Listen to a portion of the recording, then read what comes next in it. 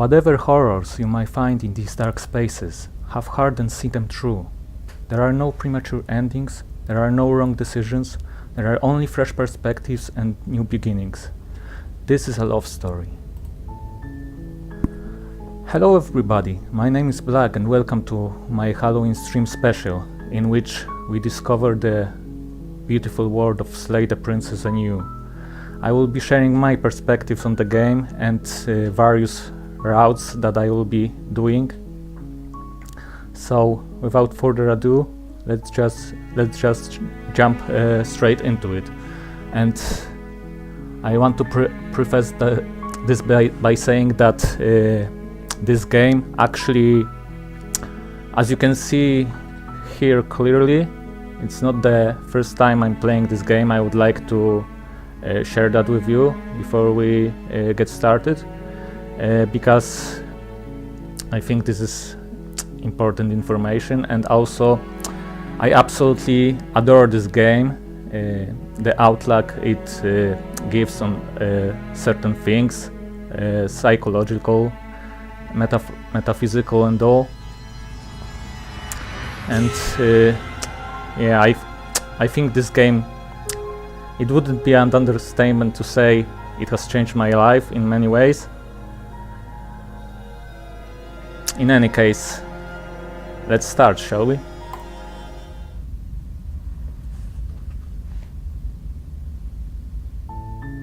You're on a path in the woods, and at the end of that path is a cabin. And in the basement of that cabin is a princess. You're here to slay her. If you don't, it will be the end of the world. So we're starting with pretty vague information from the narrator. He's telling us to slay the princess, essentially, which is ironic considering the archetype of the hero who saves princesses, not slay them. I remember there's even a bit of a dialogue referring that, I think from Voice of the Hero. Okay, and I won't be going through all of the explore options because that would take too long. I would just take some of them. I mean, like explore options when specifically when talking to the narrator, right? Because like in other parts of the game I will be going basically through them all. Okay, let's start with this one. The end of the world. What are you talking about? I'm talking about the end of everything as we know it. Sorry? No more birds, no more trees, and perhaps most problematically of all, no more people. You have to put an end to her.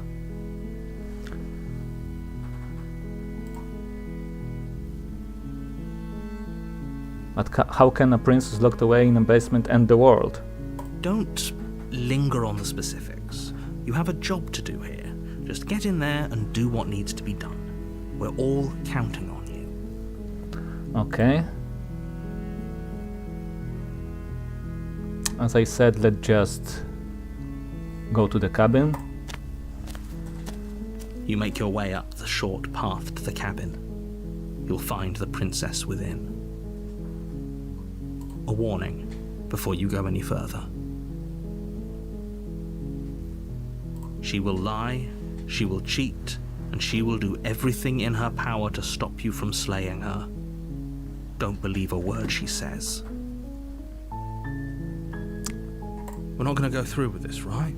She's a princess. We're supposed to save princesses, not slay them. Okay, so we get our Voice of the Hero, which is the first character we meet apart from ourselves, in a way, in a sense, and the narrator, of course.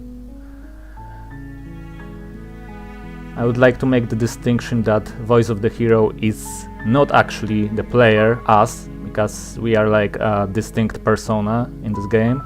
The voice of the hero included are the other thing altogether. Ignore him. He doesn't know what he's talking about. Okay, proceed into the cabin.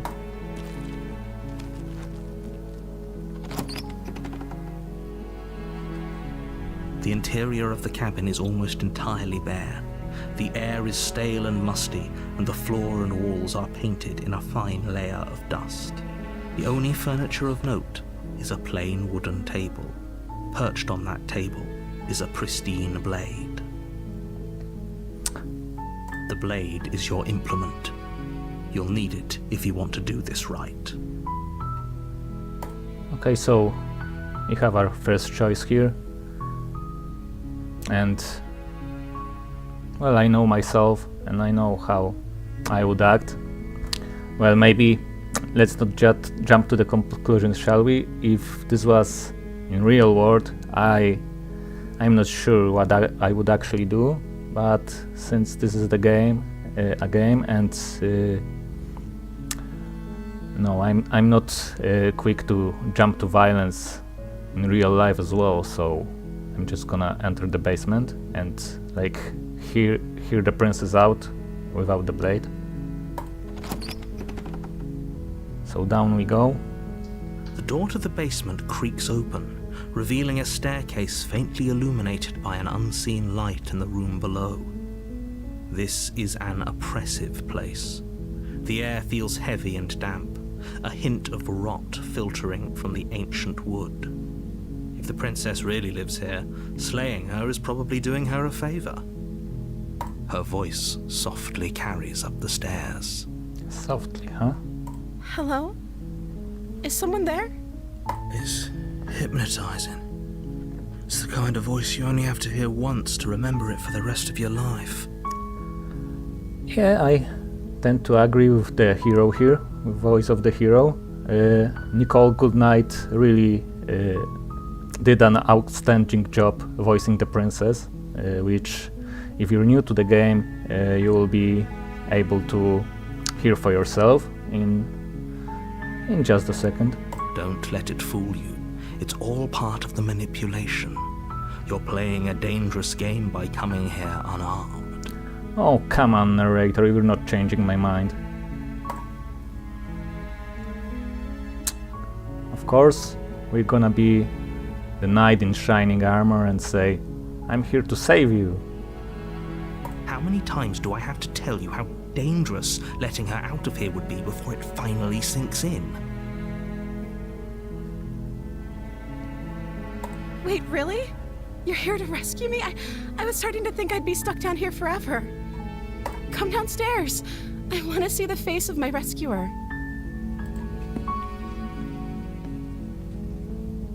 You walk down the stairs and lock eyes with the princess.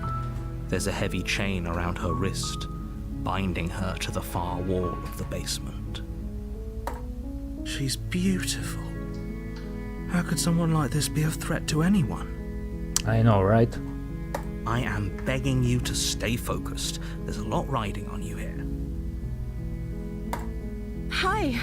I can't believe you're here. I've been waiting for something like this to happen forever. I hope you brought something to deal with these chains. Don't do it.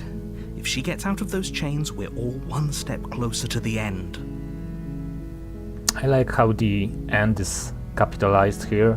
It's like really symbolic, you know, the end in theater plays or something, or movies, or like end of the book. You get the picture. Like the way it's capitalized here, it's really interesting, and also the end of the world, obviously, in the context of this story.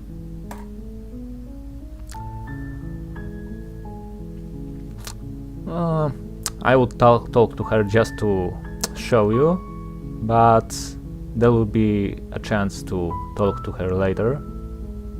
So I will just do this on this run. You're only making this more difficult. Thank you. Thank you.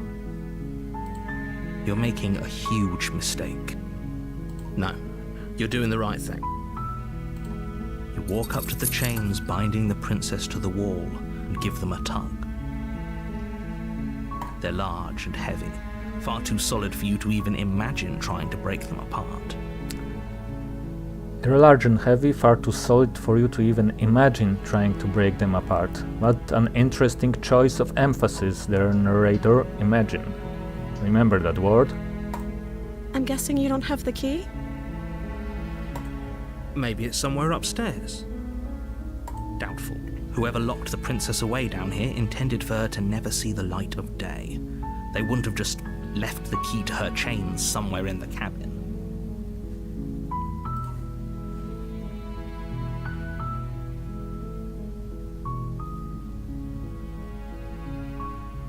I'm going to check upstairs. Okay, I'll be here. Good luck. You attempt to make your way out of the basement, but the door at the top of the stairs slams shut. You hear the click of a lock sliding into place. Is someone else here?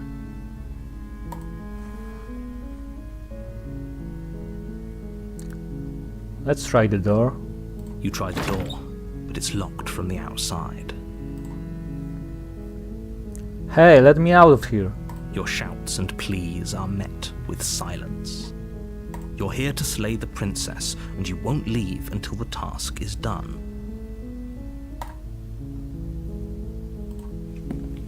You make your way to the bottom of the stairs. This would have been so much easier if you'd just taken the blade like you were supposed to. Easier for whom? Easier for everyone. Look at the mess you're in. Okay, narrator, let me deal with this mess I've created on my own. Okay? I heard the door slam. They locked you down here too, didn't they? There's a slight panic rising in the princess's voice. If I could just get out of these chains, I know we could force our way out of here together.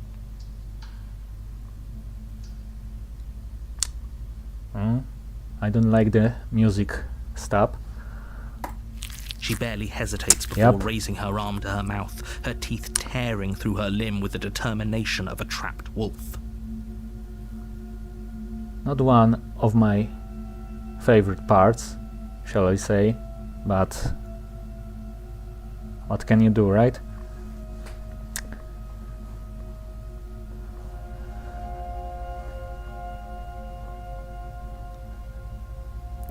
Yes, I know, right? And hello, Aiden Miles 01. How are you doing? As you can see, I'm streaming Slay the Princess as part of my Halloween stream special. I hope you enjoy. As she rips her flesh from her bone, a sound comes from behind you, the clang of bouncing metal. It's the blade from upstairs. You're not sure how it made its way down here, but if there's a time to strike, it's now.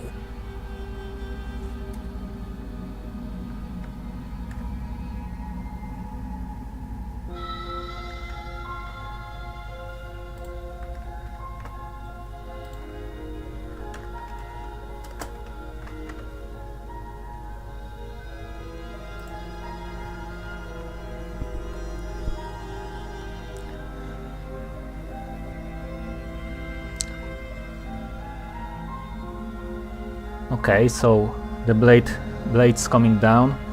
That's convenient. How am I doing? Fine, just fine. Just enjoying my evening, you know, streaming Slay the Princess. Or we could use it to free her. You won't like what happens if you do that. Okay, and due to our choices before, we actually have only one option here, which is save the princess. It's another interesting detail in this game, because like all of your choices matter in this game. And remember how when we were walking down the stairs of the basement, we said, "I'm here to save you," to the princess. So from what I know of this game and how many times I've played it, or how many times I've watched other people play it, there's an interesting detail that I don't think, I wouldn't say most or many, but at least a bunch of people don't notice, is that depending on your dialogue choice before with the princess, you can either get slay the princess and save the princess, like both options here, or just save the princess. I don't think you can get just slay the princess unless you meet some specific conditions, but more about that later. Fine. Against your better judgment, you place the blade against the ragged, self-inflicted wound on the princess's arm, just above the unyielding chain binding her to this place.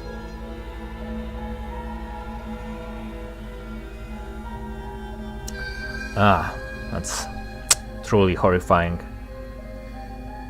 But what can we do? We have to free her, right? You cut into her flesh.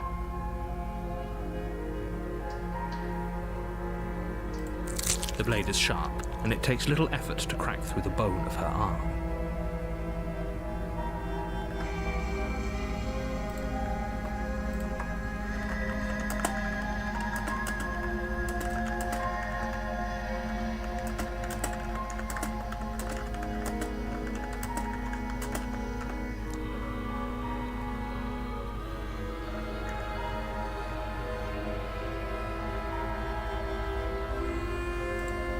Her limb falls to the ground, and the heavy chains follow suit. She didn't so much as utter a sound through the whole ordeal. No, she didn't.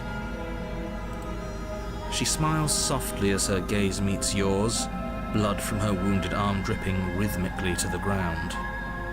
How is she still smiling after everything? It's like she isn't even bothered by what just happened. Yeah, truly. Thank you. Now let's get out of here. Let's approach the locked door. No, we won't have any of that. The stakes are too high. You can't just let her escape into the world. No, I can't just let her escape into the world. Oh, cut it out, narrator. Would you? Well, cut it out. I'm horrible at puns, sorry. As the princess approaches the bottom Saber stair, would know. your body steps forward and raises the blade. Right, Saber? You know I love my little puns. My little wordplay. Wait, this isn't fair. You can't just do that. I didn't know. I'm not from the States. I'm actually from Poland. In any case, welcome.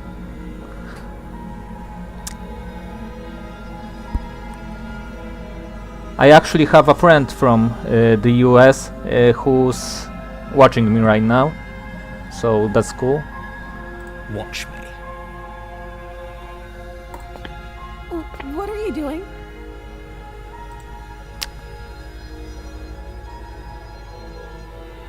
Oh, and yeah, we have here like Doki Doki Literature Club, like moment of fuckery here. And here's the option. If you scroll down, you have the option to warn her. Stop that.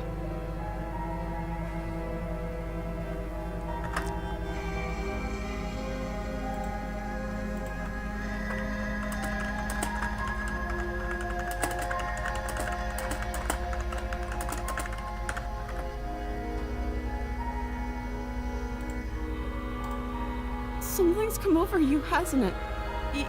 You know you don't have to do this, right?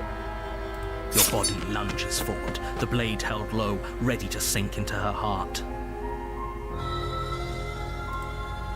But the princess dodges, stumbling back against the wall before the blade has a chance to connect.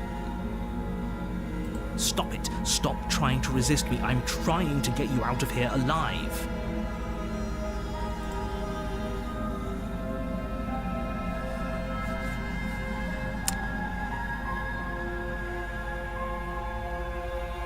Oh, thank you, Aiden. I like American people as well.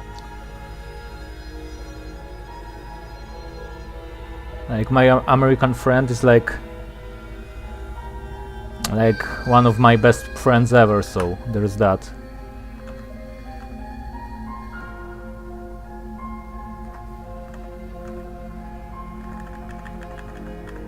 Okay, let me just reply on chat.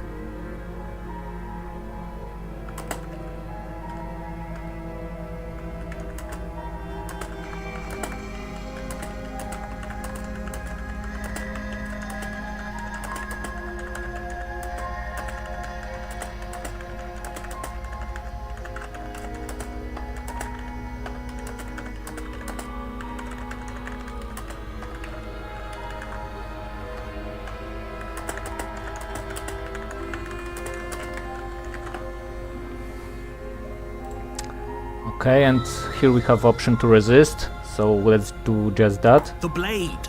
Move the blade! Narrator, I told you to stop it. I won't move the blade. In fact, I won't even move from this spot. As your body remains frozen in stubborn resistance, the princess takes a cautious step forward. We both know this isn't you. Yes, certainly. It's not me. She nervously reaches towards you and takes the blade from your infuriatingly rigid hands. What are you doing? I'm sorry. I'll try to be quick. Oh no.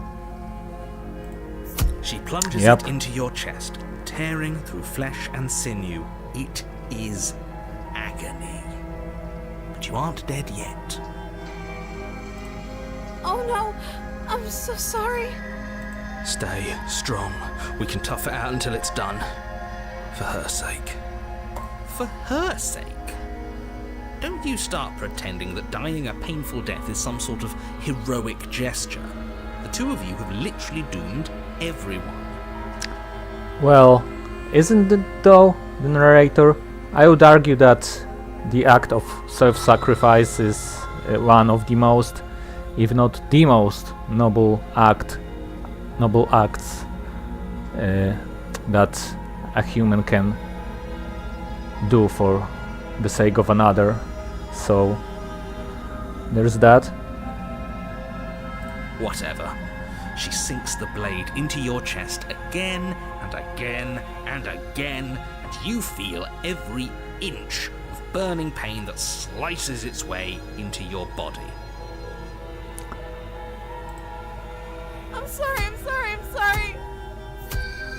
Wow, she really is going for the overkill, isn't she? Okay, Aiden, that's cool.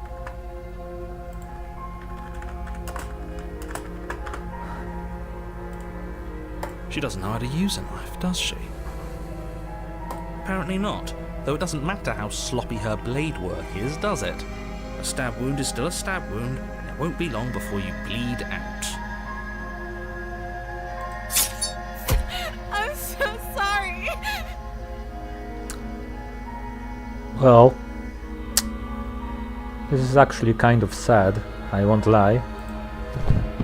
With one last thrust of the knife, your legs give out beneath you. You collapse to the floor, your blood pooling around you, your limbs unresponsive. The princess stares down at your ruined chest as tears carve rivulets of pink down her blood-spattered cheeks. It can't just end like this, right? Hard agree, hero. It can't just end like this. Oh, that's rich coming from you. As much as I prefer for things to have gone differently, I can't deny the reality of what's happened. The two of you made your choice. It's over. Sorry.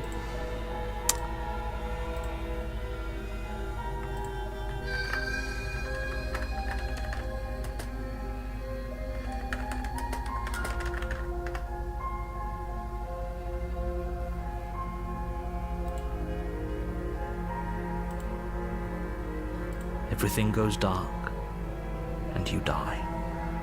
Everything goes dark and you die.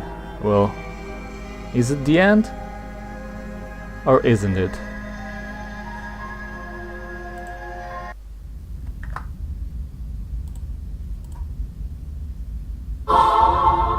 You're on a path in the woods, and at the end of that path is a cabin. And in the basement of that cabin is a princess.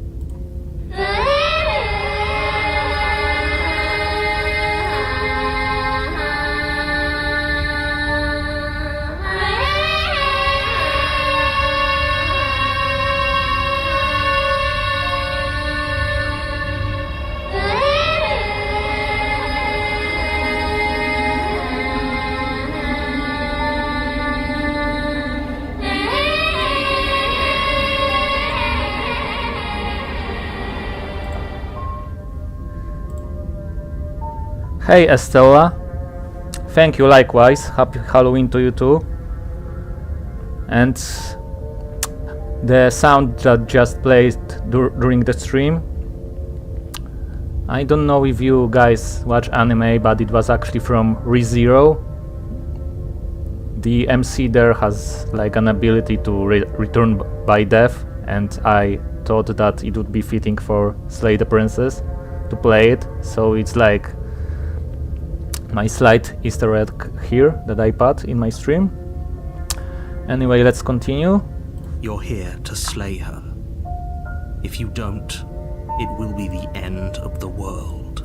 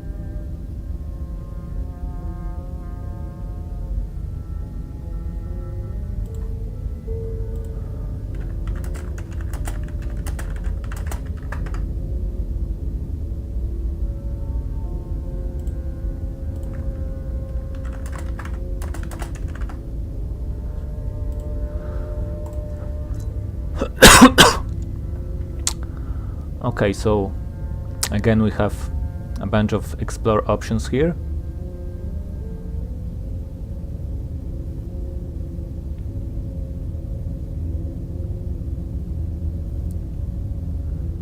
Okay, let's go with...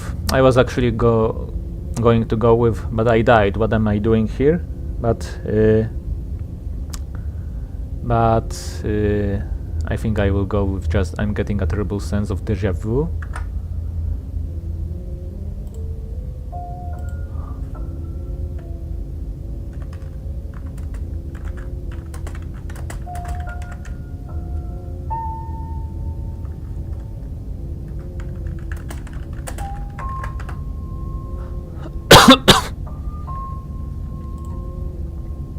Terrible sense of déjà vu. No, you don't have that. This is the first time either of us have been here. If he doesn't remember what happened, then maybe it's best to keep it that way.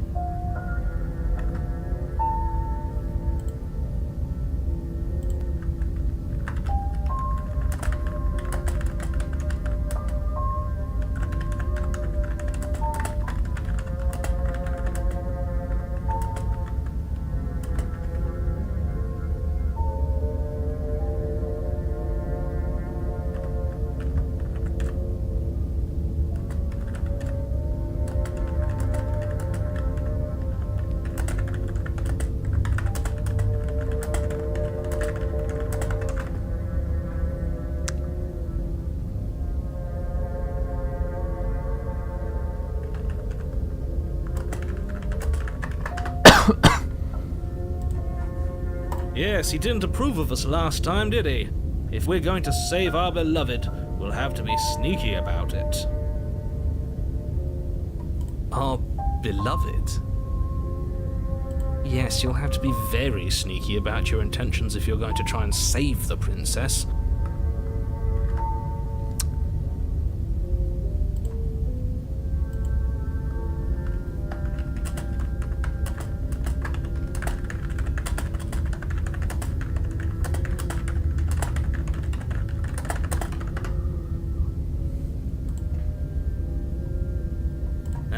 So all of the cards are on the table. Then you should know that we and the princess are in love, and the four of us will be foiling any and all assassination attempts you've got in the works.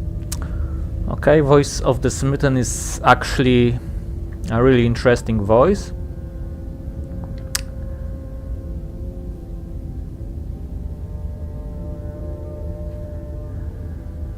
Like, I've noticed that weird dynamic between players. You either love him or hate him. That's like there's no in between. You either love the Smitten or hate the Smitten. Well, I love the Smitten bandwagon. Like, I think this guy is an OG, like in most of the chapters. He's actually kind of funny. He's certainly very romantic, and his dynamics with the princess and the other voices especially sometimes are downright hilarious. Okay, give me a second.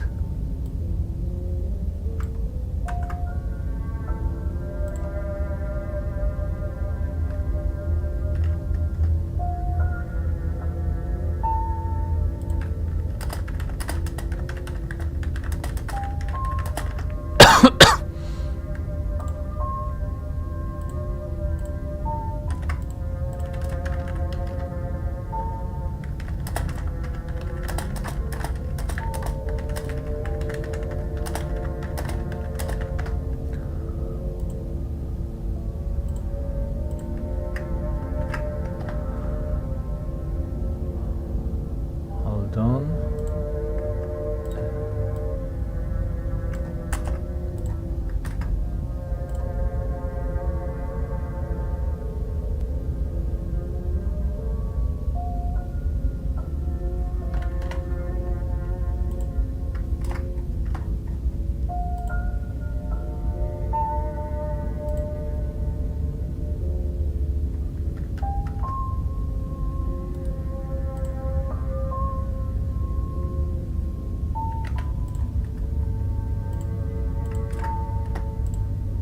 We'll see about that. Whatever you do, just be sure to ignore him specifically. It sounds like he's the sort who'd sacrifice the whole world for a peck on the cheek. What can I say? A world without love is a world that isn't worth saving. Well, I agree with this Smitten. Love is actually one of the driving forces of this world. Well, or power and money, whichever you believe in.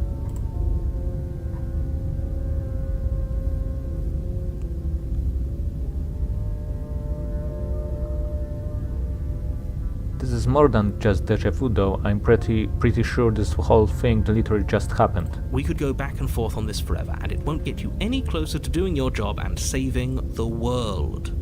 So let's just agree to disagree. Okay, sure. Okay, I'm not going to play these hypotheticals here, because narrator won't have any particularly useful intel to share, as usual. So let's just proceed to the cabin. A warning before you go any further.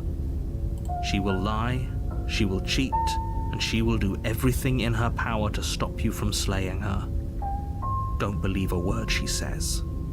We already told you we're not playing along with your little game. It's your lies that can't be trusted. Her beauty is the only thing in the world we can believe in. Hard agree here, Smitten.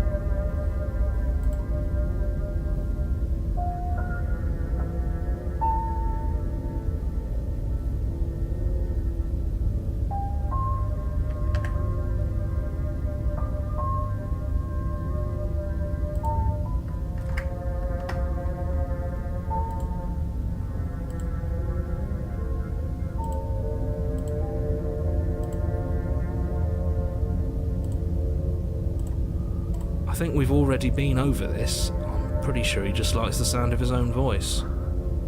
Well, you're not wrong there, hero. Smitten can be described as sort of delusional. A bit. But well, let's roll with it. I do, but I also speak from the heart. My passions are too great to be stifled. They must be expressed.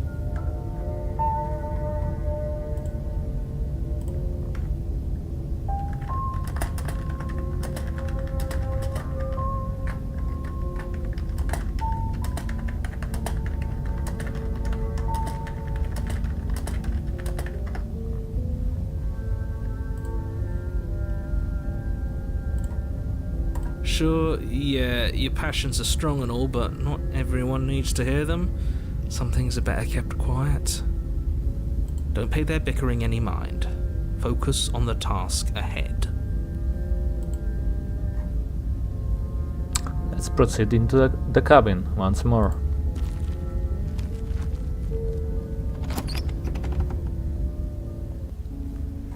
The interior of the cabin is clean and elegant, its stone walls draped in fine threaded tapestries, a prison befitting a royal prisoner.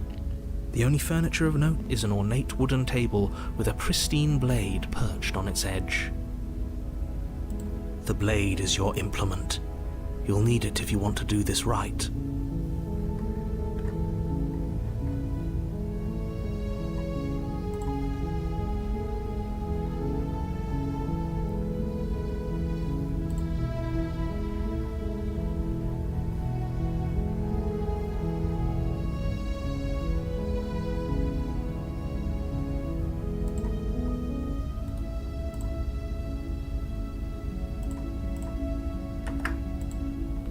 Give me a moment, please.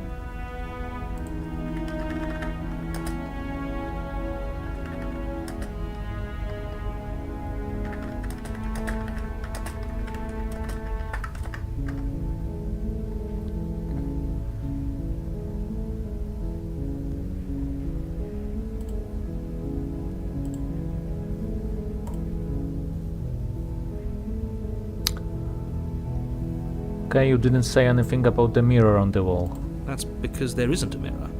There's a table, the blade sitting on the table, and the door to the basement. There's nothing else in here.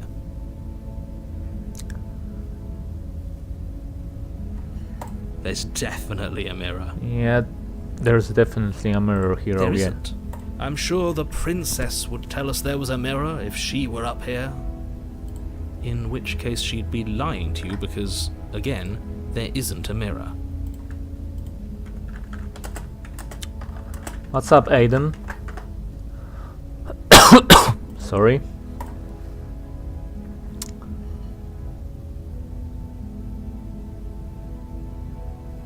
I want to look at myself. I want to see how handsome I am. That's a great idea. We have to make sure we're looking our best before we save her. We shouldn't waste time preening. If he is lying about the mirror, it might be important.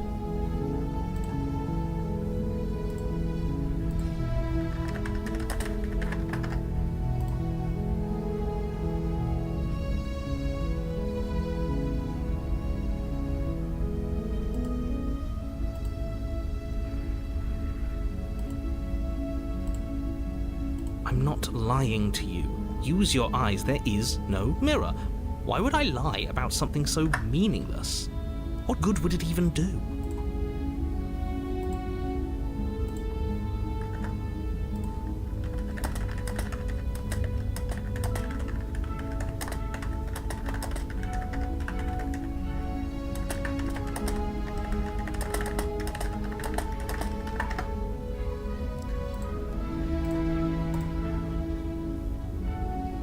Okay, let's approach the mirror.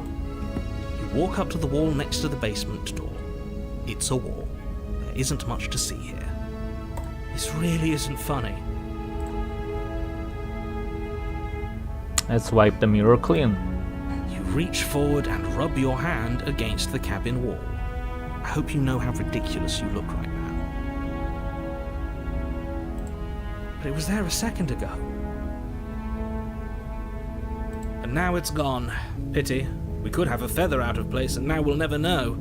We can't gallantly sweep her off her feet if we have a feather out of place.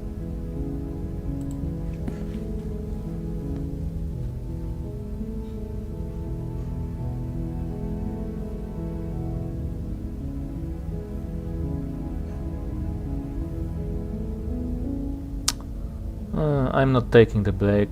Let's enter the basement, shall we? The door to the basement creaks open, revealing an intricate stairwell. Gold-trimmed carpet glimmers in the light of the torches positioned along the walls. The basement almost seems welcoming in the dim firelight.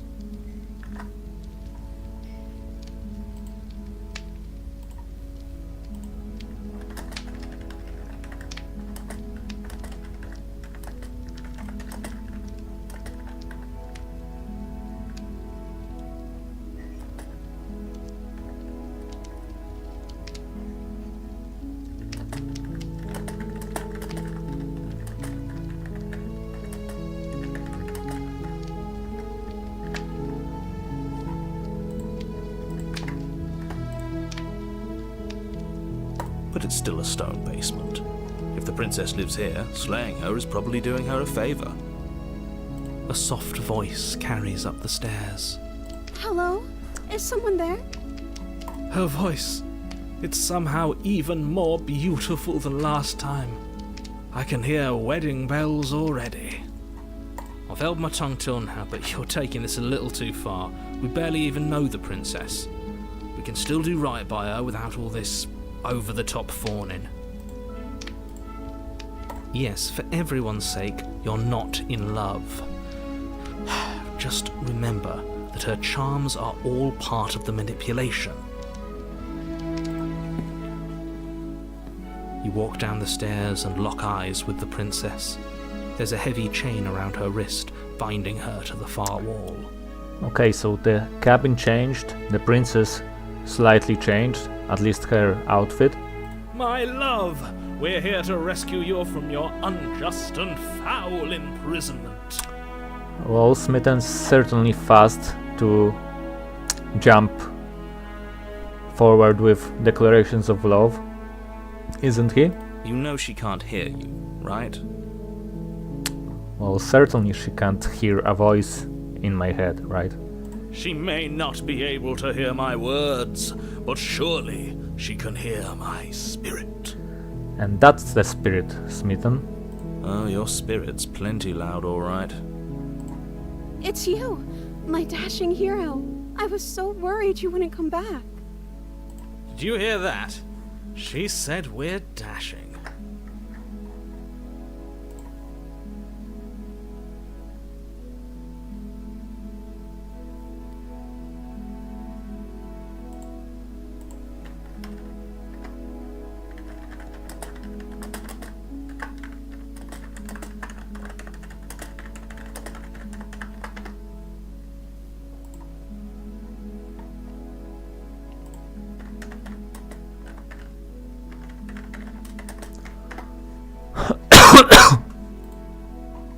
And she called us a hero. Flattery really goes a long way with the two of you, doesn't it? Waiting for you to come back.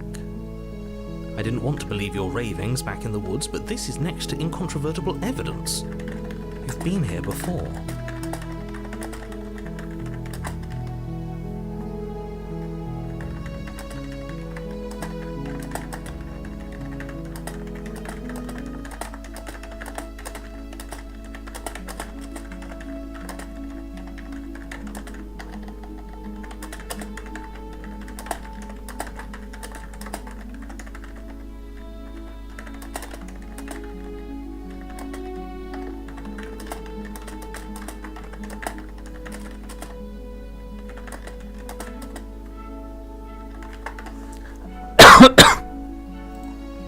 That's right, villain, and you killed us.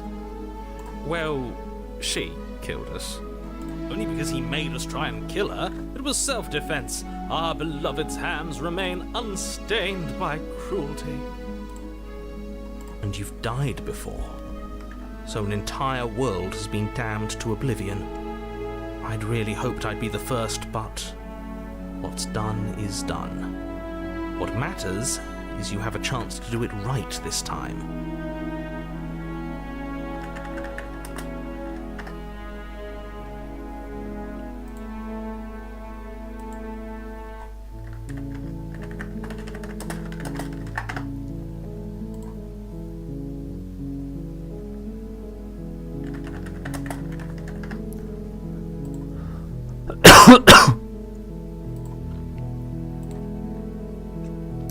Okay, so the narrator obviously knows something. At least more that he's letting on. We damned a whole world. But everything reset. Nothing resets. You're just somewhere else. You can't keep hopping between worlds forever. Especially not without leaving a trail of incomprehensible devastation behind you. This is horrible.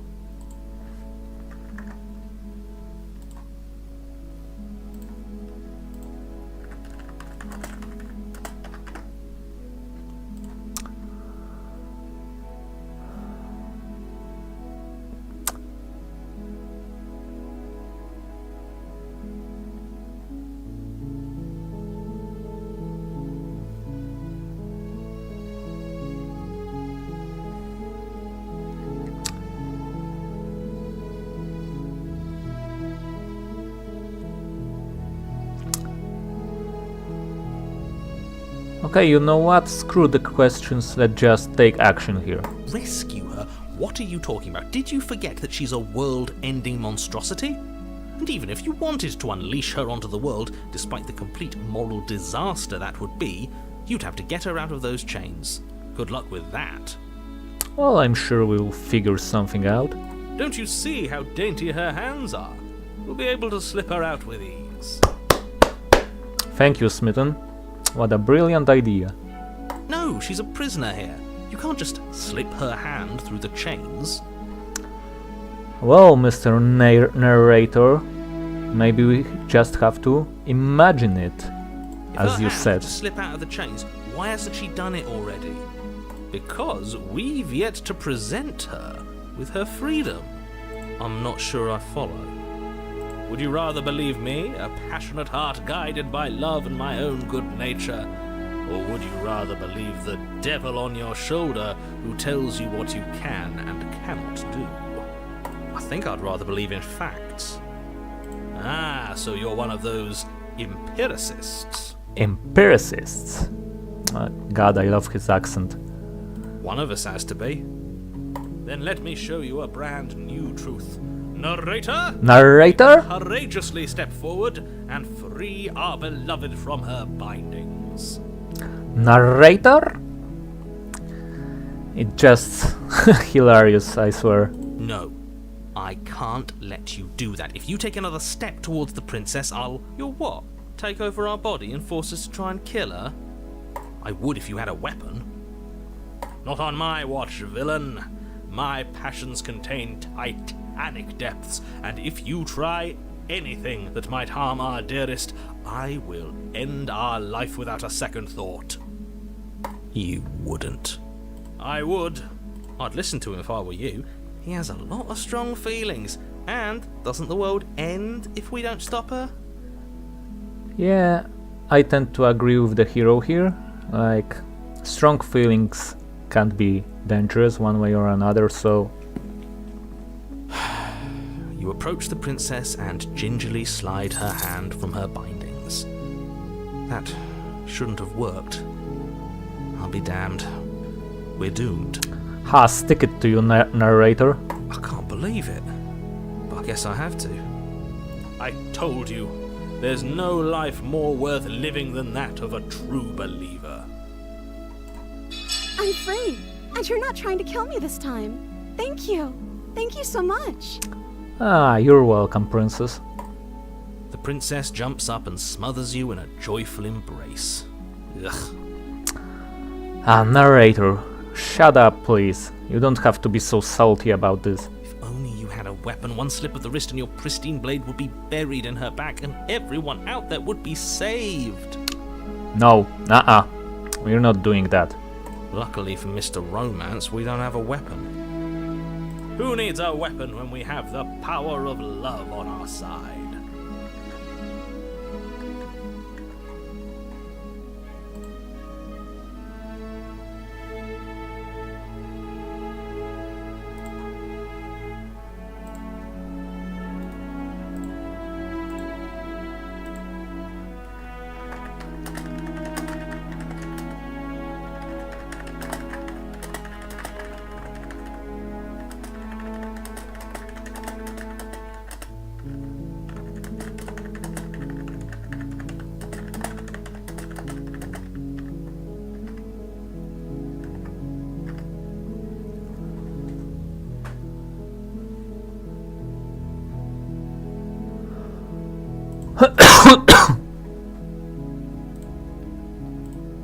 What do we do now?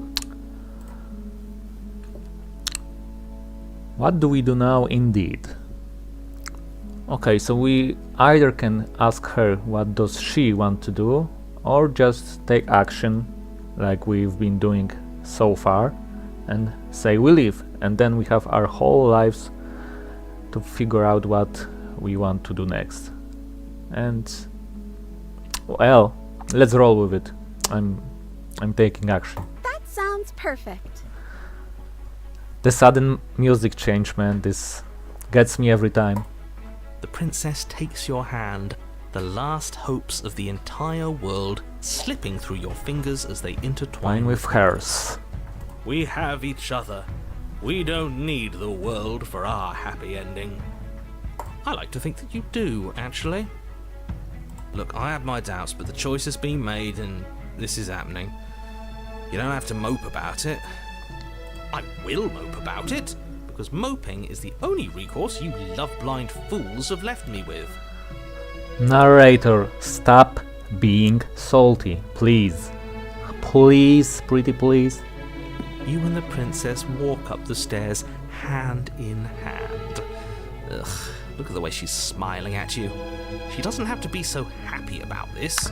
And you don't have to be so salty about this. I've already told you that. Like, what did I say? And Like a minute what happens ago. after we walk up the stairs? Okay, sorry for interrupting you there, hero. Let's see. Oh, isn't that interesting? The door slams in your face and the lock clicks. Yeah, he did that before. Certainly. That's a familiar move. Exactly, hero. Exactly. Did I do that last time? Then you should know that you won't be able to leave. Unless we actually are. Oh no! Did someone lock us in here? That's not fair. We're supposed to leave now. She's right. It isn't fair. But the unfairnesses of the world are no match for the strength of true love. Enough with this true love nonsense. You just met her. Exactly, that's a very valid point there, narrator. We just met her. So why should we kill her? Why should we slay her? Just give me one valid reason, will you? And none of this end of the world nonsense, please. Of course you wouldn't understand. Our passions run deeper than anything you have ever known. Are you listening to this? You don't have to go along with the every whim of that delusional voice.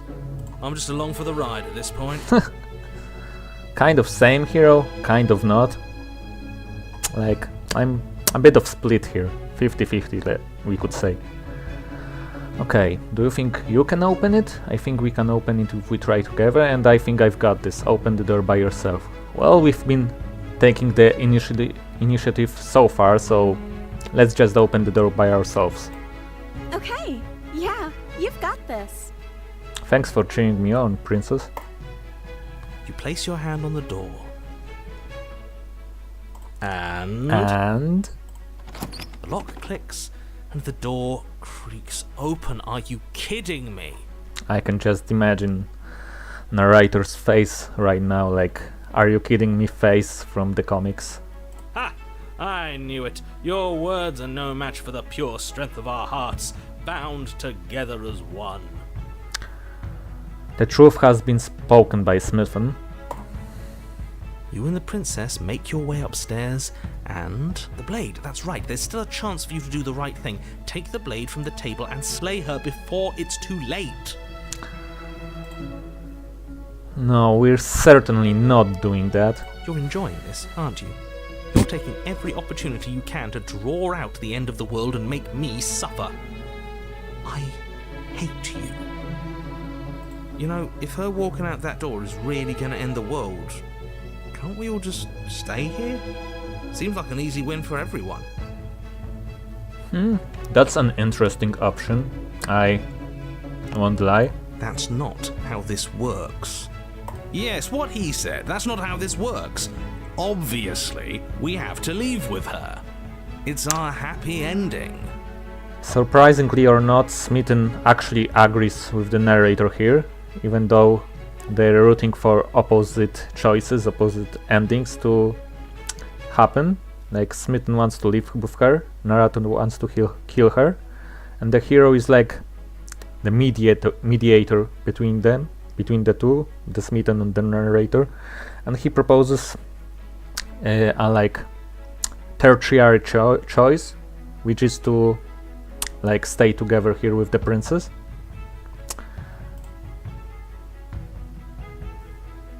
Well, and interesting choice it might be in and of itself. I don't intend it to be in this playthrough. Yeah, I'm not denying it. I might just do multiple runs of this game if there's maybe demand for it and people like watching it, and maybe just because I like playing it myself as well. But for now, let's just ignore them and focus on getting our happy ending, shall we? That's the way out. We're going to leave together, just like you wanted. Yes, I suppose you are going to do that, aren't you? You cross the room, opening the door to the cabin. Okay, be right back.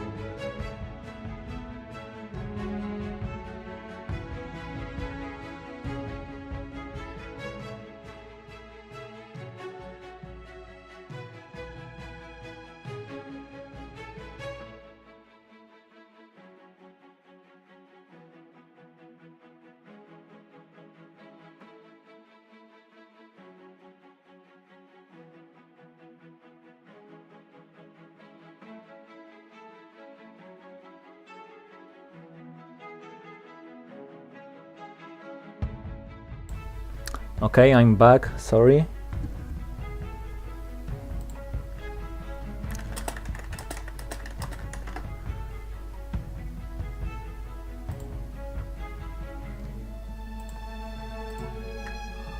Okay, give me a minute.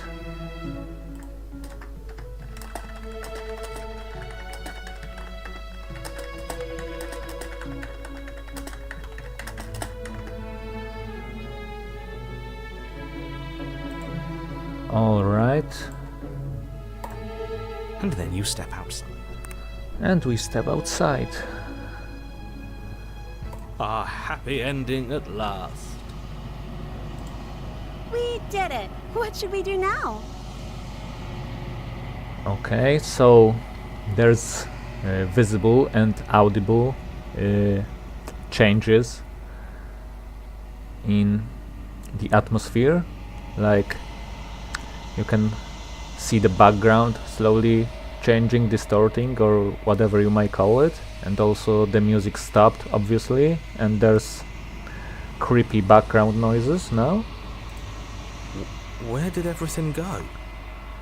Well, that's a good question, good point, Hero. Where did everything go? Where did he go? And where did he go? And that's also one thing I like in this game, how the narrator when he's referred in like not by name but just like he or him, it's also capitalized, like to underline his importance to the story. Oh, is he gone? I hadn't noticed. I was too busy staring deep into our beloved's eyes. But as you can see, this artistic choice is not always present,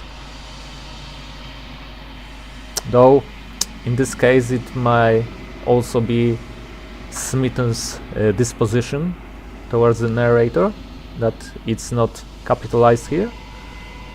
But yeah, in certain cases his name is the narrator being referred to as he, him, is capitalized. I'm cold. Is being happy supposed to be so cold? Well, I'm afraid not, Princess. She's cold. Quick, our feathers. Plot them all and weave her a coat worthy of a princess.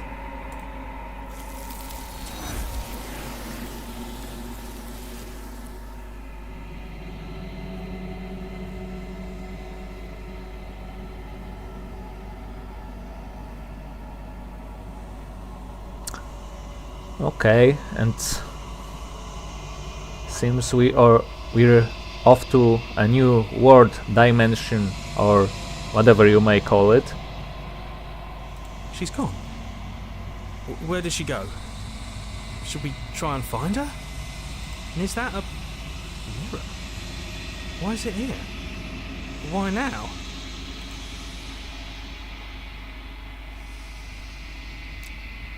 I don't know where she went, and then I don't know how we would even go about looking for her.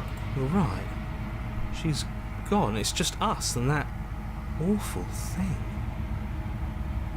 Well, that's true, voice of the hero. I can't believe she was taken away from us. The nerve. Truly smitten. The narrator is gone. He is. Does that mean the world ended? Yeah, let's acknowledge that the narrator is gone. But does that mean the world ended? Kind of skeptical about this. A villain vanquished. That's one way to put it, Smitten. I think I'm supposed to look at the mirror. There's something dreadful about it. I don't think you should. I'm afraid we need to, hero. We have to. Yes, I fear that we won't like what we'll see. What if we just sit here and preen for a while? That can't hurt, right?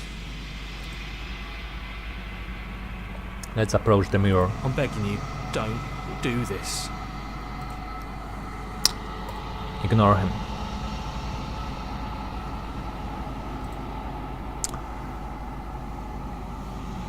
Gaze into your reflection.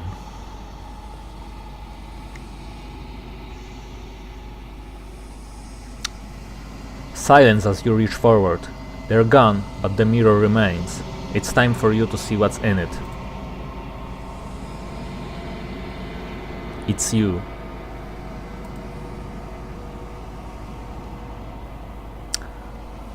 You are alone in a place that is empty. It is quiet here.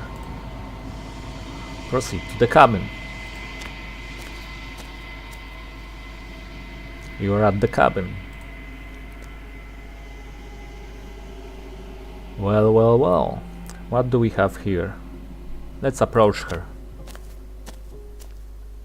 Something finds me in the long quiet and brings me the gift of a fragile vessel.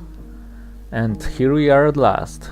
We're in the long quiet, which is actually one of the most beautiful, shall I say, parts of the game. Like everything, the atmosphere, the meeting, the reunion with the princess here, reunion with the princess here is like, the music is so soothing for the soul. Like everything about this is just perfect. Something finds me in the long quiet and brings me the gift of a fragile vessel. Well, let's start with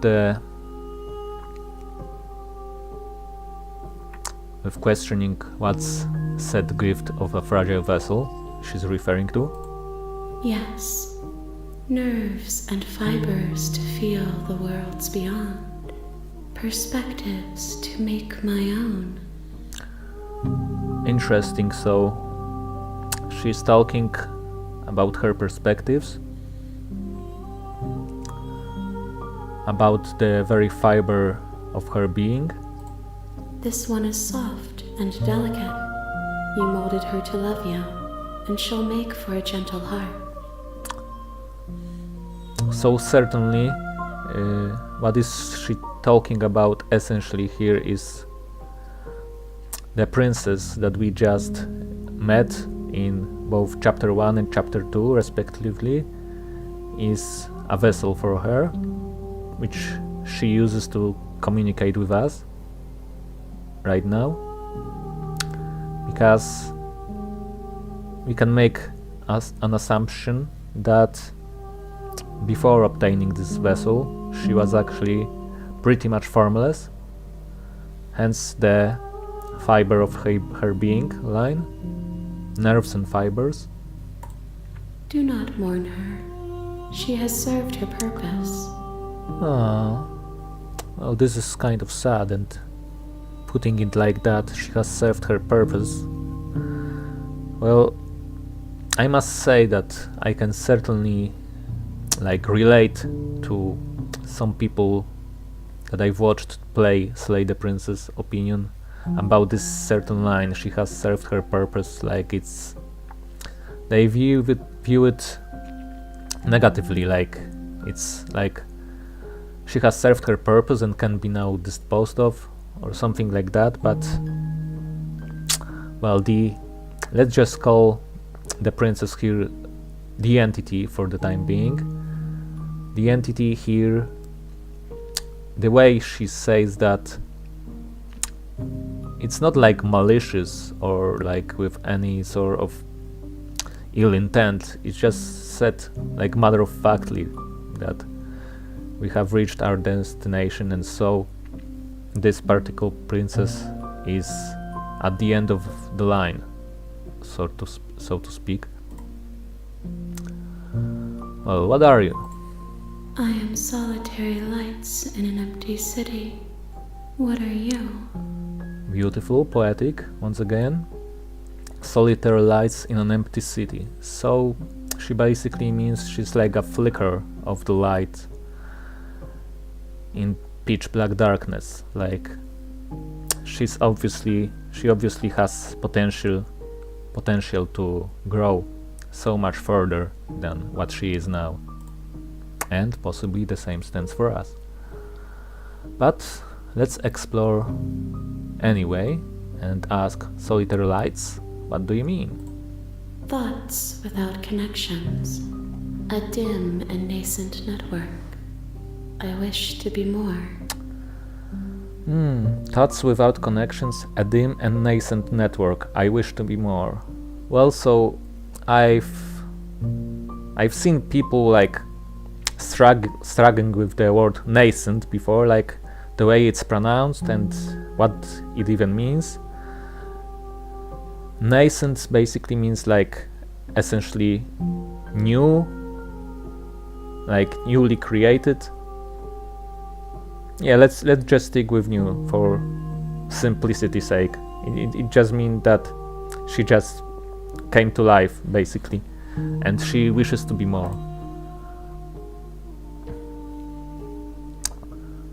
Well, what do you think I am? I think that you are like me. We are oceans, reduced to shallow creeks. Interesting, very interesting indeed. So, what she's saying is essentially that we were obviously something more, something so much more than this, and we've been reduced like in power, maybe in our form,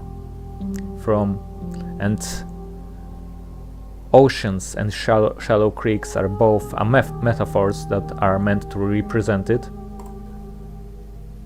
Is this the end of the world? How can the world have ended if we are talking? Well, good point, princess. Valid. How can the world have ended if we are talking indeed? From one perspective, it couldn't have, but on the other hand, what even is the world? Like, are we the part of the world, or are we outside of the world? Are we in some other world altogether? Okay, I said that at this part I will be doing all explore options basically, unless maybe if some are like too aggressive, but let's try this one out just to see her reaction. Let her out of there. I'm sorry. There are some changes that can never be undone. There are some tears that can never be unshed. This is not a place that can hold a fragment of a concept. The moment she arrived here, she was going to return to me.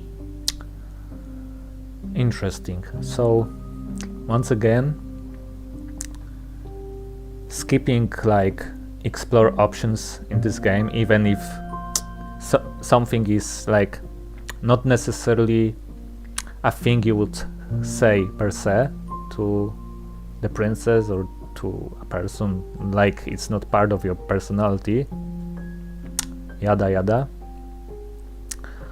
Sometimes you might consider like checking what the reaction be, because like in physics you have both action and reaction, and sometimes even if you don't agree with the action, the reaction might be worth it, like checking it out, which is exactly what we are doing here. And as you can see, this line in particular, there are some changes that can never be undone. There are some tears that can never be unshed. Like it essentially tells you that the sophisticated form of your experience in this dimension, in these worlds you travel, your suffering, your happiness, your moments with the princess, the narrator, the voices, they're all part of the experience, and you can't just, take it back. You can't go back in time, essentially, to fix your choices. Of course, you can save the game, reload your save and pick other options, but unless you're like really curious to see what would happen in alternative paths, this is not really the intended way to play. Of course, there are no wrong choices, there are no wrong decisions, as it is said at the beginning of the game, and I totally agree with that. So just on the other hand, on one hand, just play the way you want, but I would strongly recommend that if it's your first time playing, just do it blind mostly, and don't rely too much on saving, just because trust me on that, there's so much to explore in this game, and you will have the chance to explore it all, given that you have willingness to do it. I promise that it doesn't hurt.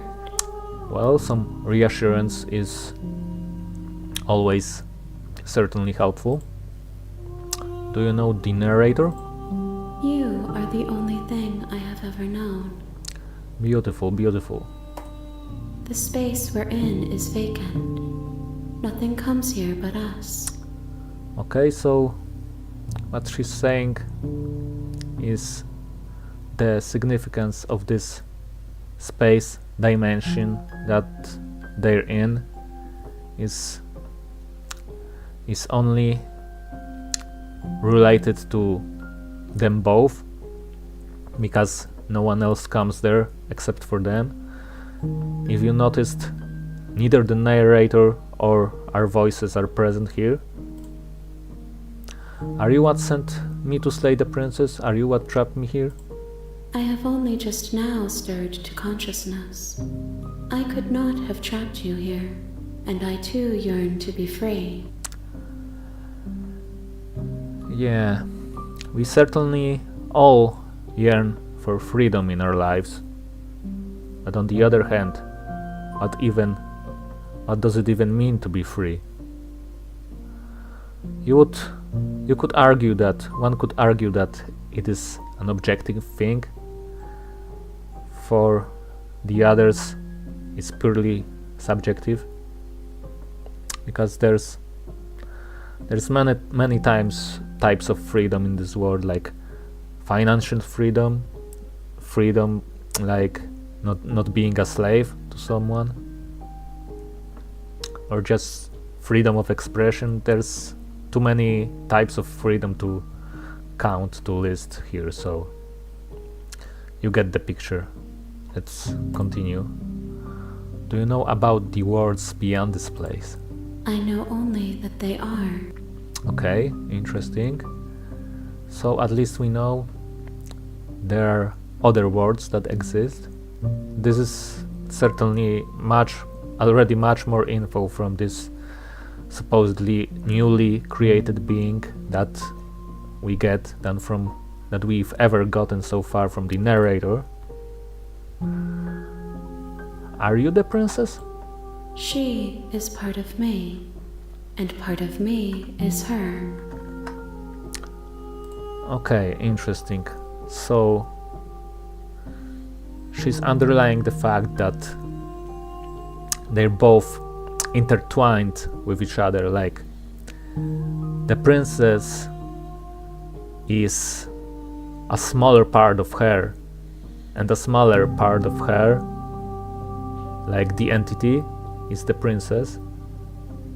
Like the entity has a part of the princess as herself, so it's like a smaller part of a greater entity, and she gives a part of herself to create the the physical princess we've met in chapter 1 and chapter 2.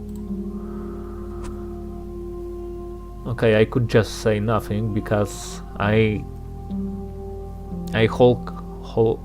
thoroughly understand this concept, but let's ask questions, because as you know, with Slay the Princess it is always good to explore.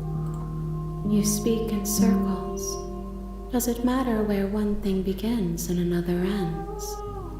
Well, that's a good point, but on the other hand, from one vantage point, I think it may matter to some.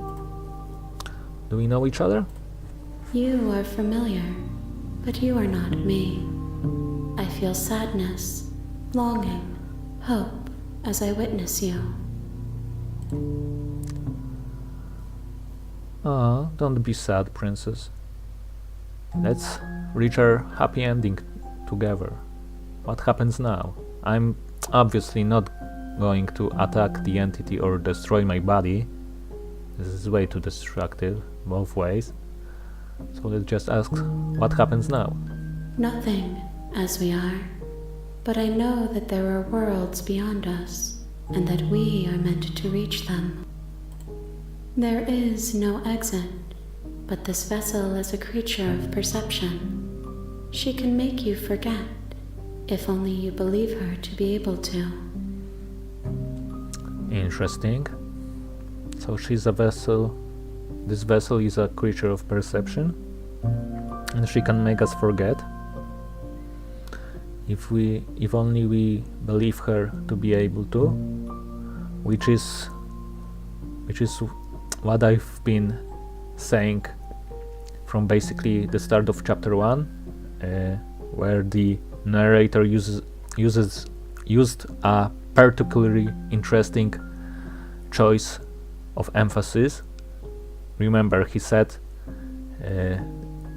the chains binding the princess are far too solid to even imagine trying to break them apart, and he put extra emphasis on the word imagine. And now you starting to see just why, because as you can see, the game focuses heavily on the concept of perception, belief, imagination, things like that. Bring me more perspectives, so that I may be whole, and perhaps then we will know our freedom. Sure I will, princess. Aren't you scared that I will find a way to kill you? I have not lived. I am not afraid to die. Interesting. How much will I forget? Everything, until we meet again. That's certainly an issue, and interestingly, imagine if it worked like that way in real life. Like, you do a chapter, boom, you forget, and here we go again, like CJ would say. How many more pieces of you do I have to find? More than you have found, but less than there are to find. I am infinite. The rest will find their own way home. Okay, so about this particular line, sentences, whatever, some people actually expressed annoyance at the way the entity addresses their question here, because it's like really vague, like narrators, maybe not narrators, sort of vague, or maybe approaching his sort of being vague, but she's not doing it to spite us, of course.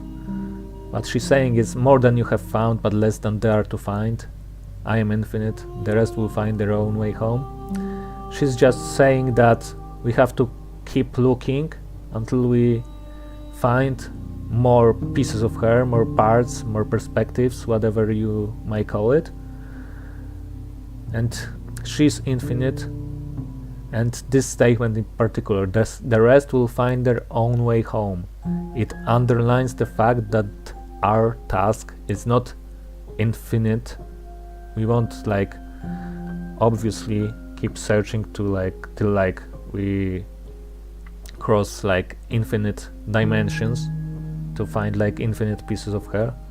She just needs a certain number, which may or may not be revealed later.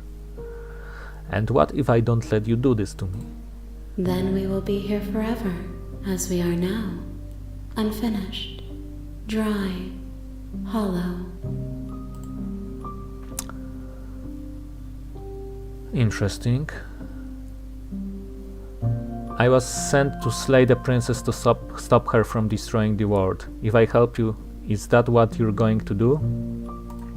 You ask of things that cannot be done. To destroy is merely to reshape, to remold.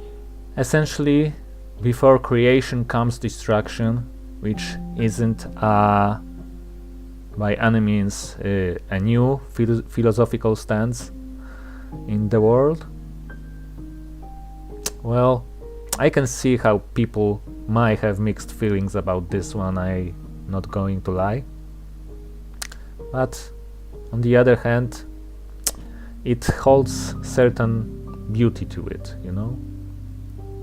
Because it's just the way of life, like some things pass, new things happen, people die, obviously, new people are born, so it's not like she's saying this with maliciousness in her heart. It's just the way of the world. Okay, I could definitely let it be at this point, but as you know, we're going to explore, so you're being semantic. What are you going to do if I help you? How can I know? I am flickers in something sprawling and unilluminated. Interesting. So, as I said before, I even use this word that like she's a flicker of light in pitch black darkness, which is essentially what she is now, and she wishes to grow more. Okay, so we could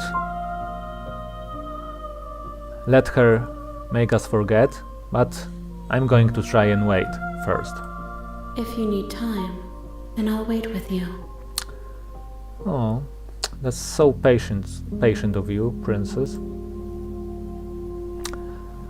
Do-do-do-dum. And here we have it. Wait forever option. Are we ready to do it? Well, I don't know about you, but I certainly am. You are as I am now, and forever is a long time to remain undone. I am not you, but I know that I would return before forever was finished. Well, I tend to agree here. I don't think I have the patience to actually wait forever, princess. But, you know, it had to be done. As they say, curiosity killed the cat, and I'm a really curious person, so you can blame that one on me. What textures will you weave for yourself to occupy forever? Will you place the images of you and I into a box for safekeeping? God, I really love the voice of the entity, especially in this particular few lines. Gotta hand it to Nicole Goodnight for outstanding voice acting, voice performance she's done for the princess. She's actually voiced every princess in this game, as you may have known or not, but yeah, just so you're aware of it. If you close that box, will you become another you in another world? An imaginary pattern repeating itself until it can no longer bear the weight of its hand-drawn cage. Will you become another you in another world? An imaginary pattern repeating itself until it can no longer bear the weight of its hand-drawn cage. So essentially, like repeating scenarios in our head, or like, you know, hypotheticals. That's all I have to say about it. Like being locked in sort of headspace that you, like being headstrong, stubborn, not willing to give in, and just repeating cycles. As I said, hypotheticals.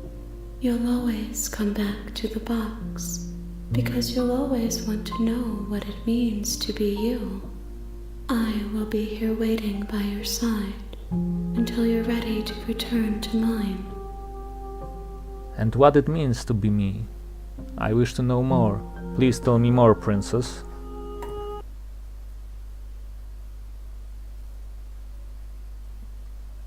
And, well, the game just crashed, so let me restart it real quick.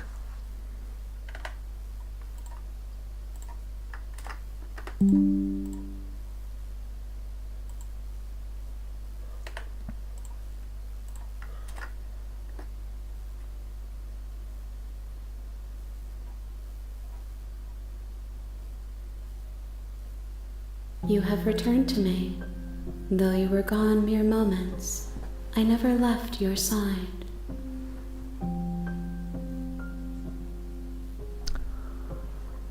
Well. What do we have here? You have returned to me. Though you were gone mere moments, I never left your side. As you might have expected or not, this crash was actually scripted in the game. This is what happens if you try to wait forever. But something that you may not be aware of, even if you're a huge fan of this game, is that actually there's few different dialogues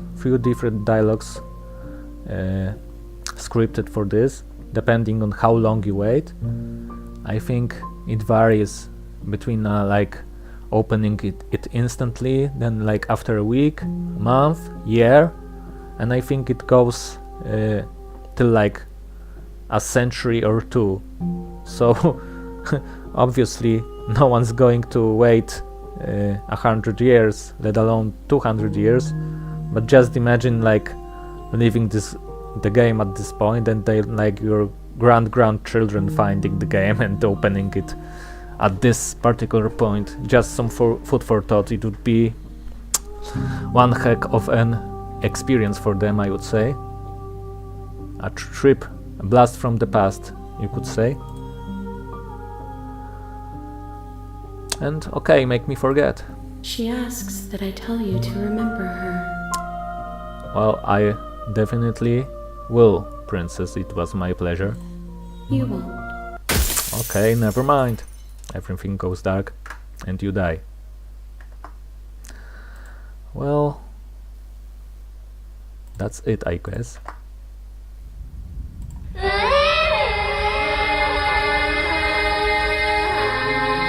on a path in the woods, and at the end of that path is a cabin.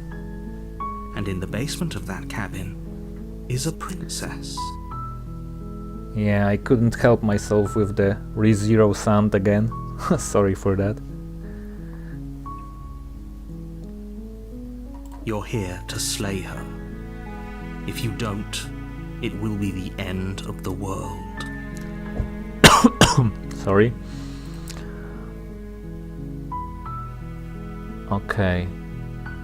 And just silently continue to the cabin. You make your way up the short path to the cabin. You'll find the princess within.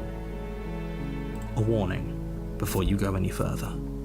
She will lie, she will cheat, and she will do everything in her power to stop you from slaying her. Don't believe a word she says. We're not going to go through with this, right? She's a princess. We're supposed to save princesses, not slay them. Ignore him. He doesn't know what he's talking about. Proceed into the cabin.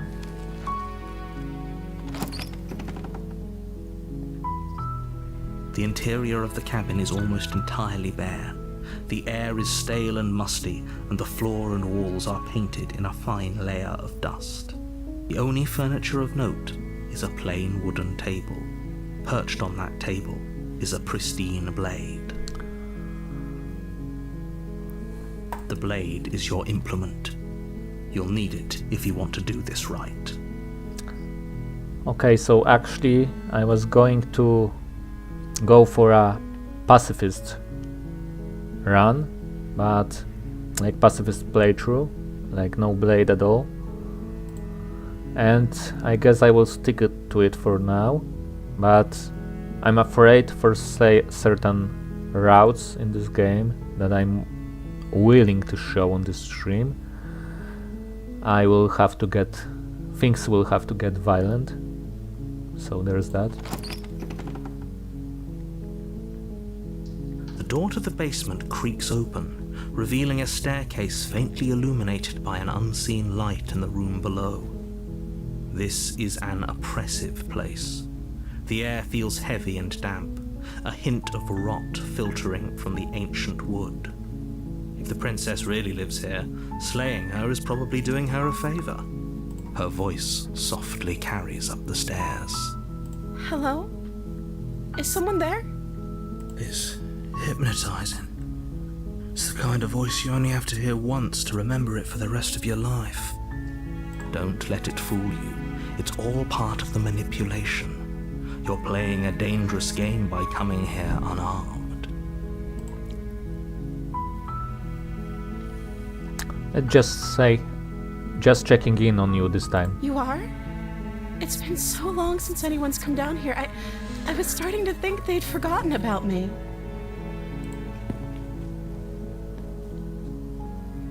You walk down the stairs and lock eyes with the princess. There's a heavy chain around her wrist, binding her to the far wall of the basement. She's beautiful. How could someone like this be a threat to anyone?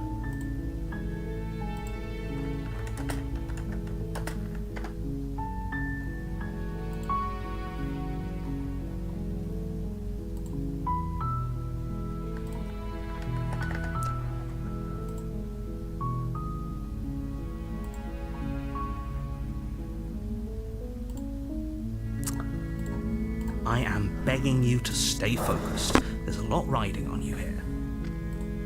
Hi. Do you think you can get me out of these chains? Actually, let's talk a bit to her first this time. Okay. She's a bit hesitant, reluctant here. I don't blame her. Okay, what's your name? Oh. She pauses, carefully formulating her words before she responds. You can address me as Your Royal Highness. Or you can just call me Princess if Your Royal Highness is too formal. Is Princess her name or her title? What if it's both? Could you imagine being named Princess? Yeah, that would certainly be problematic. I can tell you that. So is Princess your name? Like I said, you can call me Princess if you'd like. She certainly seems troubled. I'm sorry, I've been down here so long, I guess I've just forgotten. I must have a name, though. Everyone has a name. Okay, that's weird. She hadn't even thought to pick a name for herself. Hopefully you're starting to see that she can't be trusted. Go back upstairs, get the blade, and slay her before it's too late. Nah, narrator, we're fine. I say we're fine, and unfortunately for you, I'm the captain of this ship, so I'm just riding the waves until it sinks, or we go through it all. Yeah, what has she been eating? I don't see what that has to do with anything. This is the only time this is ever going to happen, but I agree with the princess. That's hardly relevant. Okay, but actually, what has she been eating? She has to eat, right? Well, definitely. I guess so. She's a human after all.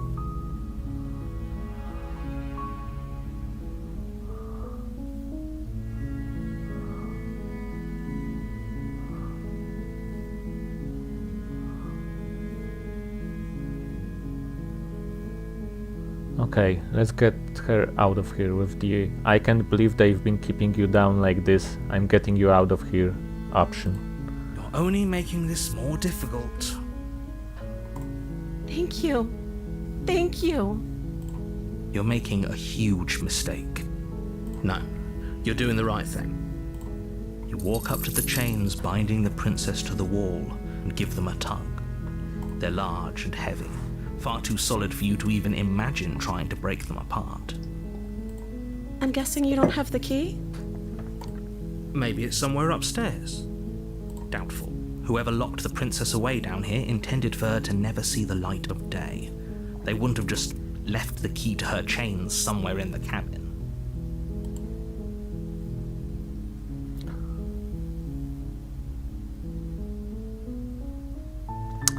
And if there isn't a key, do we have any other ideas? Let's explore the other option from last time.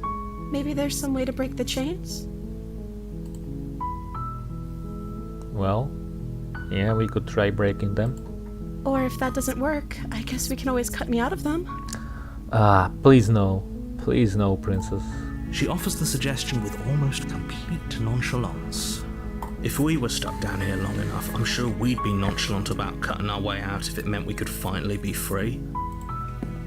You attempt to make your way out of the basement, but the door at the top of the stairs slams shut. You hear the click of a lock sliding into place. Is someone else here? Okay, we already know that trying the door and screaming for help is futile, so let's just return to the bottom of the stairs. You make your way to the bottom of the stairs.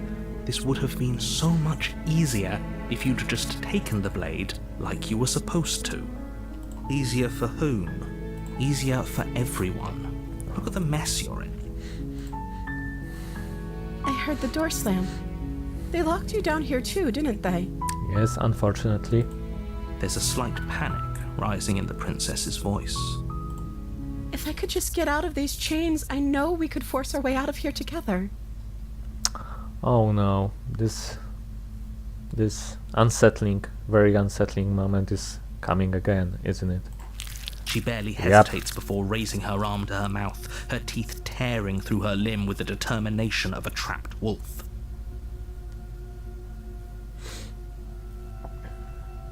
As she rips her flesh from her bone, a sound comes from behind you, the clang of bouncing metal. It's the blade from upstairs. You're not sure how it made its way down here, but if there's a time to strike, it's now. Or we could use it to free her. You won't like what happens if you do that.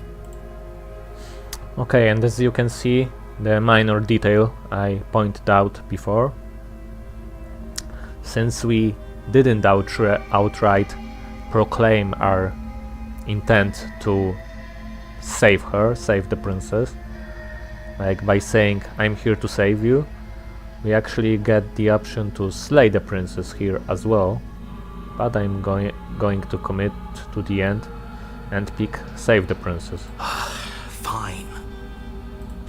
Against your better judgment, you place the blade against the ragged, self-inflicted wound on the princess's arm, just above the unyielding chain binding her to this place.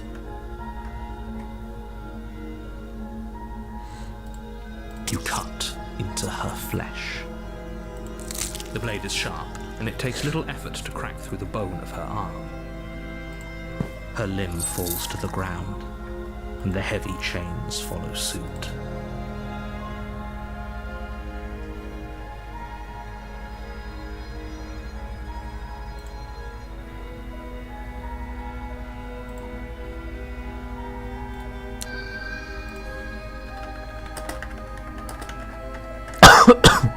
Sorry.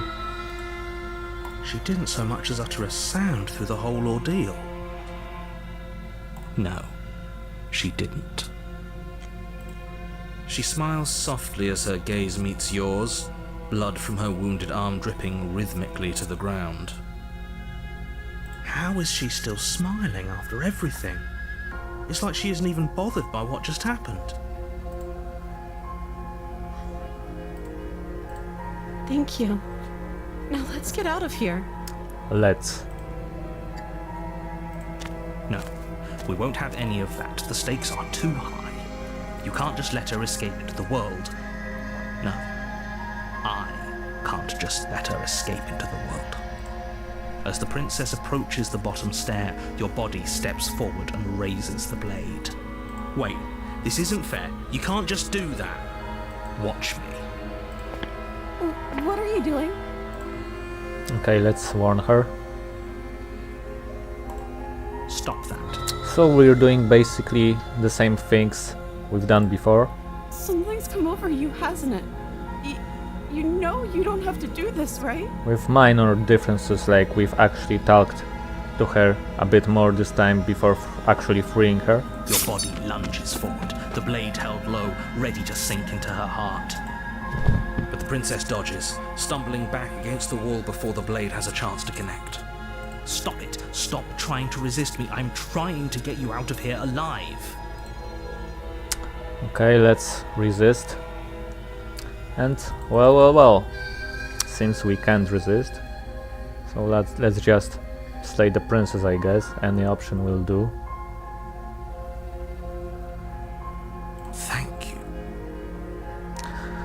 Don't be so quick to be thanking me, narrator. I just don't have any other options right now. Any other option? My hands are tied, you could say. There's no getting through to you right now, is there? Notice the slight change in her tone, like she's slightly annoyed now.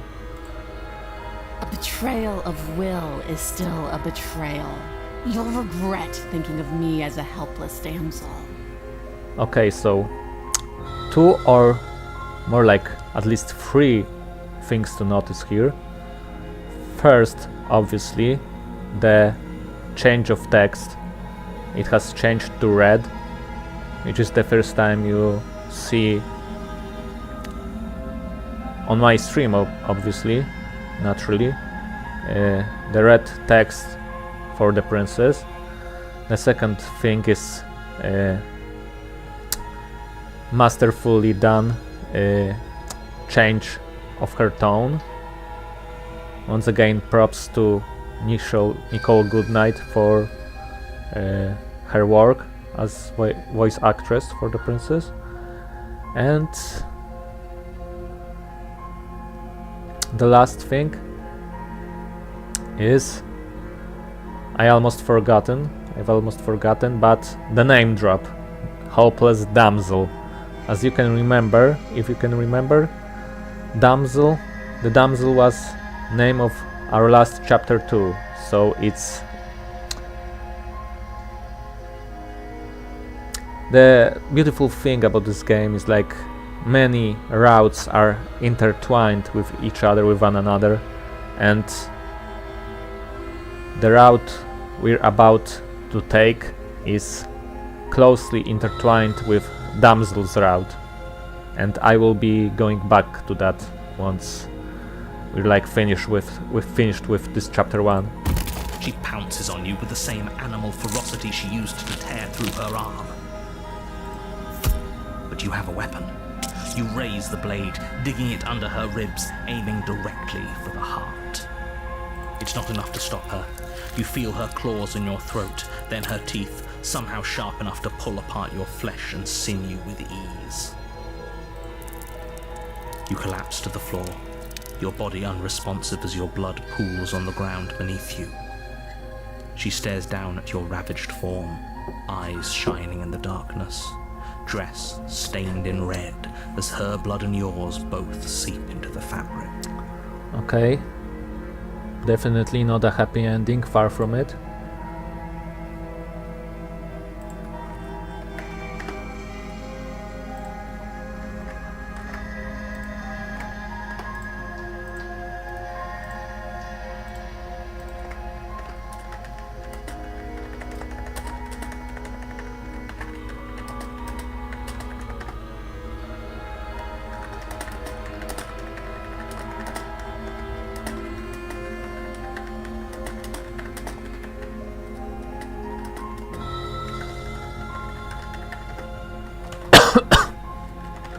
Sorry.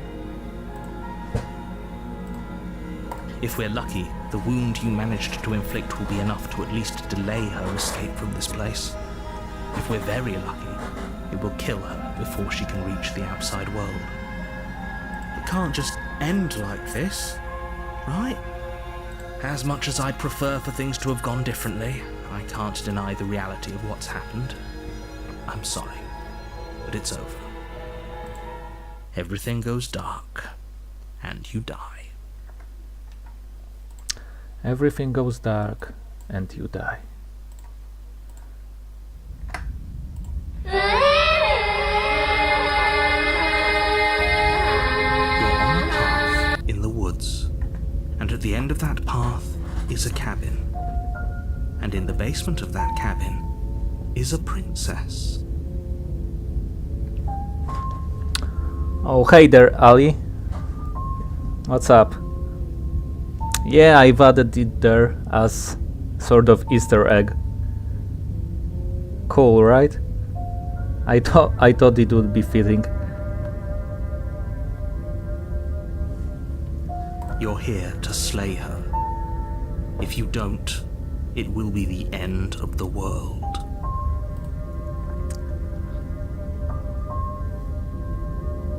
Okay, no. Oh, don't you start grandstanding about morals. The fate of the world is at risk right now, and the life of a mere princess shouldn't stop you from saving us all. If he doesn't remember what happened, then maybe it's best to keep it that way. Brilliant. We need to keep our cards close to our chest, and I'm not sure we can trust him. Okay, voice of the opportunist. The most sly bastard this game has to offer. And yeah, he really gets very tactical, and well, let's just stick with that for now. You know I can hear you, right? It's going to be a lot harder than you think to keep secrets from me. Did I say I'm not sure we can trust him? Slip of the tongue, bit of the old brain fog. I meant to say that we should probably head over to the cabin and slay that princess. We already know we can't trust her, so let's get on with the show. Yeah, you can definitely see why he's called the opportunist. Oh, really? I didn't even know that Slay the Princess has a German dub. As far as I know, it only has Polish subtitles, which I don't need anyway, obviously. But yeah.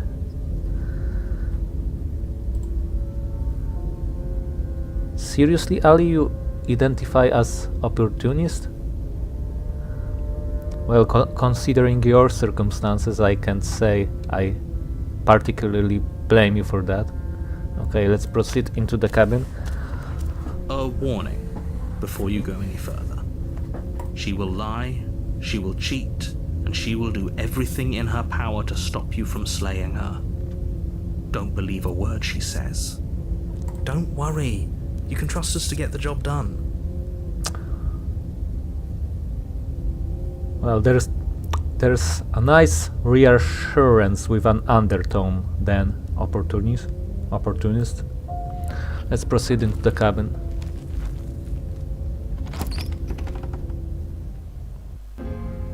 The interior of the cabin is a mess of twisted roots. The walls a chaotic weave of knotted wood that, almost as if by accident, just happened to resemble a room. The floor is damp and earthy, and the only furniture of note is a slab of mud in the shape of a shelf, with a pristine blade perched on its edge. The blade is your implement. You'll need it if you want to do this right. Yeah, I get you.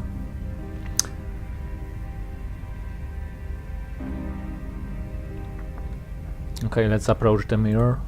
You walk up to the wall next to the basement door. It's a wall.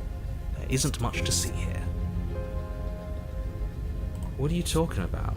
This isn't a wall. It's a mirror.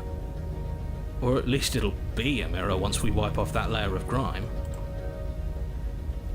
Let's wipe the mirror Reach clean. forward and rub your hand against the cabin wall. I hope you know how ridiculous you look right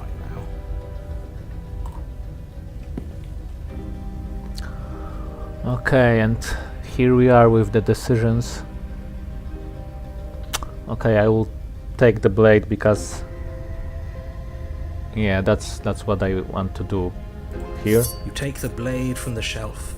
It would be difficult to slay the princess and save the world without a weapon. Well, if we're grabbing a weapon, we should probably keep it hidden behind our backs. She doesn't have to know we have it. That's not actually a bad idea. Let's enter the basement. The door to the basement creaks open, revealing a staircase dug into the muddy earth below. The ceiling is thick with roots that hang like locks of tangled hair. The weak starlight from the cabin windows behind you can barely penetrate the gloom here, only illuminating the edges of an opening below. It shines in the darkness like some kind of massive maw waiting to swallow you up into the earth. You mean mine?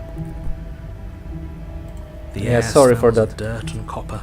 It's thick and wet, as if your lungs are being coated in mud with each intake of breath.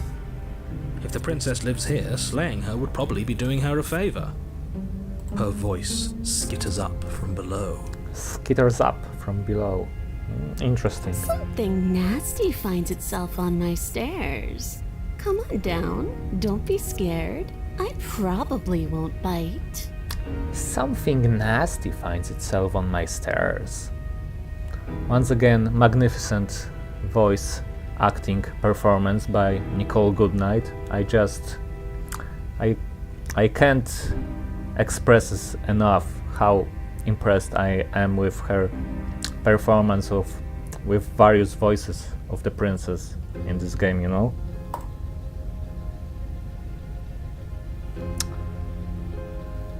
I'm not nasty. But you are. You're a wretched little thing. Sure I am, if you say so. I recognize that voice as easily as I recognized your nervous little footsteps coming up the path. I know who you are, and I remember what you've done. She must have you confused with someone else. Well, can't we just let bygones be bygones, please? She seems friendly enough. Maybe we can talk our way out of this whole situation. That's the spirit, opportunist. You can't. Unless you slay her right away, she's going to break free and end the world. There's no reasoning with what she is. Look, I'm just throwing ideas out there. I like to think out loud. I'm the kind of guy who likes a discussion. Don't we want to hear what everyone has to say before making any big decisions? Do you want to hear what everyone has to say? Or do you just want to hear yourself talk? You need to stop lingering. Your task is to slay the princess, not endlessly debate about what to do with the princess. I know, right, Ali? She really outperformed herself, if you could call it that. Like, I can't say I'm familiar with much of her other works, but in voicing the princess in Slay the Princess, she really outdid herself, I think. Fine, fine. You're the boss. Thank you. You descend the basement steps, entering the dark room below. And here's our kitty cat, aka the princess, the witch. You can just make out the shape of the princess in the gloom. She's huddled against the far wall, her eyes bright and glaring from amid the thick roots. And there you are, one hand tucked away behind your back, gripping that sharp, sharp blade, no doubt. That's no fair. How would she know that? Because it's obvious, opportunist. I mean, why else would you hold your hand behind your back like that? So, we've dropped the pretenses. She really just did a Nyan face. LMAO. Good. You made a comment back in the woods about having been here before. Now she's acting like the two of you already know each other. She's really just doing emoji faces all over, right? Oh, no. You've already been here, haven't you? That's pretty sharp. How'd you figure that one out? Nice sarcasm there, opportunist. Extra points for that. Call it deductive reasoning. Well, you seem to be great at it. Well, I actually like his sarcasm. But yeah, he's a bit of a fool, you're right. And he's also a bit of a coward. So, you really don't remember us, do you? No, I don't. But you and the princess clearly have a shared reality, even if I'm not a part of it. I won't waste time fighting you on something that's clearly true. The obvious, you say, hmm? Yeah, I agree. I'm just glad we could put all this behind us. Is it all behind us? Just focus on the task at hand. I don't care if you've been here before, and I don't care if you think you'll go somewhere else after this. My world is on the line right now, so I'd appreciate it if you would take this seriously and slay her. Let's chat her up a bit first. Maybe we can find a middle ground where everyone's happy. Don't talk to her. You're just going to make things more difficult than they have to be. Well, I seem to remember you having a tongue.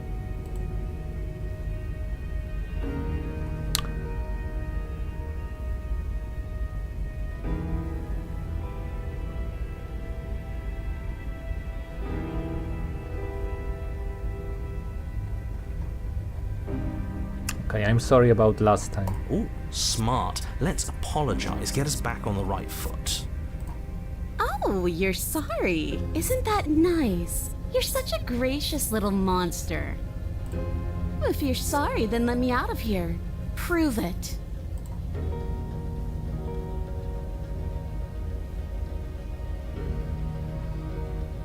I get the sense that you're not happy with me. Is that a joke? Do you think a joke will charm my trust back? You'll have to try harder than that.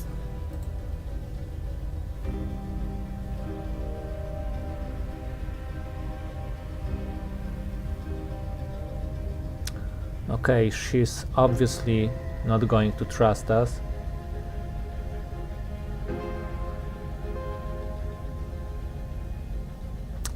Okay, let's do this. I don't want to hurt you, but clearly there's some broken trust.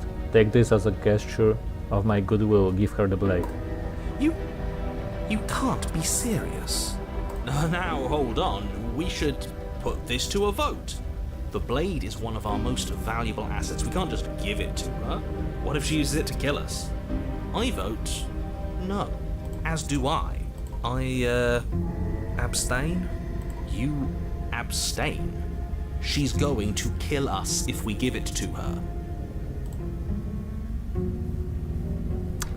This isn't a democracy. We're giving her the blade.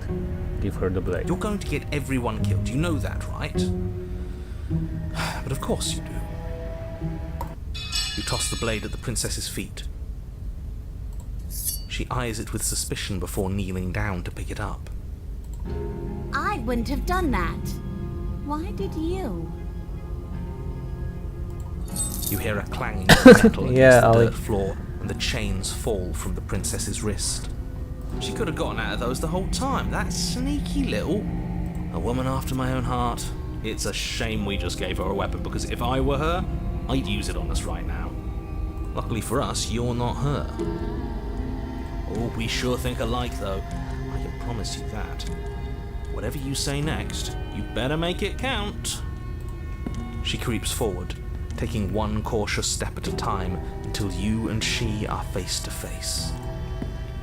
What do you think happens now? We go home.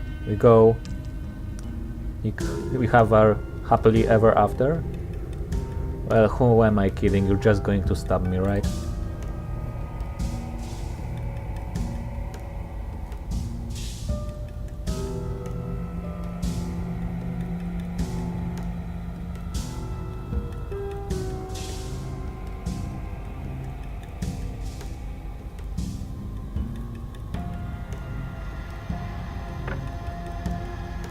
Let's try to raise her up. You're beautiful, and I want to actually save you, and this feels like the only way to do it. She pulls back, clearly caught off guard by whatever nonsense you just said to her. Nice, she blushed. I thought it was nice. Whether it's nice depends on if we meant it. We didn't mean it. Did we? If you were lying, we'd all know. But unfortunately, you weren't lying. What? What do you mean by that? What kind of game are you playing? The look of surprise that momentarily softened her features vanishes as she steals her nerves. And then she buries the blade in your heart. What? No. No, come on, that's not right. Damn. I told you this is what she was going to do. Glee dances across her face as you fall to the ground. I did it! I got you! You... The princess seems to tremble, her smile fading quickly, replaced with concern. Her nervous eyes brim with tears. Why? Why did you let me do this? Yeah, I agree, Saber. But you don't have the strength to respond, nor do you have the time. Everything goes dark and you die? Everything goes dark, and you die.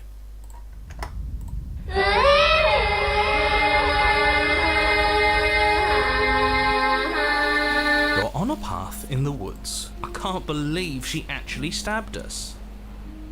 I told you not to give her the blade. I told you it would come around to bite us. I voted against it. Yeah, we know. You already got your I told you so's in while we were bleeding out. I just wanted to make sure that everyone here knows that I was and am on the right side of that argument. Oh, you're far from being on the right side of anything. You're fixated on the past, whereas what you should be is fixated on the future. Well, Smith is back. The Smitten.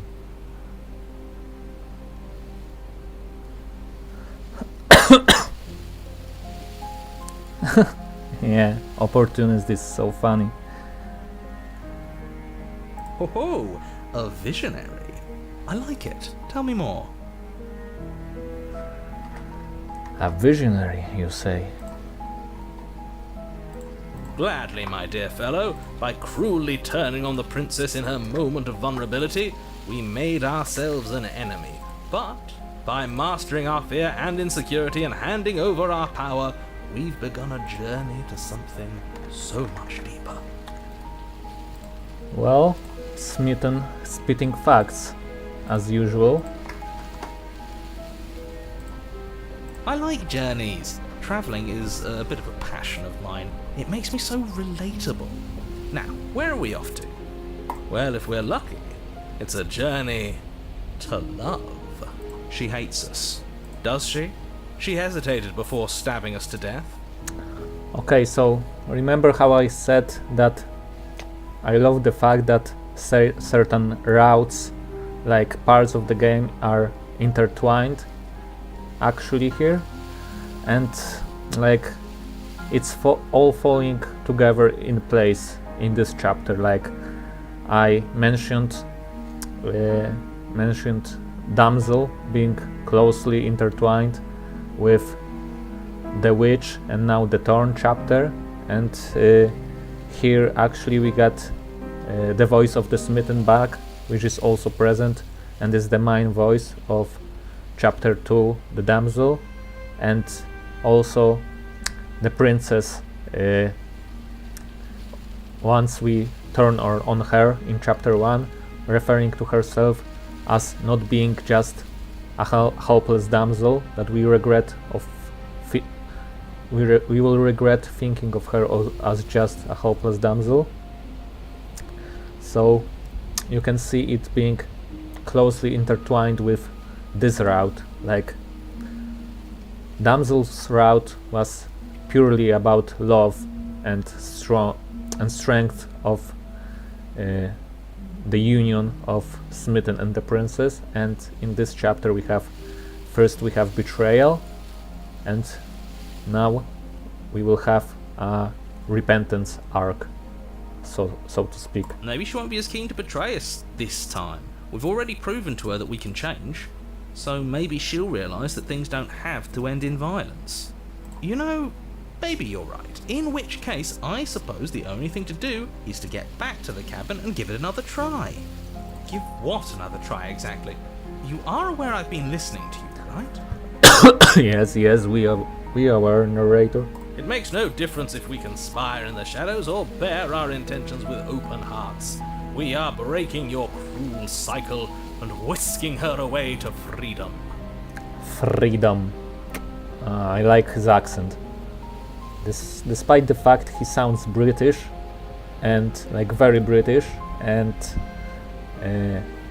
from what I know of British English, they usually don't use hard R's.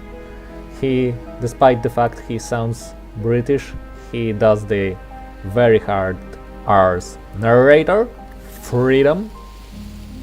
So yeah, obviously not mocking or anything, but it's just something I noticed, and I find it very peculiar. Oh, are you now? Great, so you've obviously been here before, since you apparently died at least once. Twice, actually. Nice interruption there, hero. Twice, actually. Sure. Twice. Then I'll spare you the little introduction I had planned. You already know about the princess, and clearly you already know that she's dangerous. So don't muck this up. It's bad enough that this isn't your first time through.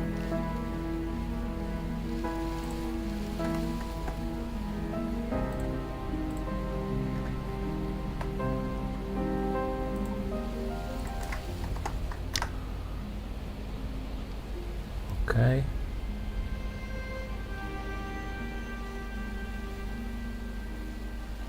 Okay, let's see this through. It isn't long before you find yourself at the base of the cabin. I think it's clear where everyone stands at this point. I don't know if I'd say everyone. Are you talking about me? I have a It's a good one too. Ignore him, he's just talking for talking's sake. My position is the only one that matters. The princess is a threat to you. She's a threat to me, and most importantly, she's a threat to the world. You know what you have to do. Well, narrator being a bit egocentric there, if not downright egoistical. The interior of the cabin is hardly an interior at all anymore. The burned out ruins merely suggest the shape of the structure that once stood here, charred wood still reeking of ash. But beneath it lies the fresh smell of spring growth after rain, the promise of new life in the wreckage of the old. The only furniture of note is the crisp shell of what was once a table, a pristine... Wait, this isn't right. This is supposed to be a pristine blade. Why isn't there a pristine blade? Yeah? Is it because we've given it to her, maybe? We gave it to her last time. She can't still have it, can she? Or does she? Well, it's not here. And if she has it, let me guess, you want to get all chummy with her. Look, as far as I see it, if it's between him and her, I say we side with the one who has the weapon. It's just the smart thing to do. I wouldn't be so hasty. I'm sure the blade will turn up somewhere. She can't have it. That's not how this is supposed to work. Well, so obviously the opportunist wants to side with whoever has power, in this case, the blade. If she does have it, that's all the more reason to put our faith in her. We've already shown her our heart. Now she has to show us hers. Unless her heart tells her to stab us, which doesn't seem unlikely, so yes, I agree. Let's make sure we get on her good side.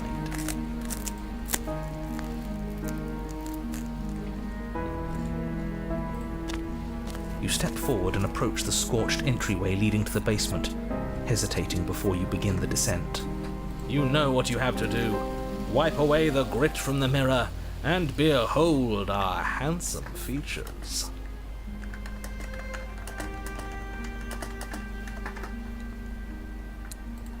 It went away when we touched it last time. You reach forward and wave your hand through the hollow entrance leading to the basement. What are you doing? Alas, our fine features remain unseen.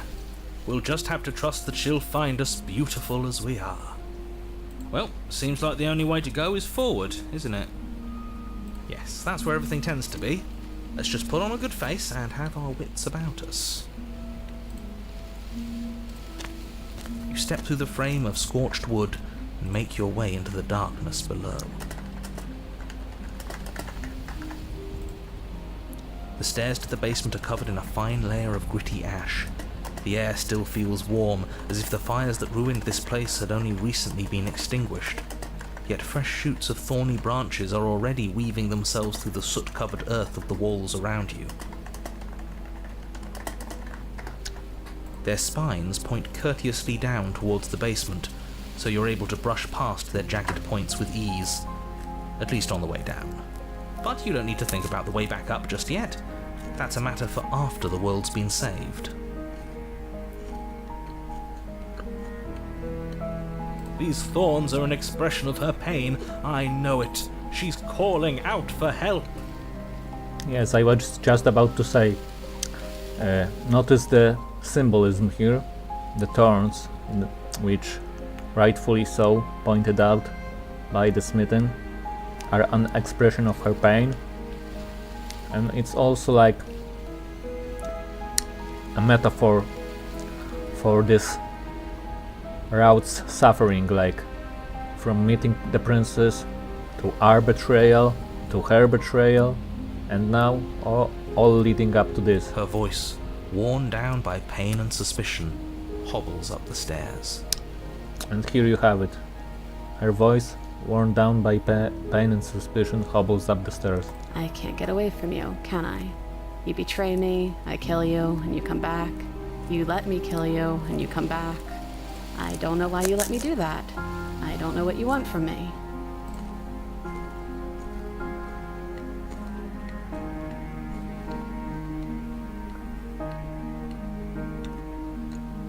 Well, only one choice here. I want to free you, I mean it. And I know, right, Ollie? This is really a thorny path, as you said. I think you know how this goes. I'm down here and I can't leave. So, come down and talk. It's not like I can stop you. You continue down the basement stairs, brushing past the smooth edges of thorns that grow more and more plentiful as you make your way forward. You step out into what was once a vast open cavern, now overrun by briars and prickles and thistles, the space thick with hostile vegetation. At the heart of it all, encased in a tight weave of vines, is the princess, her bloody, trembling hands clutching a pristine blade. Well, and here we have it. Our not so pristine blade. Did you know this was going to happen to me? Are you here to watch me suffer? Are you here to laugh?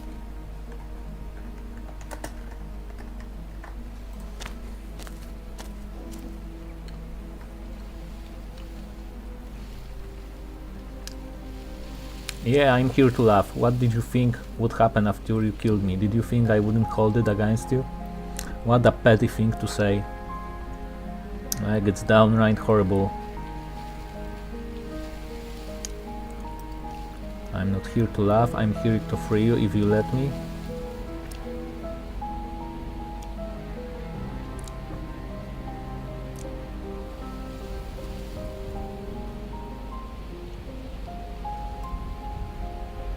I'm not here to laugh, I'm here to free you if you let me.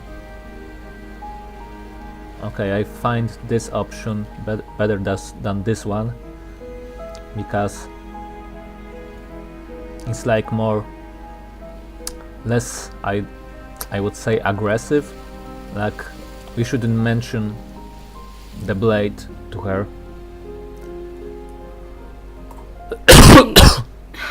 I want to trust you. Her grip tightens on the blade. But you're hiding something, aren't you? Why would you help me if you weren't helping yourself?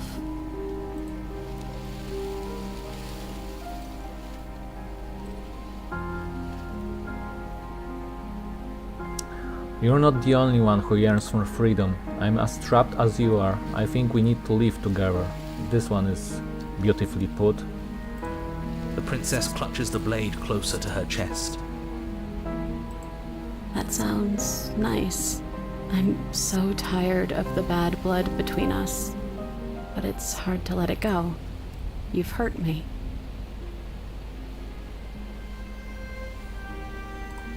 Her eyes dart away from yours for a brief moment. Yes, you're definitely right. I did hurt you. And I've also hurt you. And that's also true.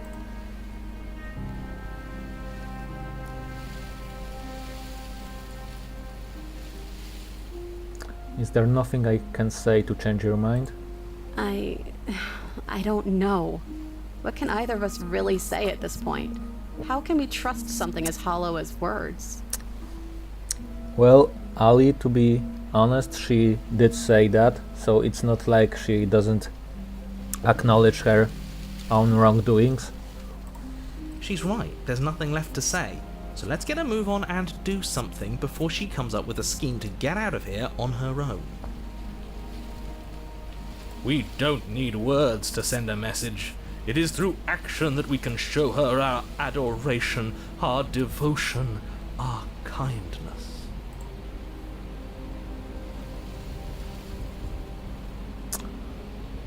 Okay, let's go with this one. Then maybe it's past time for either of us to say anything. All that counts is action. Reach for the blade. You reach towards her bloodied hands, laying your palm on her trembling fingers. For a moment, she clutches it even tighter, her knuckles going white with the effort. But then the tension fades. Her grip finally loosens and she allows you to take the weapon. You carefully pull it free from the thorns, though they scrape at your skin, leaving red trickles of fresh blood all along your arms.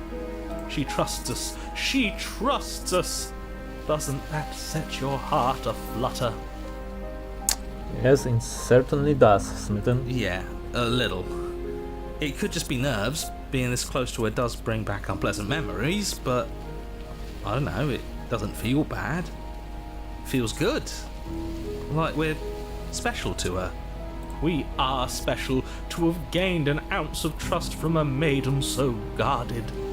Now all that remains is to free her from her bindings. Yeah, let's do it. Let's show her how much both of us have changed. Or, hear me out, we slay her. Right here, right now. She's never been so helpless, and if we don't take advantage of that, we may never get another chance.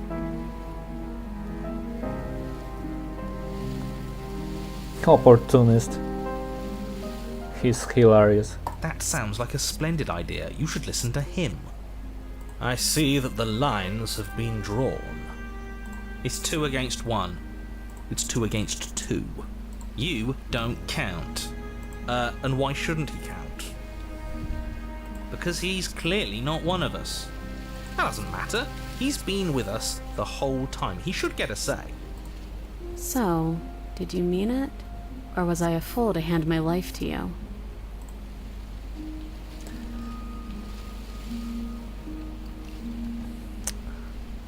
What do you mean, Ali, by saying the what if the loop doesn't end? Yes, what a good idea. Let's cut her free. Oh, so you're suddenly team free her. You can't just switch sides as soon as we make a decision. I swear, Opportunist is that one player that goes spectator mode and constantly switches teams to whichever is stronger at the moment. I can do whatever I want, and I believe with my whole heart that this is the right course of action. Let's free this princess. Everyone deserves a chance at redemption. Let him join us and be merry. We are all united by our passion. That's right. What he said. We've already given him a chance at redemption. And who says I don't deserve another? I really mean it this time. I'm big enough to admit when I'm wrong, so I want to help you all free her.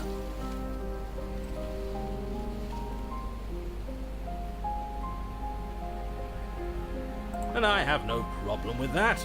Welcome to the team. You're one of us now. One of the good guys. Oh yeah, true. Like at this point they've already been here at least once, because the opportunist, if you think about it, was here in the Witch chapter 2, and now she killed us and we've come back to life in chapter 3. So like you know, if we kill her, yeah, you were giving a hypothetical scenario in which there's like a chapter 4 and chapter 5, or you know, etc, and things could go really wrong for us, but it's just in his nature to do that sort of stuff, so we just have to bear with it. Take the blade to the thorny vines imprisoning the princess, and she flinches, relaxing only slightly as the blade slices into the thick vegetation rather than her arm. And she flinches again as the last of the vines is cut away, as if, after all of that, she's still expecting you to turn on her and stab her in the heart. But you're not going to do that, are you? Still, all it would take is a single slip of the blade. Such a pathetic attempt at distraction and subterfuge. Our blade is a dashing sword, and every dashing sword is an extension of its hero. You're right. He can't even make it slip, can he? He's a bit of a nobody. Good thing I've been on your side of all this since the beginning. Oh, sorry, skipped a bit too fast there. Didn't let Smitten finish his sentence by saying it won't slip. The princess falls into your arms, tears streaking down her cheeks. I can't believe you're making me describe this. I hate you. You actually meant it. You rescued me. Do you see the way she's looking at us? Kiss her. Kiss her now before the moment ends. Well, we've got to commit. Can we actually do that? No, you can't. Absolutely not. You know as well as I do that we can. And we wouldn't want to throw away a chance for a special moment, now would we? If I were only capable of throwing myself off a bridge. Well, are you going to describe our steamy, romantic kiss?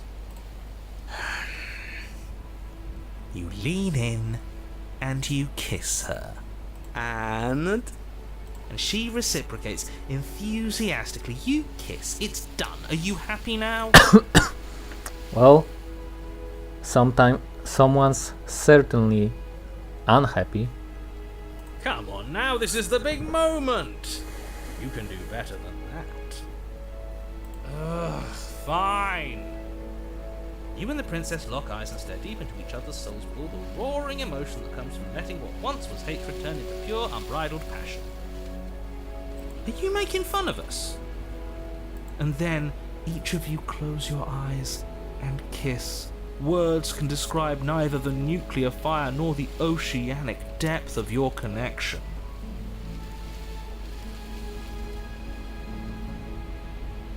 Please. I think he actually likes romance.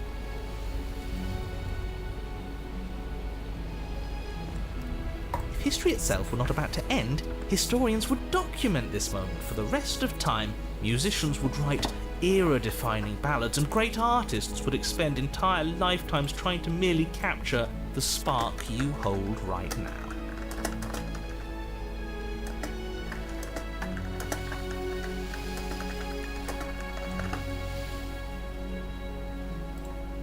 He's making fun of us. It doesn't matter either way, because this is good stuff. Well, I gotta agree with the Smitten here. This is good stuff. I'm aware of my skills. But unfortunately for you, the moment doesn't last forever. You open your eyes, the princess smiles gently up at you. Time for you to damn the whole world to oblivion, I suppose. That was nice. Her hand slips into yours, and the two of you rush to the basement stairs. Yeah. Shameful, really, that the same thorns that so graciously allowed you downstairs are now blocking your only way out. So he's trying his old trick, isn't he? This time, instead of the doors, it's thorns. Please, after all the trials we've been through, do you really think a few measly thorns can stop us? Love is an even more powerful weapon than our blade. We cut through those other vines just fine. They're only thorns. I'm not afraid of getting a few scrapes.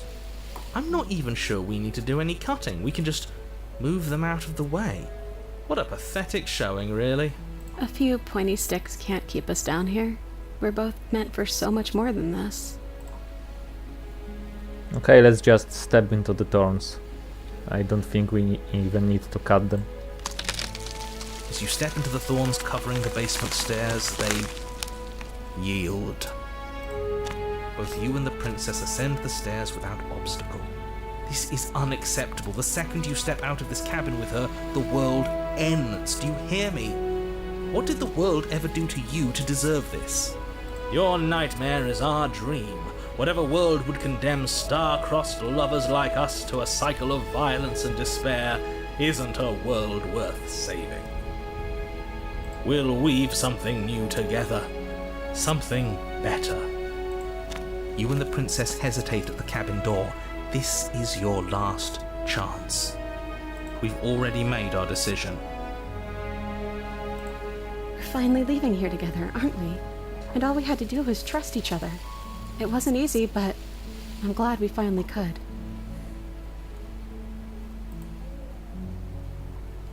Step into your freedom.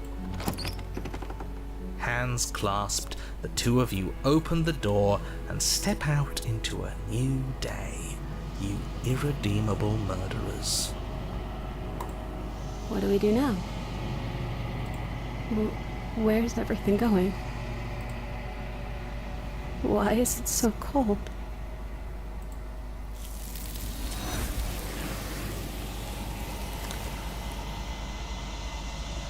Yep, and there she goes again.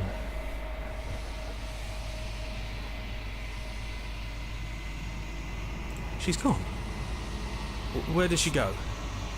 Should we try and find her? And there's that mirror again. Why is it here? Why now?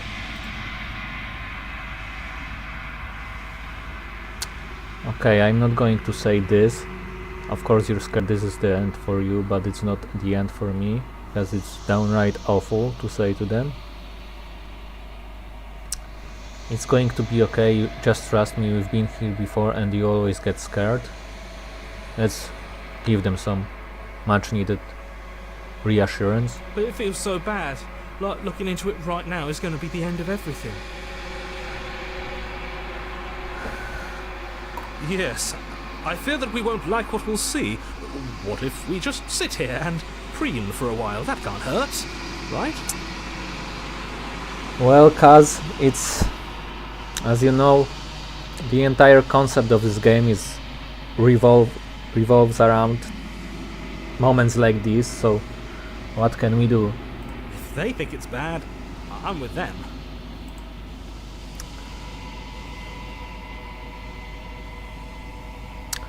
I'll see you on the other side, it's going to be okay. Okay. If you say so. We'll trust you. She'll be there waiting for us. I just know it. Finally, we're going places.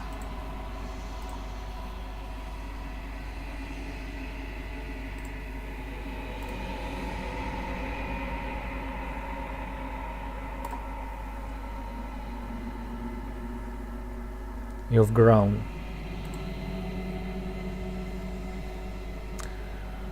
You find yourself in the long quiet once again.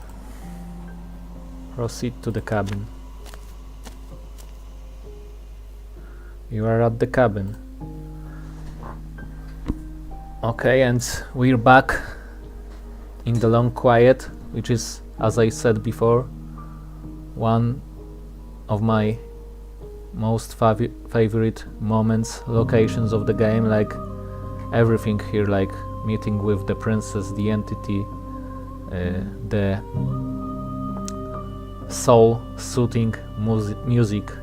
Everything is perfect here, in my opinion. Flickering lights and empty cityscapes become pockets of vitality and movement. I am more than I was before. So essentially, as we bring her more princesses, more vessels, more perspectives, she is continuously growing. Whenever you are ready, I will wipe your slate clean once again. Okay. Are you the same being as you were before? How much have you changed? Is a child the same as an infant? I am an unbroken pattern, but every vessel gives fresh perspectives and carves new avenues of expression. I am different, but I am the same. I love the conversations with the entity here because they are so insightful. Like her reply here, her response to us is a child the same as an infant? I am an unbroken pattern, but every vessel gives fresh perspectives and carves new avenues of expression. I am different, but I am the same. Take a look at the emphasis on the word persona I here. It's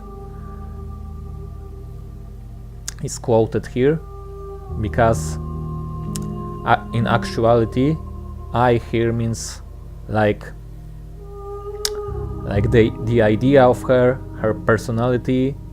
She goes through changes. This is how I interpret it.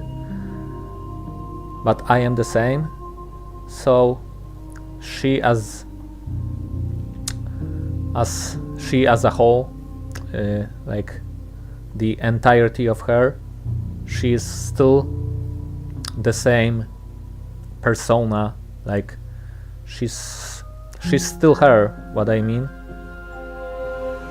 But at the same time she changes. Like if you think about it, it's the same with all of us, because at one moment in time, let's take yourself as a kid, as a teen, and yourself as an adult. Would you say, if you met yourself from like 5 or 10 years back, would you call it the same person? In a way, obviously, because it's still you, but in another way, it's you minus the experiences, the age, the passage of time. So it's not really the exact same person anymore. And this is basically essentially what is all about here, what she's saying. Yeah, Kaz, I don't think I've ever heard of Ship of Theseus.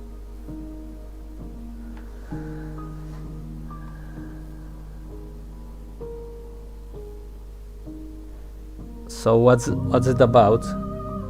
And yeah, I agree that depending on our choices and possibilities, we constantly evolve into new people, new persons.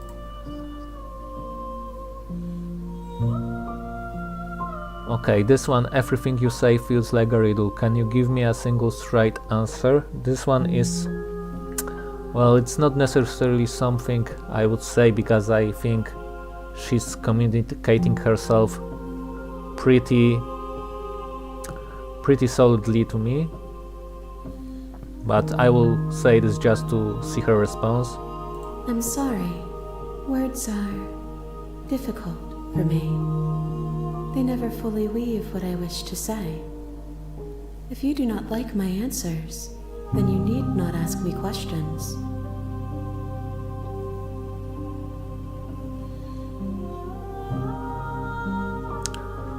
Oh, so it's something like Schrodinger's cat? I mean, obviously not the same, but you know, sort of a thought experiment like that.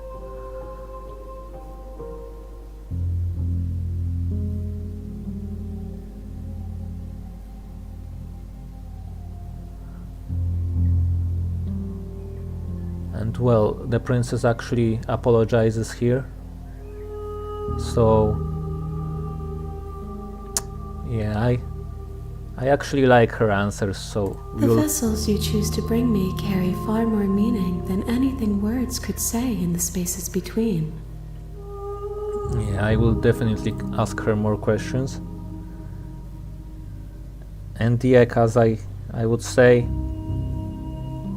it all depends, like in this case, how you look at it, because from one vantage point it's still the same ship, like it looks the same, but on the other hand the parts making it are different. So from the other vantage point it's not the same.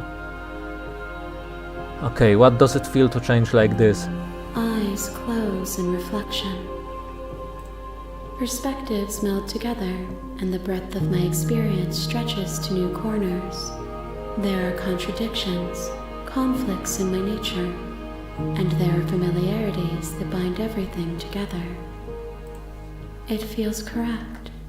This is what I need to be. This is the only path forward.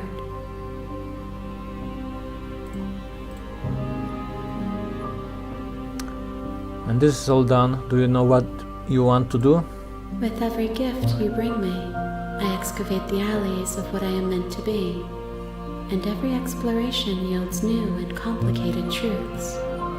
What I will be, I cannot tell you what desires I will hold when I have changed. Oh, I did it again. I skipped accidentally, sorry. Hold on. Perspectives melt together and the breadth of my experience stretches to new corners.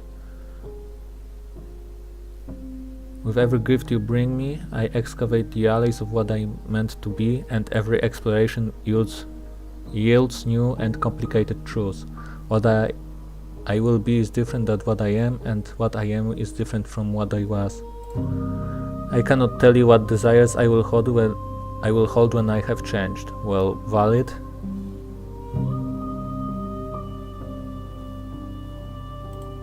But in this moment, all I want is to know myself and to know you. And a bit of trivia here. I don't know if you guys knew this or not, but depending on how you treat the princess, the various princesses in your encounters with them, it actually changes her disposition to you in the spaces between, so where we are now. In other words, the long quiet. So, since I've been kind to her, she says, but in this moment, all I want is to know myself and to know you. But if I would be going down the violent path like non-stop, she would actually say, but in this moment, all I want is to know myself, like the part about knowing us wouldn't be included. So you can evolve this story either into a love story or just one person using another as a means to an end. And in that case, I mean, if you are violent to the princess, I mean, you can't really blame her for not taking much liking to you, even though in the end it is complicated. You know that at the end of this, once you're finished, I'm going to kill you, right? Okay, this is one option that I'm definitely not going to say, When I go back, it's as if an invisible wall closes around me. Why can I not do the same things I've done before? Well, I can't speak, sorry. Those paths lead to worlds you've already seen, and to perspectives I have already made my own. They are useless to us now, inaccessible. The only paths of value are those that are yet untread. Okay, so this gives some insight as to why we couldn't have made the same choices. Okay, so two seemingly same options at first glance, but the first one is you have been kinder to me than anyone else I've met. Thank you. You have been kinder to me than anyone else I've met. Why? I'm going to be nice and just say I'm grateful because I am grateful to her. Why wouldn't I be kind to you? You are the only thing I know that isn't me.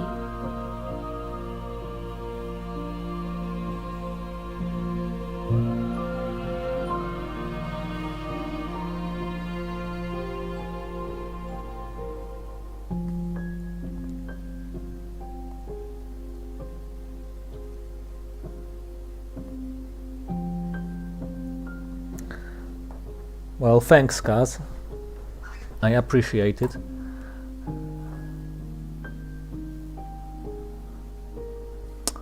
What do you want me to bring you next time? Gifts aren't what someone tells you to bring them. Gifts aren't what someone tells you to bring them. Interesting, because if you think about it, she's absolutely correct. Gifts aren't something that someone tells you to bring them, because then it wouldn't really be a gift, would it? Like, gift is something that you give the other person for free and as a surprise of sorts, so she's definitely right here. My joy is in seeing what you choose. There are no wrong answers, and every perspective illuminates my shadows and shares new secrets. There are no wrong answers, and every perspective illuminates my shadows and shares new secrets. As I said, as it's said in the beginning of the game, there are no wrong choices, no wrong decisions. There are only new perspectives, fresh perspectives, and new beginnings. And as I said, she started as a flicker of the light in a pitch black darkness,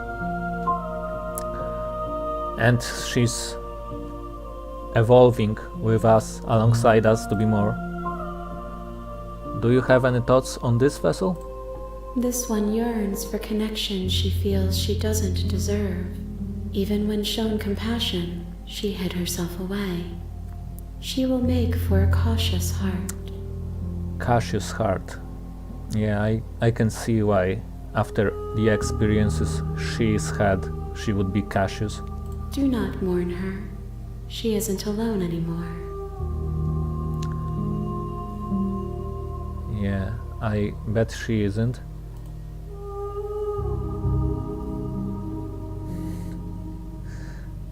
Yeah, you could be right there, Kaz. She is a great philosopher.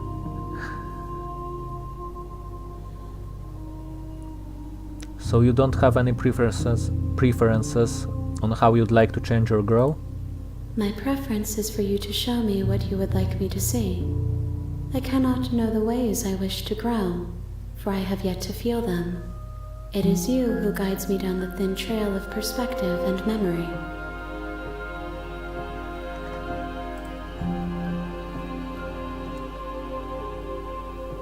I don't want to hurt you, but the more times I go back, the worse I fear things will be. The vessels are shaped by memories of you, but their impulses are drawn to the edge of the long quiet. To them you are a gate to something more, and any hurt you've caused them is understood as a fair price for freedom. But they are only thoughts and perspectives. They are not me. The wounds they've suffered carve texture around my heart. Without them, I would be as I was before. And these few lines are actually one of the most beautiful lines in the whole game for me. The wounds they've suffered carve texture around my heart. Without them, I would be as I was before. And this. I would be alone and without sensation. I could not feel the joy of having you by my side, for I would not know your absence. I would be alone and without sensation. I could not feel the joy of having you by my side, for I would not know your absence. This is so beautiful put, because if you think of it, if you haven't lost something, in certain cases, can you say that you've ever really known its value, like its true worth? It's same with things, same with people, same with relationships you have with your loved ones. I don't want to go really deep psychological here, but yeah, I just wanted to underline the fact that it's so beautifully put, especially this part. I could not feel the joy of having you by my side, for I would not know your absence.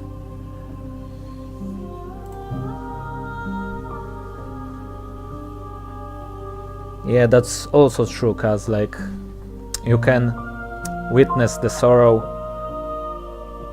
other people experience, and if you have enough empathy in you, you will understand.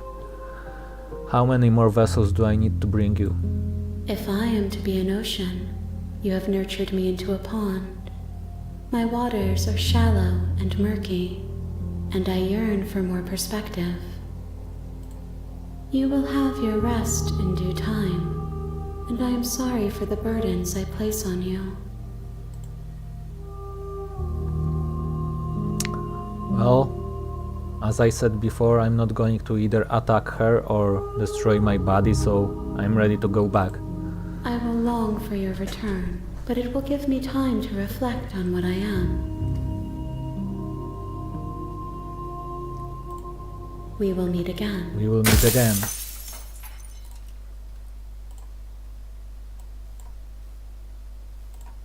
Everything goes dark and you die. You're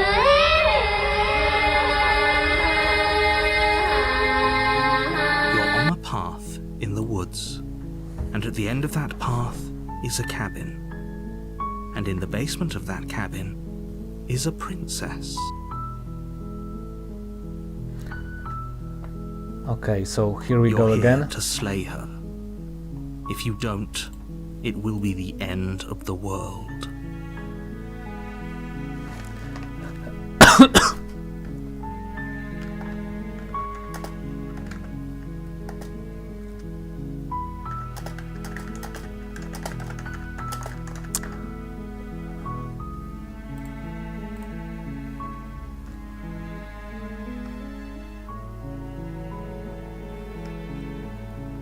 Okay, let's continue to the cabin. You make your way up the short path to the cabin. You'll find the princess within. Well, Kaz, or at least she could have given us her number. If you catch my drift. A warning before you go any further.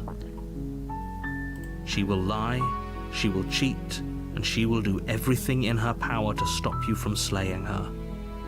Don't believe a word she says. We're not going to go through with this, right? She's a princess. We're supposed to save princesses, not slay them. Ignore him. He doesn't know what he's talking about. I don't know every one of them.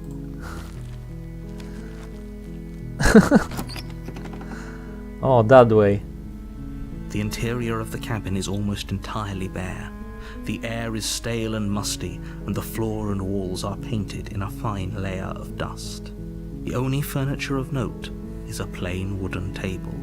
Perched on that table is a pristine blade. I thought you meant more like multiple phone numbers there. The blade is your implement. You'll need it if you want to do this right. Okay, we'll take the blade now. You take the blade from the table. It'd be rather difficult to slay the princess and save the world without it. Enter the basement. The door to the basement creaks open, revealing a staircase faintly illuminated by an unseen light in the room below. This is an oppressive place. The air feels heavy and damp, a hint of rot filtering from the ancient wood. If the princess really lives here, slaying her is probably doing her a favor. Notice the change in the atmosphere as soon as we've taken the blade. Like the music has changed. Our icon actually turned into a dagger. The hand holding the dagger, and it can also be observed whenever we're holding the blade. Her voice carries up the stairs. And the voice of the princess. The narrator isn't saying anymore that her voice softly carries up the stairs. He just says it carries up the stairs. Who's there? Who's there? And she like sounds very... She says it very menacingly here. But it was me, Dio. She Oh, sounds I'm just joking. dangerous. It's almost as if she's the one in charge down here. Don't let it fool you. It's all part of the manipulation.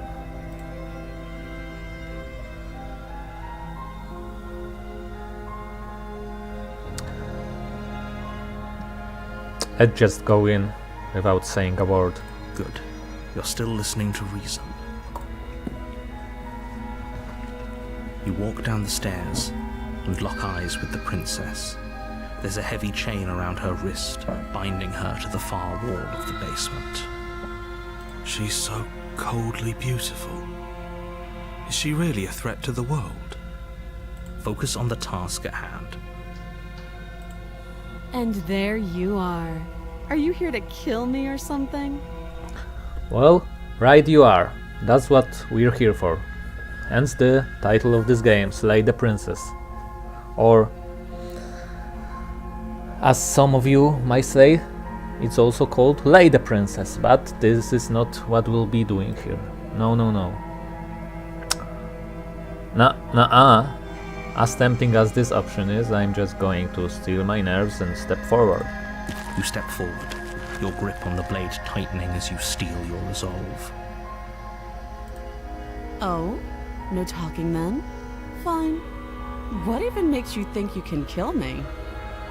Well, cause I was considering going for the pacifist playthrough, pacifist run, but I decided that some of the routes I want to show here require violence, so this is what we're doing here.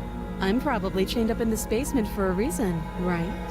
And if that knife is the only weapon you have, you'll have to get close enough to use it. So, you should just drop it. Best Sorry? not to risk finding out what I can do. Oh, I'm so scared. She's unarmed. If you hesitate now, it'll be too late. End this. Okay, so let's just dash forward. You lunge forward without a moment's hesitation. Okay, sorry for this, like, interrupting this grave and serious moment, but imagine just the protagonist charging at the princess, knife in hand, and doing a Naruto run on her. That would look so ridiculous, especially with his size. You feel flesh easily give way and look down to see your blade already sinking deep into her heart. Oh. This is it, isn't it? I'm almost embarrassed. I should have seen that coming. But I have to wonder.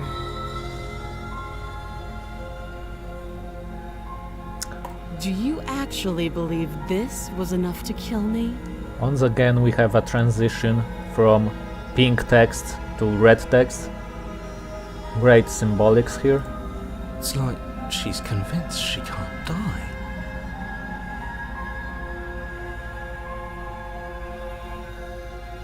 Yeah, imagine like the protagonist is like Jotaro, I mean like Dio, and he's not convinced. He's not convinced she's dead and wants to make sure, and she just, pauses her heart like Jotaro did in season 3 of JoJo's Bizarre Adventure.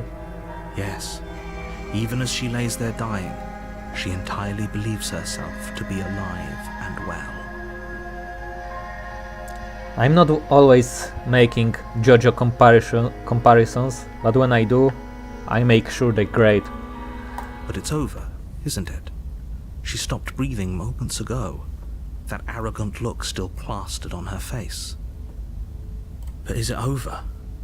Really over? Yeah, I would say it's Joe over. Of course it is, she's dead. Yes, exactly. It's over. With your work done, you make your way back up the stairs, closing the door to the basement behind you. Why do I feel like we've done something terrible? You did kill someone. Greater good or not, something would be very wrong with you if you didn't feel at least a little bad. But it was for the greater good. One of these days that will sink in and help ease your guilty conscience. But that day isn't today. Let's just get out of here. Leave. You open the cabin door, ready to return to a world saved from certain doom. Only, a world saved from certain doom isn't what you find. Instead, what you find is nothing at all. Where a lush forest stood mere minutes ago, the only thing in front of you now is the vast emptiness of some place far away. What happened? Everyone is fine. It's just that you and the cabin are now far away from them. Don't worry. You'll be safe here. This is good. Everyone is happy. You'll be happy. Okay. What a surprise here. The narrator actually tricked us. Well, I would say it fits with the Halloween. It's trick or treat. I suppose narrator prefers to trick people rather than treat them, so... Oh, okay. Let's just descend into acceptance of our fate. So glad you're keeping an open mind. This is what's best for everyone. Trust me. Time passes. You can't be sure if it's days or months or years or even decades. It's all a wonderful, boring blur. You've never been happier. Psst. Hey, we're not just gonna stay here forever, right? Didn't you hear the narrator? I'm happy. We're happy. Are we really happy? Or is he just telling us that we are? No, we're happy, I'm sure of it. Really? Well, if you ever change your mind, just let me know, I guess. More happy time passes, though the word begins to lose its meaning. Time, that is, not happy. Happy still has plenty of meaning. Please, shake yourself out of it. We have to get out of here. The little voices, please, fall on deaf ears. Eventually you pass into a blissful state of pure existence. Though words like eventually and pass ceased to have any meaning to you long before that shift, you simply exist. Happy. Forever. Yay! You have already committed to my completion. You cannot go further astray. Okay, this will fit here.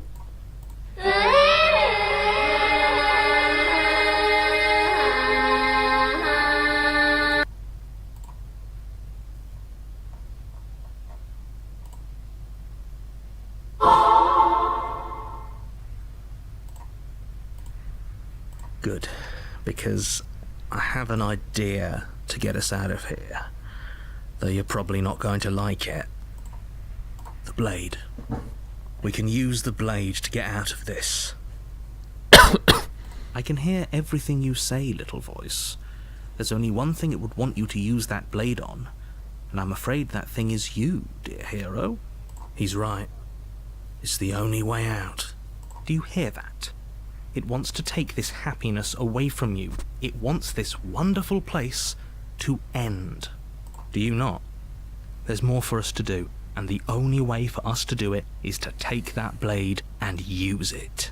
Don't you dare. Anything to get out of this hell. Thank you. I made this happy little place for you. Is this not a good enough reward for saving the world? An eternity of bliss? You ingrate? Fine. Whatever. For the first time since time stopped meaning anything, you throw open the door to the basement and walk down the stairs.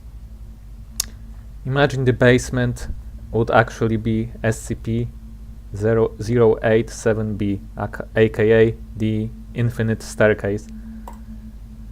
The princess's body is dust and bones, though the blade you used to slay her is still as pristine as the day you first held it. You pick up the blade, you stab yourself, and you die. The end. Nice knowing you. Chapter 2, The Spectre. You're on a path in the woods, and at the end of that path is a cabin. And in the basement of that cabin is a princess. You're here to slay her. If you don't, it will be the end of the world.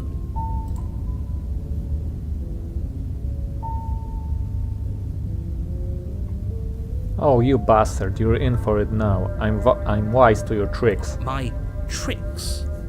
What on earth are you talking about? We've just met for the first time. If he doesn't remember what happened, then maybe it's best to keep it that way. That's fine. It wasn't very hard to kill her last time. We'll just do it again. Oh, voice of the cold. He's actually my favorite voice. Let's go. And he's one of the reasons I wanted to do this chapter, to like psychoanalyze him a bit. Well, if for whatever reason you're going to insist that this has happened before, at least your heart's in the right place. Okay, let's proceed to the cabin. A warning before you go any further. She will lie, she will cheat, and she will do everything in her power to stop you from slaying her. Don't believe a word she says. She won't be a problem.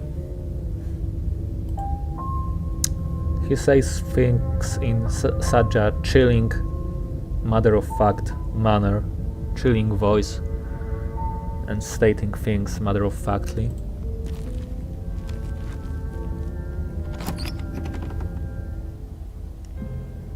The interior of the cabin is cold, a soft odor of dirt permeating the air. Cobwebs flutter in the corners. You can hear wind whistling outside, banging the shutters against the windows. The only furniture of note is an elegant antique table with a pristine blade perched on the edge. The blade is your implement. You'll need it if you want to do this right. It feels like no one's been here for a long, long time. Like I've been saying, she's dead. We killed her already.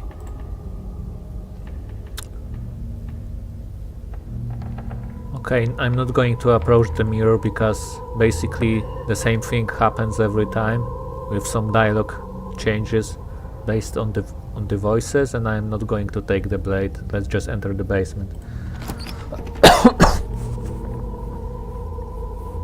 The door to the basement groans open, revealing an old banister and a creaky wooden stairwell. Everything is coated in a thick layer of dust, and you can feel it settle into your lungs as you breathe in the stale air. The very building itself feels dead. If the princess lives here, slaying her would probably be doing her a favor. Oh, narrator, you say this every time. By the way, speaking of the voices, did you know that all the voices in your head are actually also voiced by the same voice actor, including the narrator? He's called Jonathan Sims, and I think he also did an outstanding job voicing all these characters. The room below is silent. Nobody's here. Naturally. Like just compared to the voice of the cult to like Opportunist or the narrator or the Smitten, like all of these voices have like different intonations. It's amazing. As much as I appreciate the optimism, you shouldn't be so sure. I guess we'll just have to go down and see. As you descend the final step, the form of the princess comes into view. A skeletal body, lying in a heap on the floor, its wrist still bound to the wall by a thick chain. Okay, she's definitely dead. It's just like I told you. Before you have a chance to finish your thought, the top of a head appears from underneath the floor. Two deep-set eyes stare up at you, followed by a mischievous skeletal grin. And finally, the rest of the body floats up to join the head. Wait, this isn't right. What's going on here? Ghost! Oh. Wow. How absolutely terrifying. What's a ghost supposed to do to us? Oh, wow, how absolutely terrifying. What's a ghost supposed to do to us? You can just hear the sarcasm, the mockery here from Voice of the Cold. And of course, masterful performance by Jonathan Sims in this particular line especially. Yeah, you can say that Voice of the Cold isn't scared of anything. He can barely feel a thing, so I guess that's normal. It's you. Hiya, Keller. I was hoping to see you again. I have some issues with how our last meeting went. Yeah, and also interesting intonation here done by Nicole Goodnight, voicing the Spectre here. I like the echo choice for this particular princess, it's really fitting. The princess drifts across the room into your orbit, gently running her fingers across your shoulders and down your neck as she circles you. Her touch is cold and ethereal, formless yet real enough that her icy fingertips send shivers dancing across your skin. So she has a body, and she's right there. We could probably grab her and kill her again, if we wanted to. We don't even need a blade. She looks fragile enough to me. Okay, we're not going to grab her, we're going to wait and see how things play out. I see you don't have that annoying knife anymore.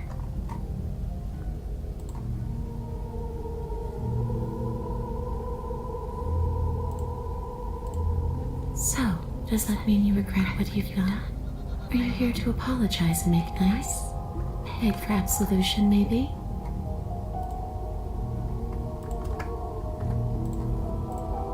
Because I might be interested in seeing a little begging.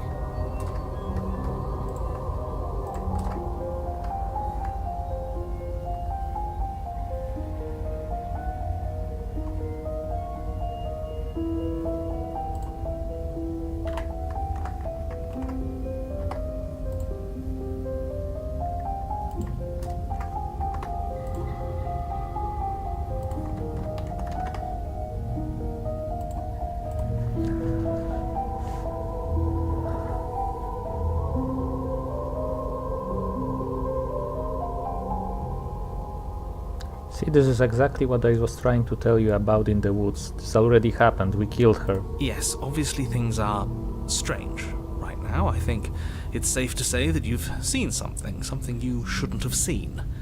Whatever worlds you've hopped between, whatever versions of me you've met, none of that matters now. There's no changing what's already happened. But you have a job to finish. Finish how? We already did what you told us. And now she's a ghost. There's a perfectly pristine blade waiting for you upstairs. You could always use it to, I don't know, slay her. And then what? And then you'll have saved the world. I think he's asking about what happens after we save the world. If that's even still an option.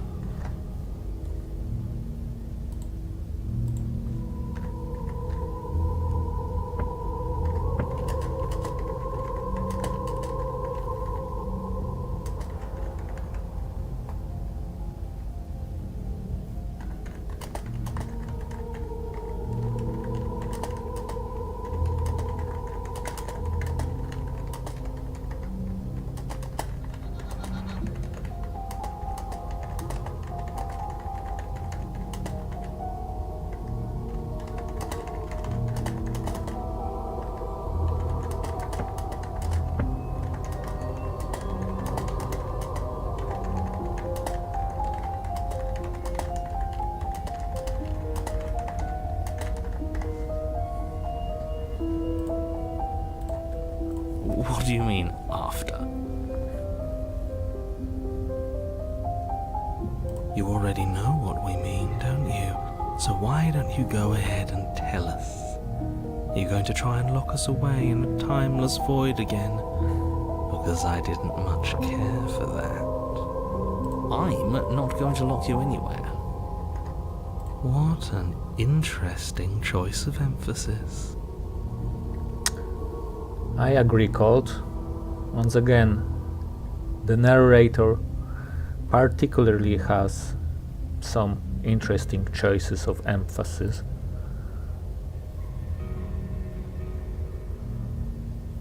I'm sorry I killed you last time, I shouldn't have done that. Too little, too late. But you can still make things right. She's not in a position to bargain with us. You don't have to do anything you don't want to. We don't have to do anything, but maybe we should. We did kill her. Wouldn't it be the moral thing to help her now that we have another chance? When a hero slays a monster, does he apologize to it? No. So don't try to make things right. She was going to end the world. You didn't do anything wrong, aside from apparently killing yourself, and that doesn't have much to do with her.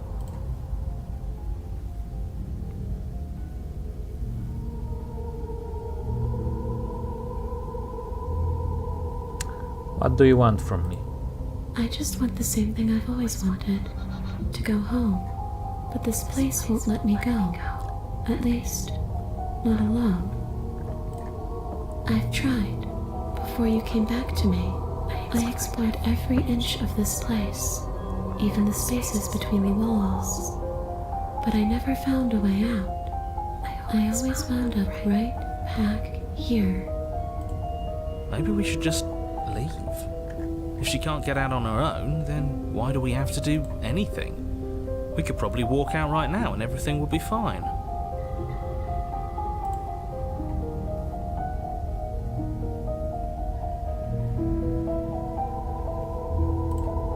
Hasn't got out and can't get out are two very different things.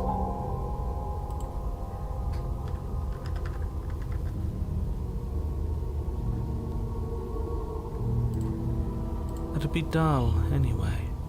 It's more interesting if we make a choice. But you can come and go as you please, can't you? So, let me hitch a ride. After all, you own me. Absolutely not. Is she asking if she can possess us? She is. But I hope I don't need to explain why you can't let that happen. It would be catastrophic if she managed to escape this place. And if you let her in, there is very little anyone could do to stop her.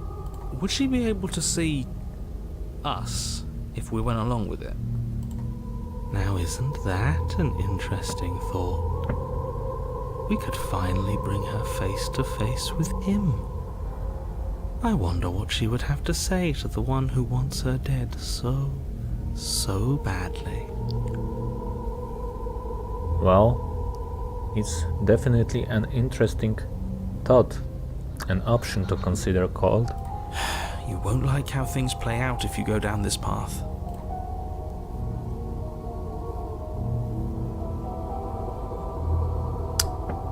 Sounds great, do it.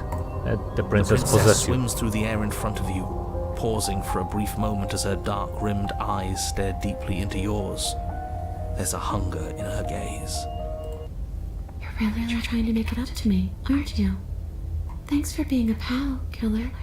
I mean it. What are you doing? Don't just let her in. How many times do I have to tell you? See you soon.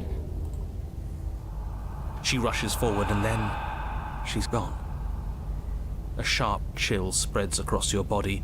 It starts in your chest, a freezing numbness flowing out from your heart, all the way down your limbs, your mind growing cloudy and confused as it settles over your very soul.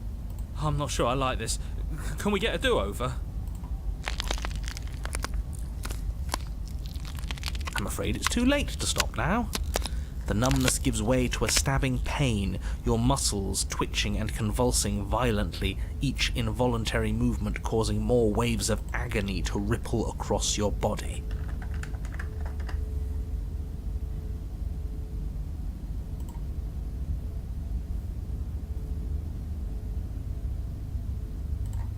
You collapse to the floor, and everything goes dark. Come on, you. You've got to get up. I know everything feels heavy right now, but we still have to get out of here. Your eyes flick back open as you get your bearings, your vision swimming as... So this is what it's like to be you, huh? Disembodied voice narrating your every move? Yeah, it's definitely interesting to see this little interaction between the princess and the narrator. So, it doesn't work like that for you? Clearly it doesn't, or she wouldn't have commented on it. All these shards of broken glass on the floor. Are they also supposed to be you? Hey, I'm not a shard of broken glass, It's okay. You can finish your thought. Princess is really polite here and kind for someone who's just been murdered in cold blood, basically. I'm a voice? I'm me is what I am. Who cares what we are? We exist. That's all that matters.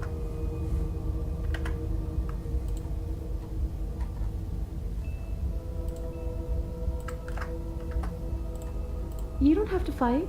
We'll all be out of here soon. She's even trying to, like,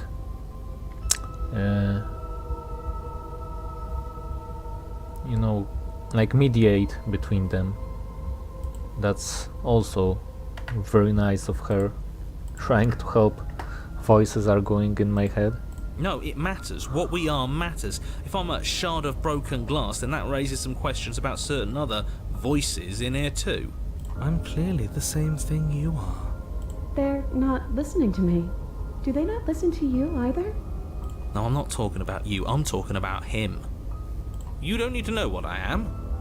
You just need to know that I'm different from you. More important. So, you're the one who pulled the strings and made me dead. I can tell you don't belong here. You're barely even there. Like the shape of something left behind.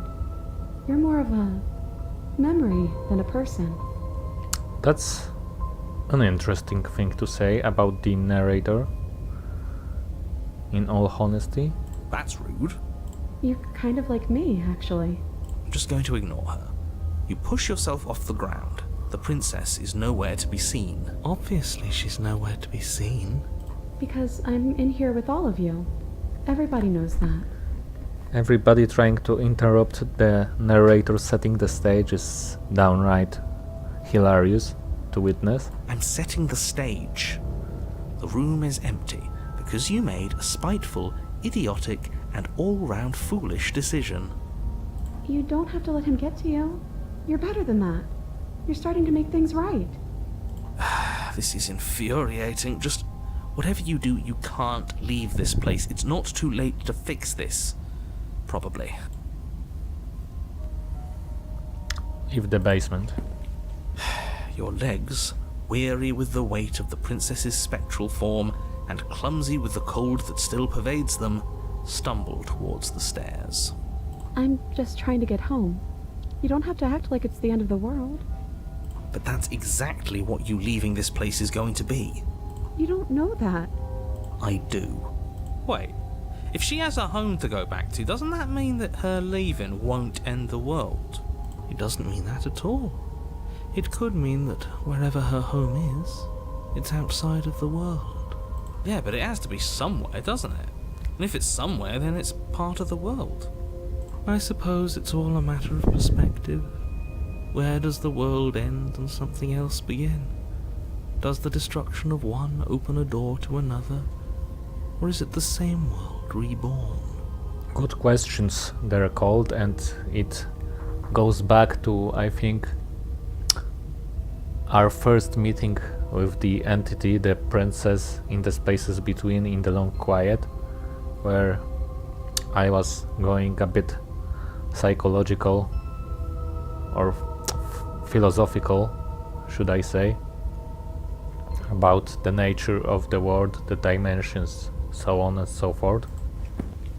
Against the backdrop of the inane conjecture of meaningless little voices, your body continues its ascent up the stairs, staggering through the open door. For how much you hate her, you aren't doing a whole lot to stop us from leaving this place. True, cold. Maybe the bossy one doesn't actually hate me. Maybe he even likes me. Or maybe he just knows that he's been in the wrong. Maybe he's trying to make amends too.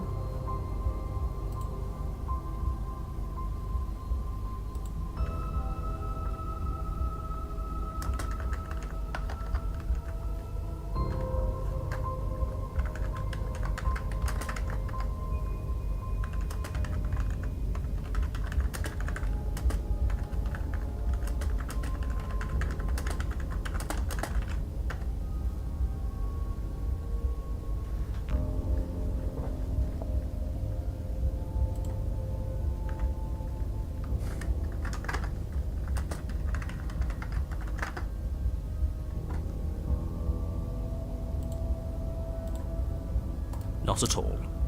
I'll have you know that I do hate you, and I will continue to hate you for as long as I am able. It's just the weight of it all. It's too much for me to do anything other than describe and dictate.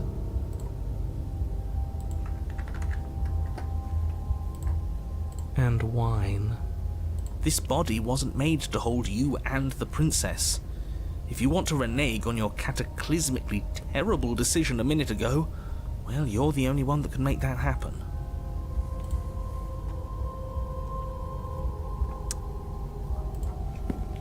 You continue slowly to the door, your feet like lead dragging across the floorboards, growing heavier with each step. We're so close. Thank you, thank you, thank you. If we get out of here, I won't even care that you murdered me anymore. Wow, that's a great thing to say, princess. You lift your shaking hand and rest it on the door handle, but you pause before you open it, exhaustion sapping what's left of your will. Was exhaustion really the best you could muster up? It's over. There's no use stalling. Let's see what happens next. Let's open the door. Shit. But exhaustion wasn't enough, was it? The handle clicks as you twist it, and then the door groans open. You collapse to the ground, you and the princess, free from the confines of the cabin. As you exhale from the effort, you look up and see... yes? Nothing. He's gone, and so is everything else. So we did slay him after all. He had it coming, I suppose. Well, what a cold irony there, cold. But what about us? Are we just stuck here in nowhere forever? Did taking her out of the cabin really end the world? We're still here. Yeah, but that thing you said earlier, are we not part of the world anymore? Are we in some world that exists after the world ends, or on top of the other world but not in it, or have we never been part of the world? Okay, I've heard enough from these two. Let's see if I can pop out.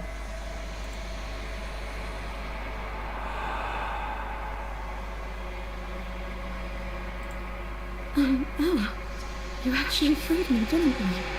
I'm outside. Thanks for giving me a second chance, killer. Don't mention it. Don't mention it. I said the same as the hero. They do say great minds think alike.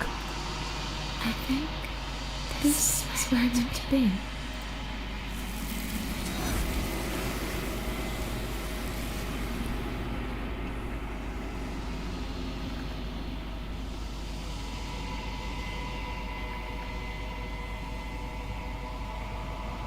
She's gone. Where did she go? Should we try and find her? And is that a mirror? Why is it here? Why now? But it feels so bad. Like looking into it right now is going to be the end of everything. You don't need to comfort him. Cold is as matter-of-factly as ever. I will see you on the other side. It's going to be okay. Okay. If you say so. We'll trust you. Whatever makes you happy.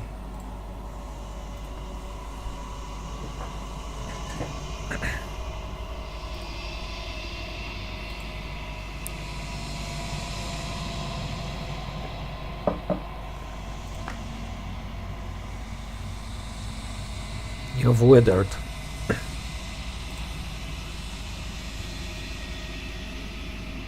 You find yourself in the long quiet once again. Proceed to the cabin. You are at the cabin.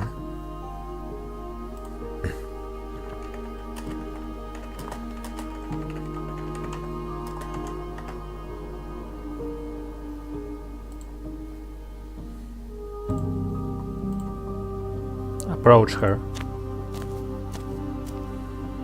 I am a growing chorus of contradiction, a mass of tides ebbing and flowing all at once in more directions than my attention can bear to hold. To look at any one is to shift them all into something new, and to look away is to reshape them yet again.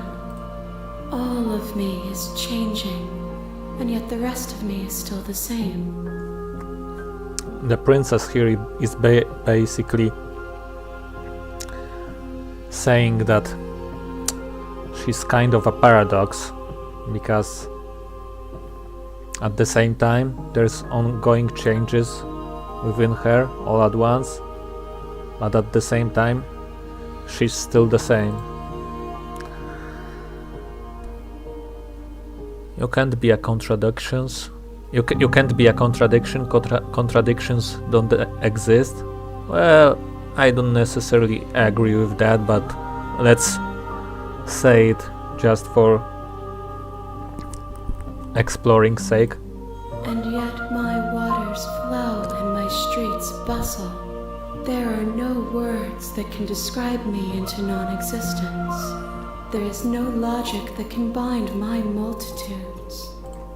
I am everything that you have known me to be, but I am also none of it. How can you stand to be a contradiction? As easily as you can stand to be you. You are like me, even if you have chosen not to look at the corners of you that do not fit. Even if you have chosen to ignore the brilliant contours of your soul.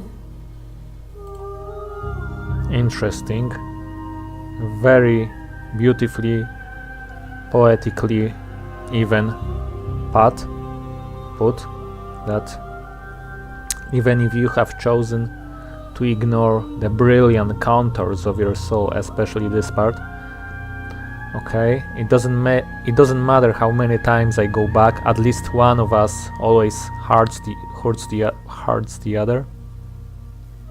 It hurts the other. Doesn't that change you? Doesn't that make you worse? It changes me, but it doesn't Hurts. make me worse, nor does it make me care for you any less. Does it make you worse? Do you resent me?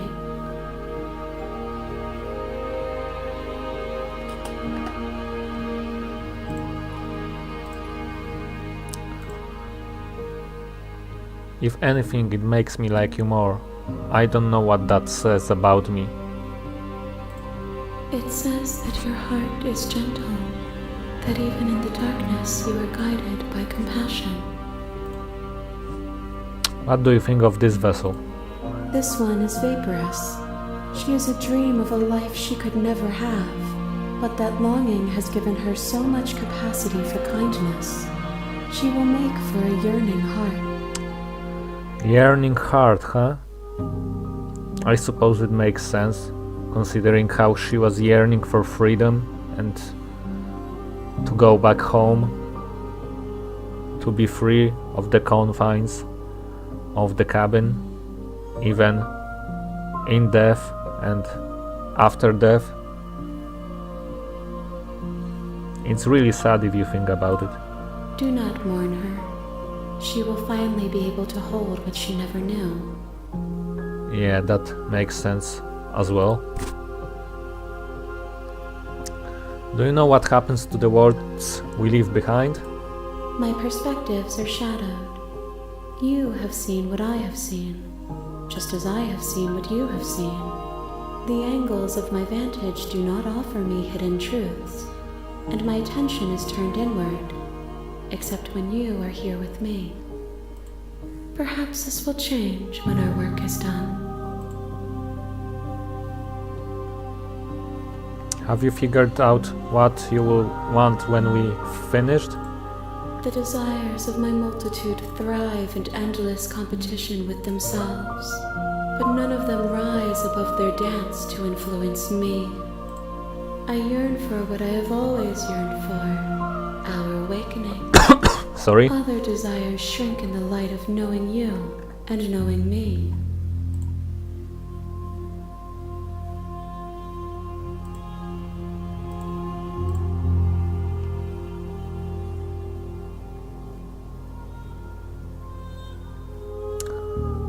Do you still not care what I bring you next?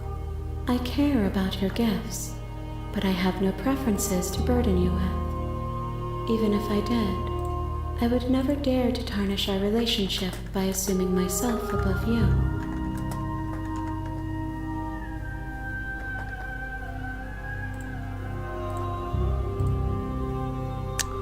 Oh, this is so beautifully put as well. I care about your gifts, but I have no preferences to burden you with. Even if I did, I would never dare to tarnish our relationship by assuming myself above you.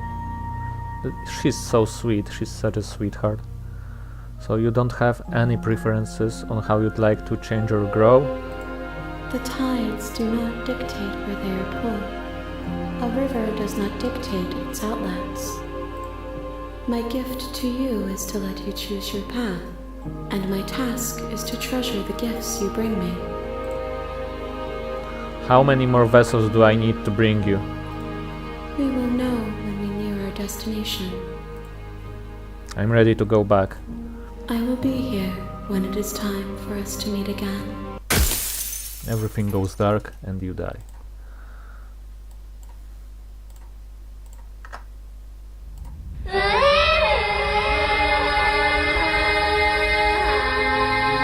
You're on a path in the woods, and at the end of that path is a cabin. And in the basement of that cabin is a princess. You're here to slay her. If you don't, it will be the end of the world. And just silently continue to the cabin. You make your way up the short path to the cabin. You'll find the princess within. A warning before you go any further. She will lie, she will cheat, and she will do everything in her power to stop you from slaying her. Don't believe a word she says. We're not going to go through with this, right? She's a princess. We're supposed to save princesses, not slay them. Ignore him. He doesn't know what he's talking about. Proceed into the cabin.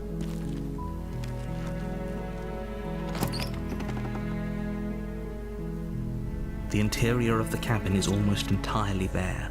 The air is stale and musty, and the floor and walls are painted in a fine layer of dust.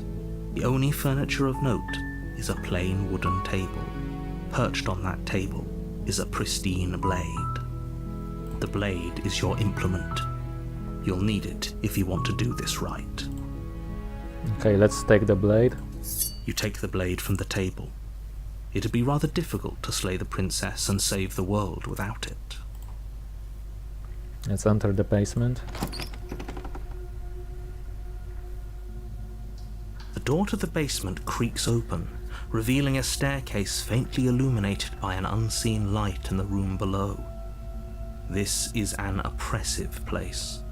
The air feels heavy and damp, a hint of rot filtering from the ancient wood. If the princess really lives here, slaying her is probably doing her a favor.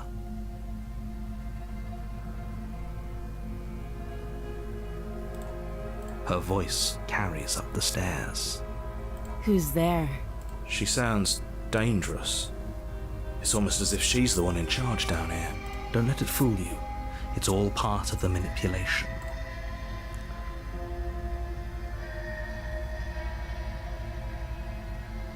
Just checking in on you. Oh, it's been so long since anyone's come down here. I was starting to think they'd forgotten about me. You walk down the stairs and lock eyes with the princess. There's a heavy chain around her wrist, binding her to the far wall of the basement. She's so coldly beautiful. Is she really a threat to the world? Focus on the task at hand. And there you are. Are you here to kill me or something?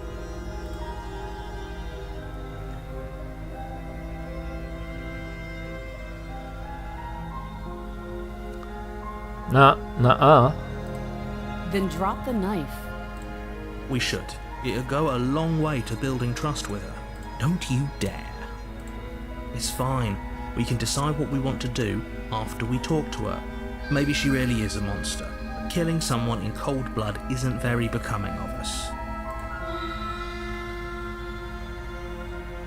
Yeah, let's drop it.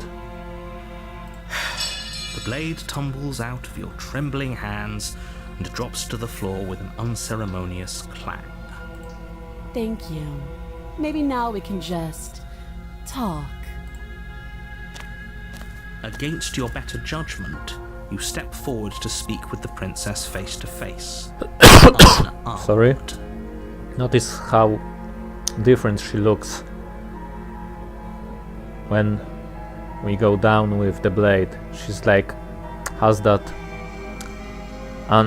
uninterested, almost mysterious, I would say, look on her face.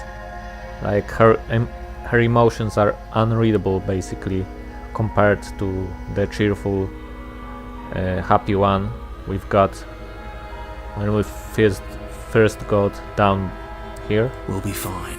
I don't know what you're hoping to accomplish here, but I can assure you there's no reasoning with her. Just make sure you don't forget about the blade on the floor. You're going to need it. So here we are. What an awkward start to a relationship.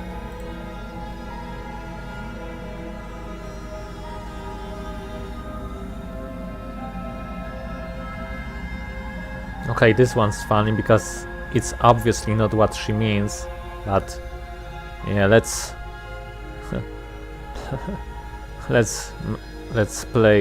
make a little wordplay here when we have the chance, shall we? Don't jump to any weird conclusions. We're two people who have met each other. By definition, we have a relationship. Okay, valid. What's your name? She hesitates before answering. Maybe we get some information out of her this time that is less vague than just the princess. You can address me as Your Royal Highness, or Her Majesty. Any honorific should do, really. Okay, so we didn't really learn anything here other than that she's a bit snarky here. Note the lack of detail. You can't trust her.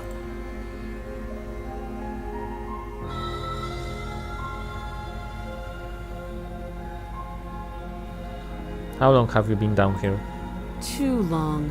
Again, she offers no specifics. No matter how hard you try, you'll never get a straight answer out of her. Okay, how would I get you out of here? Even though we already know, let's ask that. You can't. Don't bother. I'm guessing you don't have the key then. I'm sure there's a key somewhere around here, and if there isn't, well, we can always put that knife to good use. Well, she's finally showing some emotions, like she looks really sinister here.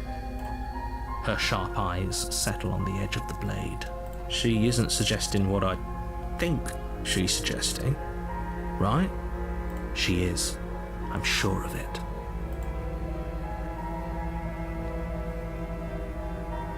Okay, we've talked enough. Oh, have you decided what to do with me? You know why you're here. I'm getting you out of here. Examine the chains. Oh, you have to be kidding me. Oh, she actually makes a cute face here. Back to her usual damsel, happy princess persona. You walk up to the chains binding the princess to the wall and give them a tug. They're large and heavy, far too solid for you to even imagine trying to break them apart. If you don't have the key, maybe you should go looking for it. I'm sure it's somewhere upstairs. Doubtful. Whoever locked the princess away down here intended for her to never see the light of day. They wouldn't have just left the key to her chains somewhere in the cabin.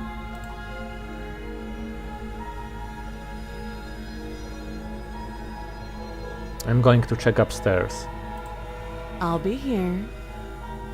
Sure you will. I don't expect you to run away from here. On your own, at least. You attempt to make your way out of the basement, but the door at the top of the stairs slams shut. You hear the click of a lock sliding into place.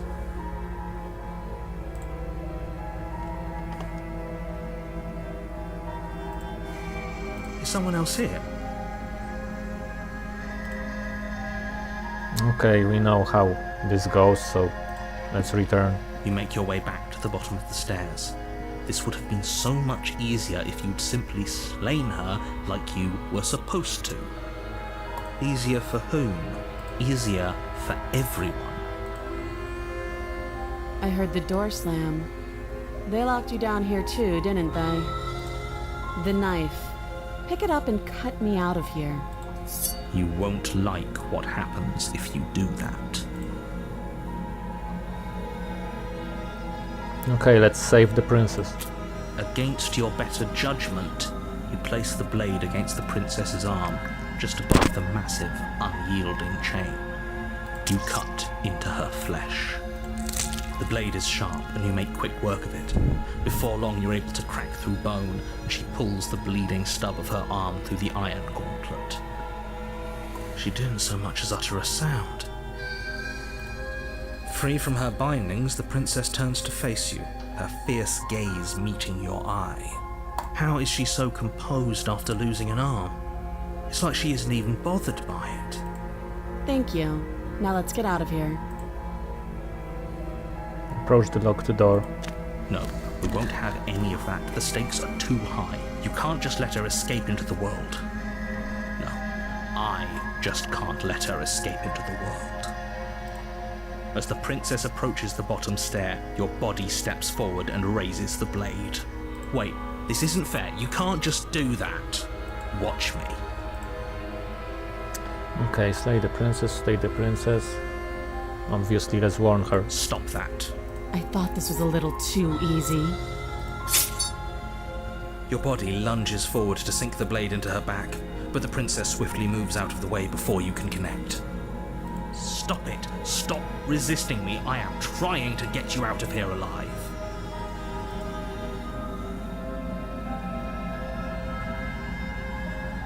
Resist. The blade. Move the blade. You're doing your best to help me, aren't you? I can see the conflict in your eyes. I'll make this quick. She steps forward and pries the blade from your rigid hands. Okay, so this is pretty, like, analogical to what happened in before the damsel route, except she's like more confident here, because obviously she's changed by the fact that we've picked up the blade. Maybe I'll see you in another life. And then she slits your throat with an almost clinical ease. Ouch. Okay, so now you pick whichever's better fate for our dear hero here, being stabbed like 50 times in the chest, or having his throat cleanly slit. Her face remains unchanged as she watches you collapse to the ground, blood flowing from your butchered neck. This is the end, isn't it? I'm afraid it is. Everything goes dark, and you die. I hope it was worth it.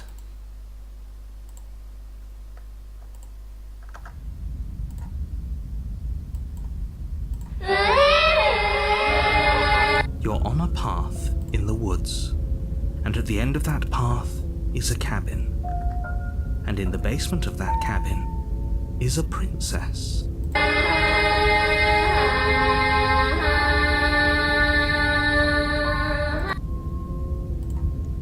You're here to slay her. If you don't, it will be the end of the world. Let's just proceed to the cabin. A warning before you go any further. She will lie, she will cheat, and she will do everything in her power to stop you from slaying her. Sorry. Don't believe a word she says. Yes, don't believe a word she says. Just go in, take the knife, and do what you're supposed to. Wink. Oh, hello, voice of the skeptic. It's first time we see you here. Did you just say wink out loud? No, I didn't. Wink. Wink. Just ignore this clown and focus on the princess.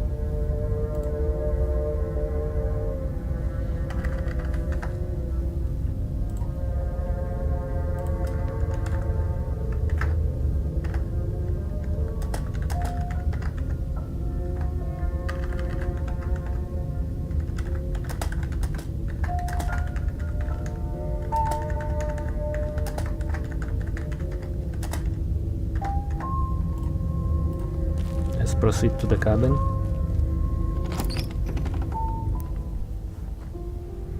The interior of the cabin is less a cozy woodland retreat and more like a dungeon. A few pathetic wisps of starlight attempt to illuminate the cold, uninviting stone walls, and thick, wrought iron bars barricade the windows, reminding anyone who enters that this is a prison.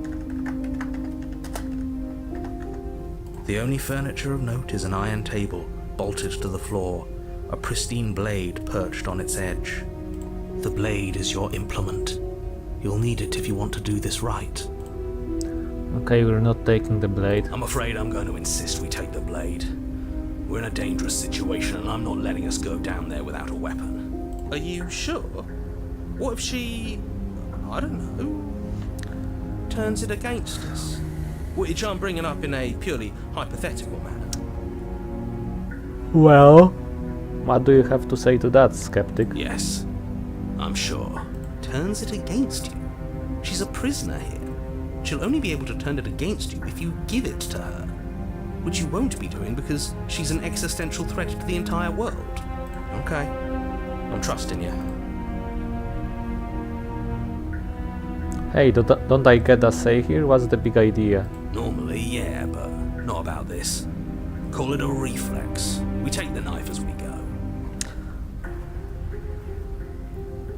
Okay, so apparently now we have some sort of weird ultra instinct activated by Skeptic, and we just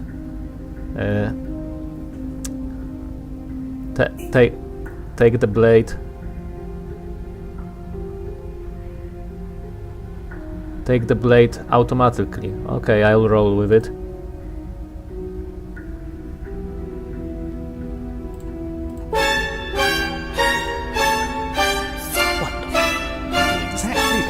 Sweeping the blade from the table before proceeding to the basement.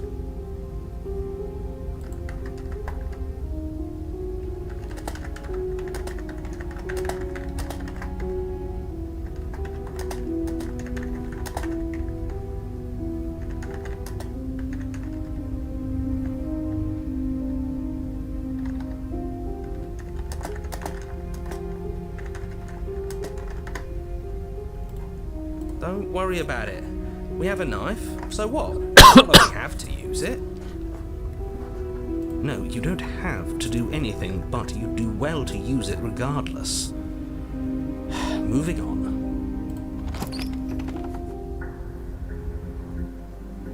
The door to the basement creaks open, revealing an old stone staircase. A few sputtering torches attempt to vaguely illuminate your path, dancing across glimmering patches of slimy moss on the stone steps. If the princess lives here, slaying her would probably be doing her a favor. Her voice, harsh but controlled, carries up the stairs. Is that a visitor I hear? Please, come downstairs. It's been a while since I've had company. I wonder what visitors she could be referring to. Are we not the first? You walk down the stairs and lock eyes with the princess. She looks up at you, the heavy collar around her neck clanking loudly as she moves, the chains binding both her wrists to the far wall, joining the metallic chorus as she adjusts her hands in her lap.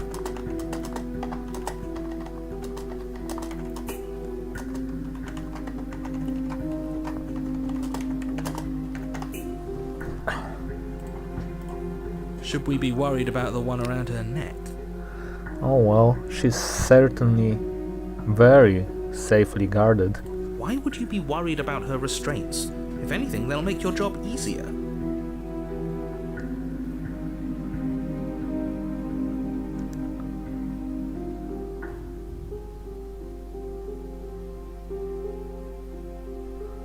Well, now I think of it, safely guarded actually rhymes with safe regarded, if you catch my drift.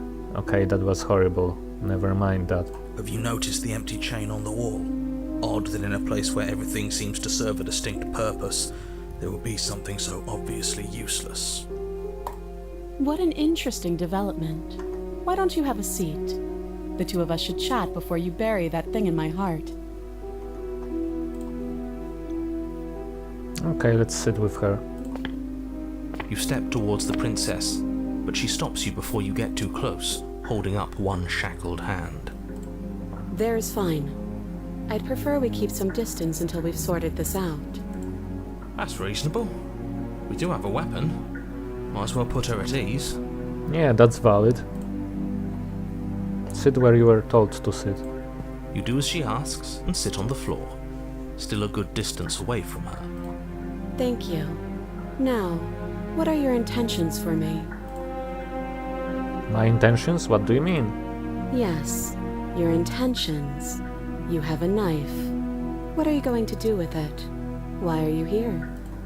There isn't a keyhole in these shackles, so I'm afraid my only way out is surgical removal. So I'm afraid my only way out is surgical removal. We will go back to this statement by her in a minute. Is she forgetting about the shackle on her neck? Or does she think she'd survive a beheading? You're right. Maybe she's delusional. All the more reason not to trust her. Unless she really could survive. Though I suppose you could just be here to kill me. But I don't think that's in either of our best interests.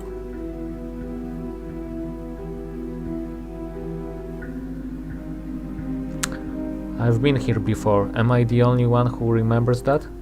Oh? Are we acknowledging that? I thought we weren't going to give away the game. But yeah, I remember. Okay, so clearly she's aware, I mean obviously, by the recent events that someone's here with us, and she simply didn't want to give away the game. And going back to her previous statement about only being able to, her only way out being surgical removal, there's actually a slight difference in dialogue. If you first tell her that you've been here before, then ask her what does she mean by your intentions, then she will answer, instead of her only way out being surgical removal, she will say her only way out is another surgical removal. So she will acknowledge the events from both of you yours previous lives. So in short, the dialogue varies depending whether you've already acknowledged the fact that you've been here before. So you've already been here.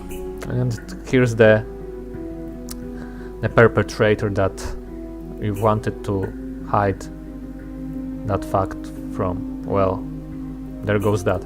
As much as I would like to remain in denial, it's no use. This has complicated things. It's complicated things how, exactly? Ideally, this was supposed to be one and done. You go to the cabin, you heroically slay the princess, and in the process you save the entire world from being damned to oblivion. The situation right now, where you're getting a second shot at things, is a contingency. Contingency, huh? What an interesting choice of words. A contingency for what? For you failing, obviously. And you being here means that things are going to be a lot harder than they were. I really shouldn't say anything else, I'm just going to make it worse. Just good luck. If you knew this could happen, why didn't you tell us? All of this is incredibly valuable information. It would have changed our actions considerably. I needed you to be in the dark for as long as I could keep you there. It's important. Necessary, even. And maybe I wanted to be the first version of me that you met. I didn't want to be confronted by the alternative. That's pathetic. I never said I wasn't. Well, that's actually kind of sad. I feel sorry for the narrator. I pity him a bit. I get it. It would be pretty upsetting, wouldn't it? To know that you might not be the first version of yourself. At least we can remember what happened before. Seems like we should count ourselves lucky for that. Exactly, he gets it. You're lucky, so don't waste that luck by messing it up again. Alright? Moving on. Why is it important for us to be ignorant? How is it ever helpful to be in the dark? The more I say, the more your mind will swim into dangerous waters. Even saying that is too much.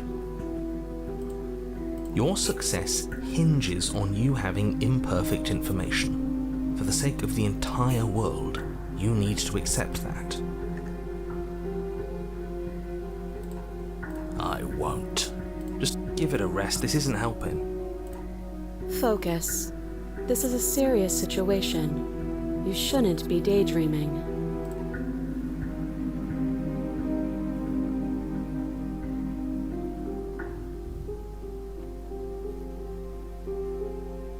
That other chain on the wall, who is it for?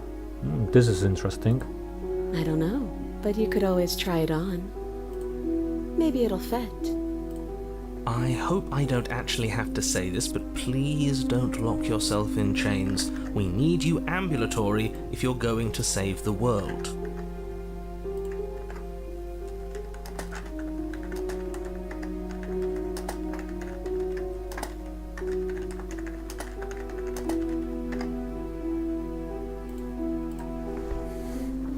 Okay, we're going to inspect the shackle now. I wouldn't do that if I were you. And why is that? Do I even need to explain myself? It's a shackle and it's one without a key. Do you want to be stuck here like she is? And what? Is it going to lock the second we put our wrist into it? I don't know. Maybe it will.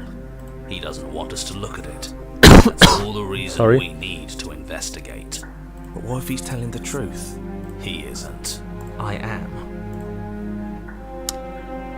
Inspect the shackle. Against your better judgment, you approach the chain dangling from the far wall. The princess watches you with faux disinterest as you inspect it, though she can't fully hide her curiosity. I don't want to say what I'm supposed to say next. What is that supposed to mean? It sounds bad. Is it bad? Yes, it's bad. Come out and say it then. You're just wasting time. Fine. As you hoist the shackle, its heft shifts within your grasp, as if pulled by some odd magnetism. Before you can so much as blink, it practically leaps from your hands, snapping around your neck. And, as if your situation weren't bad enough, the same magnetism repels your blade, which is flung from your hand and sent skittering across the floor of the basement. Well, it happens. Excuse me? The prince is sitting there like, what does this fool think he's doing? Yes? Are we stuck here now? Yes. Huh, so it does fit. And I guess it doesn't like your knife. We're stuck here together, aren't we? That's funny. What are we supposed to do now? Can't even cut ourselves out. Guess we'll starve. That's horrible. It's not all bad. We learned a valuable piece of information. Not to touch things we're specifically told not to touch. No, that there's something special about this loose chain. It's clearly important. So we're both stuck here. Yep. What should we do? Wait, I guess. Maybe something else will happen. Maybe not.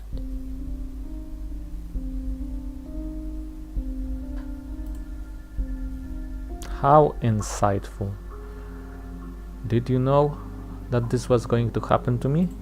No. Hey there, Rosaline. I'm good. How about you?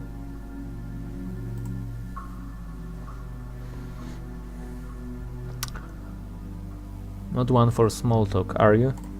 Nope. Nope.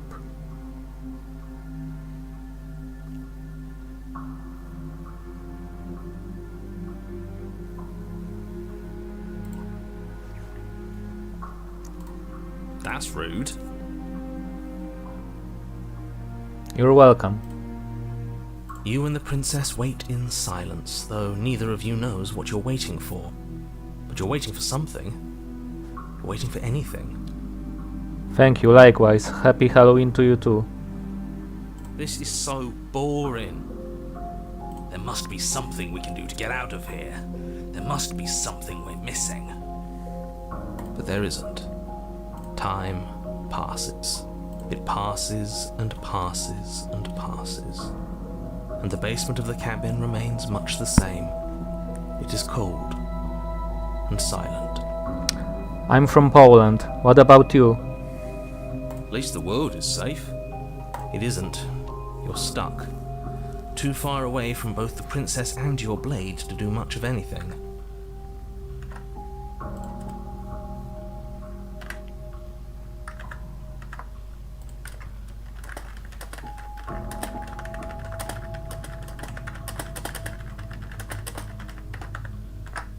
But she's not ending anything. She's just sitting there.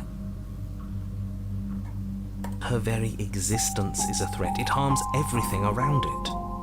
How exactly does that work? It just does. But your line of questioning is interrupted by the passage of even more time. And after that, even more time passes again.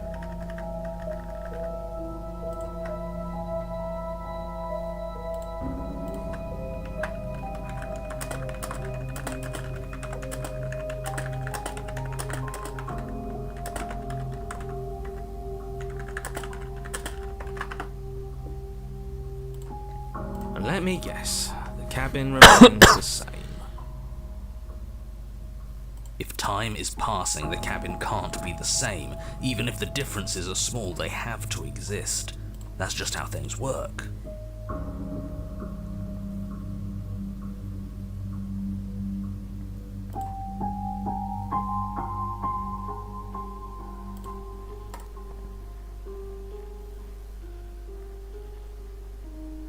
I suppose you're correct. Things are changing. The differences are small at first, a bit of weathering here, a bit of erosion there, but then they get larger and larger. Okay, so I suppose the skeptic here is onto something. Notice how he defied the narrator's tries to like keep them in place here by questioning the laws, the very laws of reality, like the passage of time, the cabin not being able to stay the same. Hey, have you noticed the basement changing? I don't like small talk, remember? Yeah, she sure doesn't. Still rude.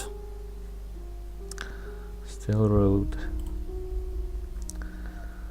Continue to wait in silence. You continue to wait in silence, and the cabin continues to change. The decay comes faster now. You can see earth through holes in the stonework, can watch lichen spread along the seams of the walls. That doesn't make sense. Has our entire concept of time changed? What happened to starving? We should have died by now if the rocks around us are starting to erode. That's some very interesting points there, valid points there, skeptic. And also I would like to remark here, take the opportunity to, although I'm obviously not an opportunist, the opportunist, or the voice of the opportunist, well, whatever, let's not get sidetracked with unnecessary digressions here, shall we? So moving on, I wanted to remark here, remember how I was saying that the damsel path and the witches and thorn's paths are like intertwined with one another, each other, and you can see some parallels here as well, like the damsel and the prisoner for me are like distinct parallels of each other. Like the damsel is this, like, you know, happy ending when you get your princess. She's all cheerful, chirpy, happy like,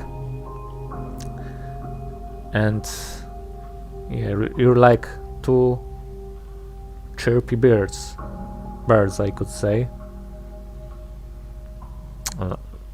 lovebirds one could even say.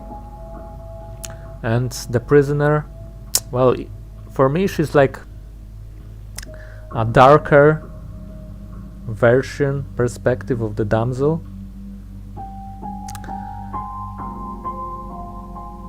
It's like more melancholic, but she's also obviously like maybe not more intelligent, or maybe I would say that, because like damsel is really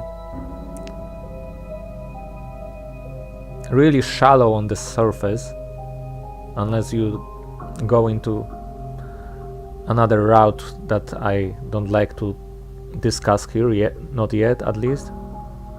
But yeah, prisoner is like, she's cautious, obviously, she's wise, and you can see she's cunning by how she didn't want to give away the game unless we, the hero of this story, told her that bit of information. She wanted to keep it hidden from the narrator.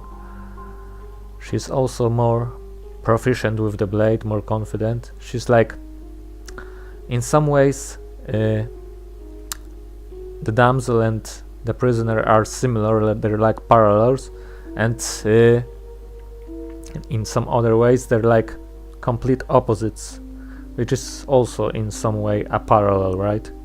So yeah, if I wanted to like make a chart based on the routes here, the three, like, I would call it major central points of the game, because I think if someone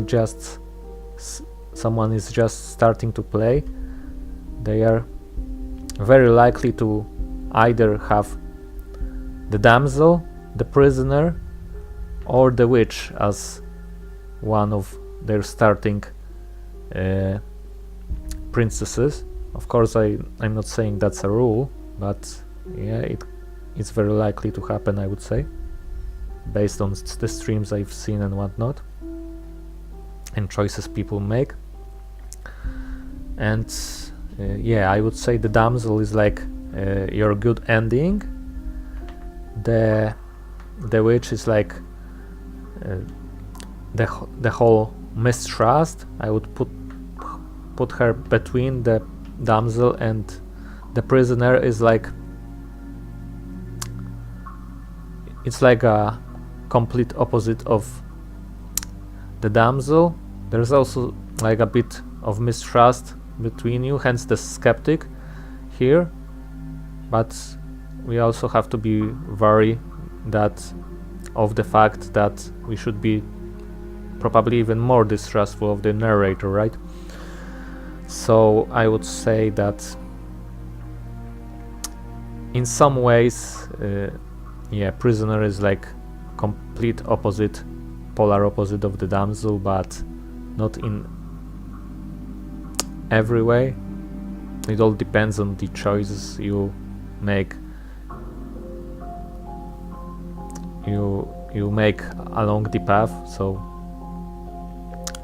yeah, that's the insight I would like to share here. Obviously the same goes for the witch, but yeah, I think that these three routes are very closely intertwined with each other. She hasn't starved. And yeah, she obviously hasn't starved, and we already know why. I guess she hasn't.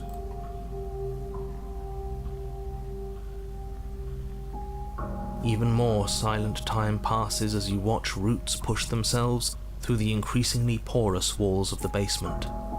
Dirt seeps inside, flowing across the stone floor like a liquid, covering the ground and threatening to swallow you both. Time continues to pass, and pass, and pass. And another interesting thing to remark here is the fact that this route, which starts by you taking the blade, actually answers hero's question from the beginning of the damsel's route, or just to put it simply, talking to the kind princess in chapter 1. Because if you remember, if we don't pick the blade in chapter 1, we can actually ask the princess what has she been eating and how she didn't starve. And we don't get the same question if we take the blade, right? But if we go to chapter 2, the prisoner, which happens as the consequence of taking the blade, and we decide to lock ourselves in shackles with her, unwillingly or not, that's irrelevant here. we can discover in this route by skeptic's inquiries and his skeptical nature that the princess hasn't starved despite the passage of time. So it actually answers our question from like the other opposite part of chapter 1, which is also, like, I would say it's really intertwined with the other, like the damsel's road and the other part of chapter 1.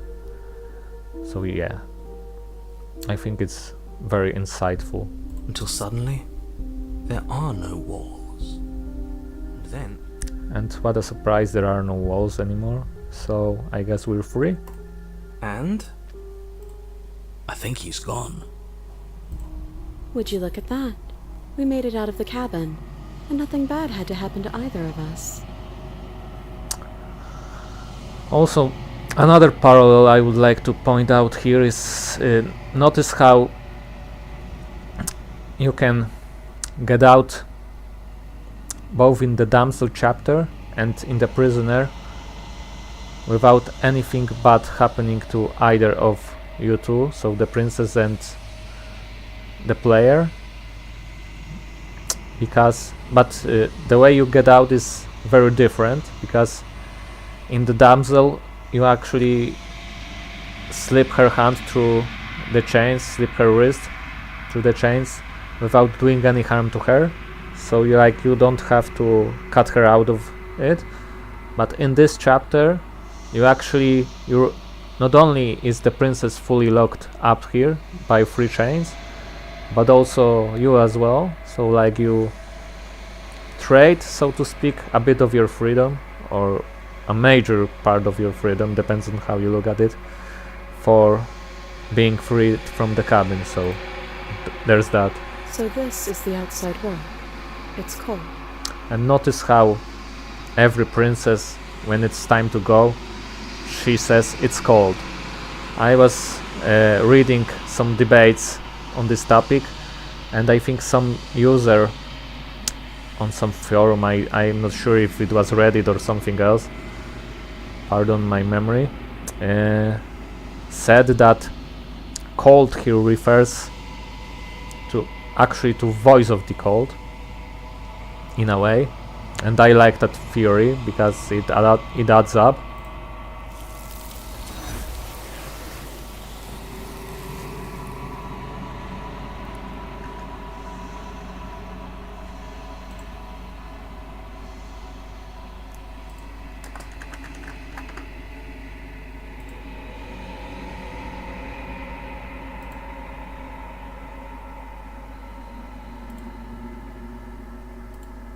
She's gone. Where did she go? Should we try and find her? And is that a mirror? Why is it here? Why now? It's going to be okay, just trust me. We've been here before and you always get scared. But it feels so bad. Like looking into it right now is going to be the end of everything. You're right.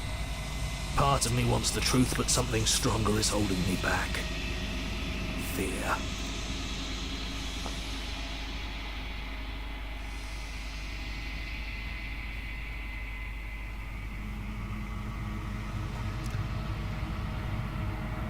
I'll see you on the other side. It's going to be okay. Okay. Feels too good to be true. Sorry for skipping, but we've already heard that dialogue from the hero countless of times already anyway.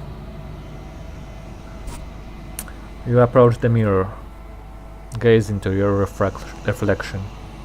Silence as you reach forward. They're gone once again. The mirror always makes them leave, but you need to see what's in it. You've unraveled. You find yourself in the long quiet once again.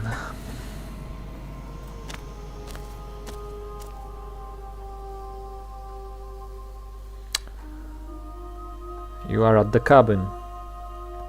I also like the fact that this ever increasingly soul-soothing melody. The song here is ever so slightly changing depending on which time, which route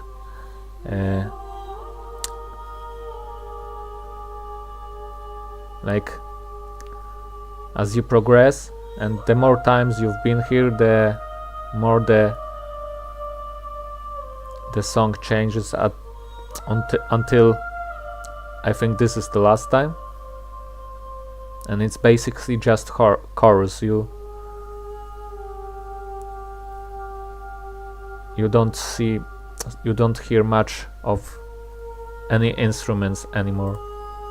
It's so beautiful, like it's being deconstructed. There's a world beyond the endless walls of the long quiet. We're supposed to be there. Which, if you think about it, fits with the theme of the princess herself being deconstructed or reconstructed.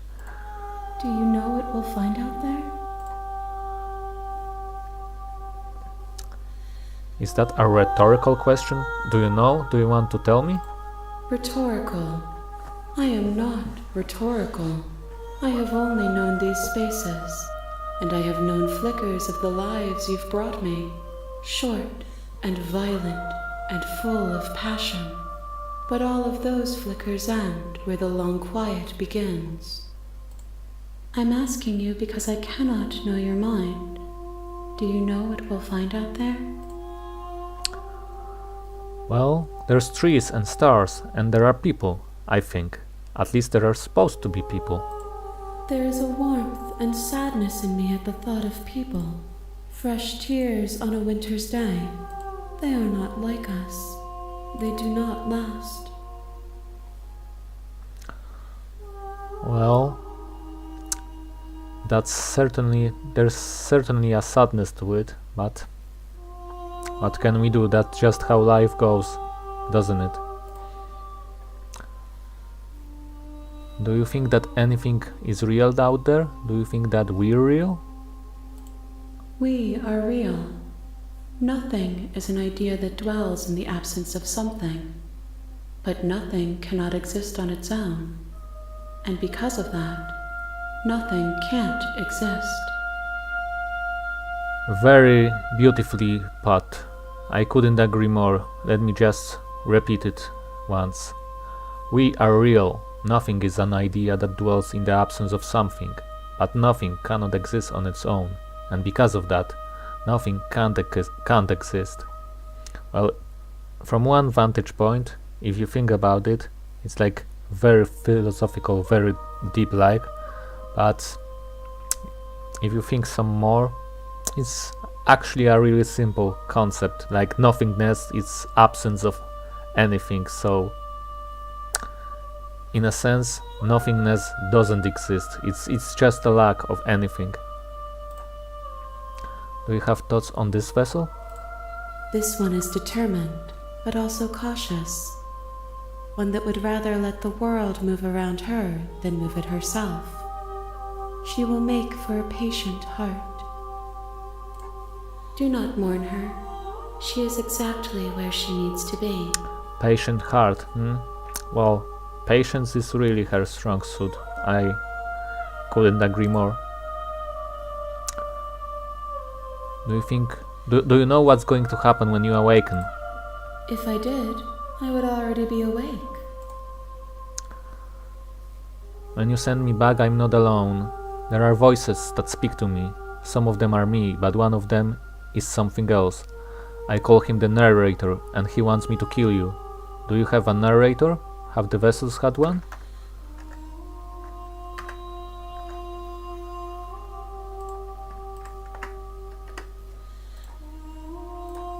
No, their thoughts are quiet. Do you think your narrator lives in the spaces beyond? He does. I don't know why, but I know this for a fact. He does. He does. And I don't know what I'm going to do when I find him. He does, and when I find him, when I are finally going to have answers. He does, and when I fight him, I'm going to kill him. He does, but you're going to keep that to yourself. Okay, so normally I would pick any other answer here probably, but since I already know her answer to this, I'm going to pick this one, even though I obviously wouldn't want to kill the narrator. I just find him to be misguided poor soul, so to speak.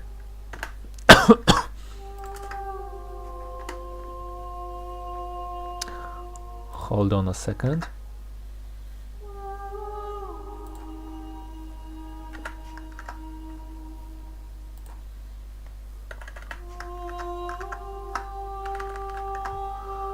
Okay. If he drives you towards my destruction, then he is steeped in delusion, for he does not know me. Just as I hold compassion for you, and you hold compassion for me, you can hold compassion for those who have wronged you. Oh, hi Kick Show, thanks. I appreciate it.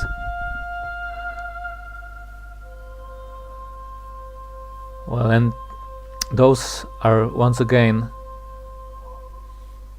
ones of the most beautiful lines that the princess speaks to you in this game.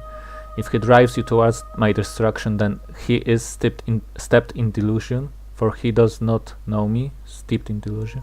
Just as I hold compassion for you and you hold compassion for me, you can hold compassion for those who have wronged you. And it's just a way of life, isn't it? Like, you know, sometimes people wrong us and sometimes we are angry with them, but isn't it better to just let it go? Of course, that's almost always easier said than done, but oh boy, what can you do, right?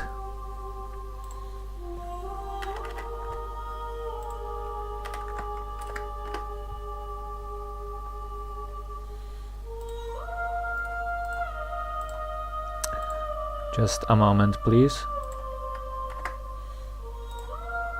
I'm going to check something real quick.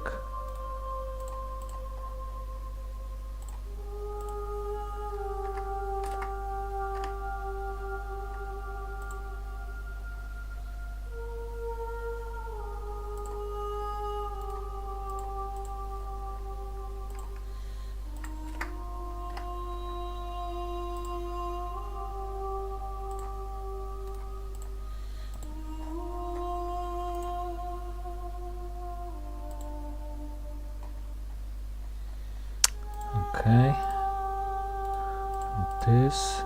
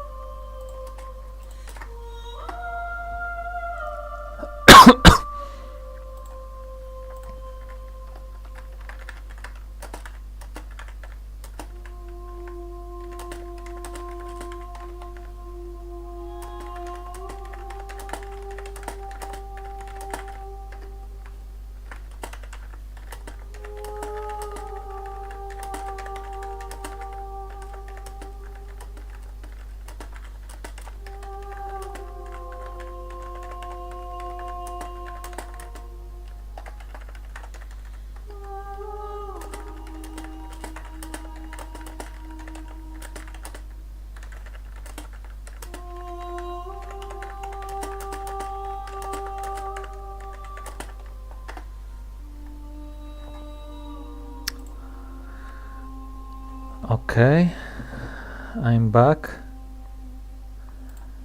and yeah, as I was saying, these are some strong words right here from the princess, the entity, and this response is also one that you can only get if you've been kind to the princess. Because if you haven't been kind to her, her response will be actually more like destructive. She won't tell you to hold compassion for others, even the ones who may have wronged you. She will just talk about his, and by his I mean the narrators here, destruction here or something like that. I would have to look it up because I forgot, in all honesty, how the exact dialogue goes. So yeah, there's that.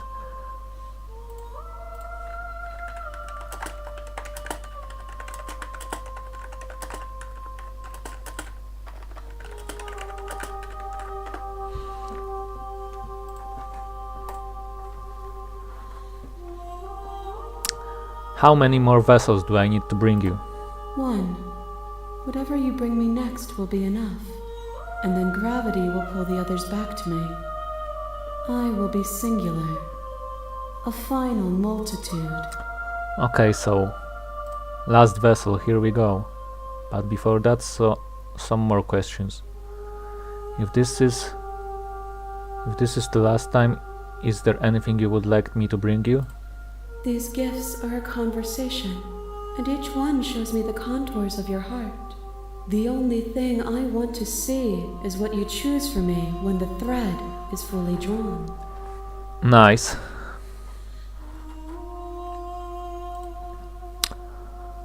Okay.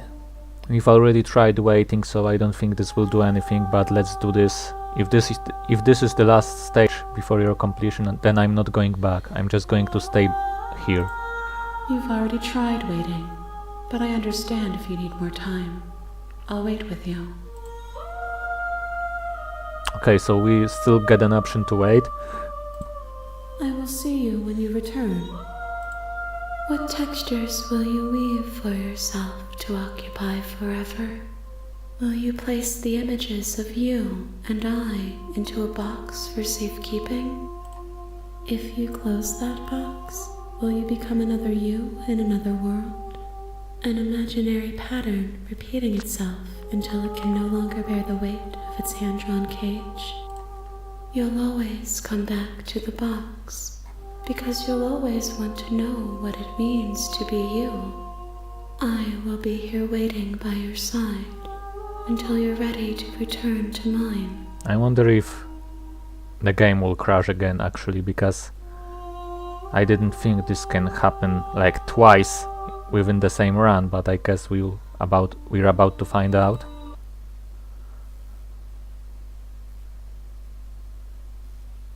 Okay, so it is possible that it does happen twice within the same run. Very interesting indeed. Let me just go back right into it.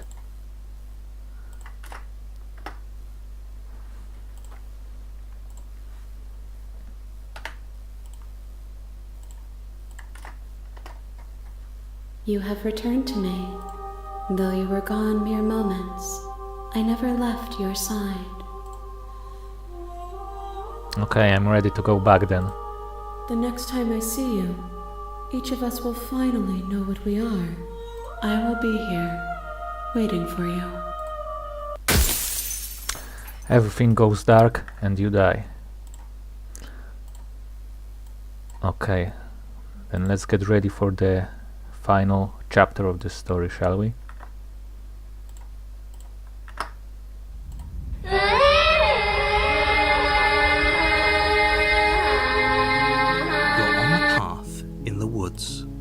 And at the end of that path is a cabin. And in the basement of that cabin is a princess. You're here to slay her. If you don't, it will be the end of the world.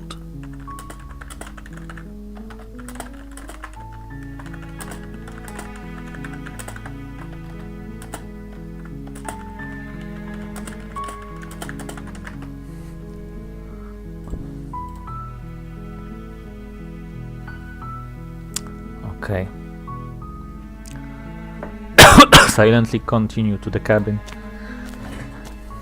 You make your way up the short path to the cabin. You'll find the princess within. A warning before you go any further. She will lie, she will cheat, and she will do everything in her power to stop you from slaying her. Don't believe a word she says. We're not going to go through with this, right? She's a princess. We're supposed to save princesses, not slay them. Ignore him. He doesn't know what he's talking about. Proceed into the cabin. Proceed into the cabin. The interior of the cabin is almost entirely bare. The air is stale and musty, and the floor and walls are painted in a fine layer of dust. The only furniture of note is a plain wooden table. Perched on that table is a pristine blade. The blade is your implement. You'll need it if you want to do this right. Let's take the blade. You take the blade from the table. It'd be rather difficult to slay the princess and save the world without it.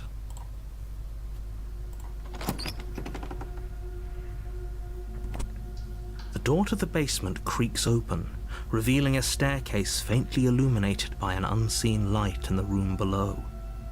This is an oppressive place. The air feels heavy and damp, a hint of rot filtering from the ancient wood. If the princess really lives here, slaying her is probably doing her a favor. Her voice carries up the stairs. Who's there? She sounds dangerous. It's almost as if she's the one in charge down here. Don't let it fool you. It's all part of the manipulation. Hey, I think I'm here to kill you? Oh, are you now? Why don't you come down and let me take a look at you?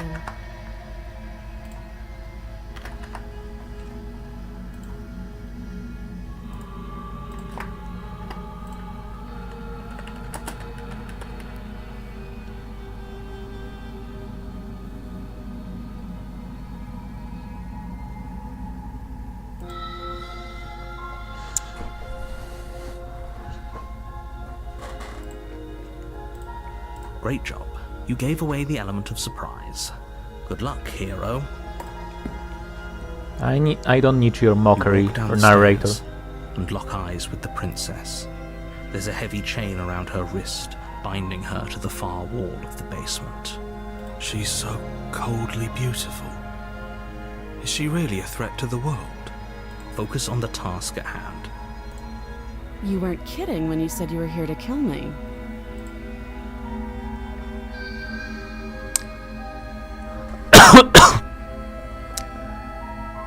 Yeah, it wasn't a joke.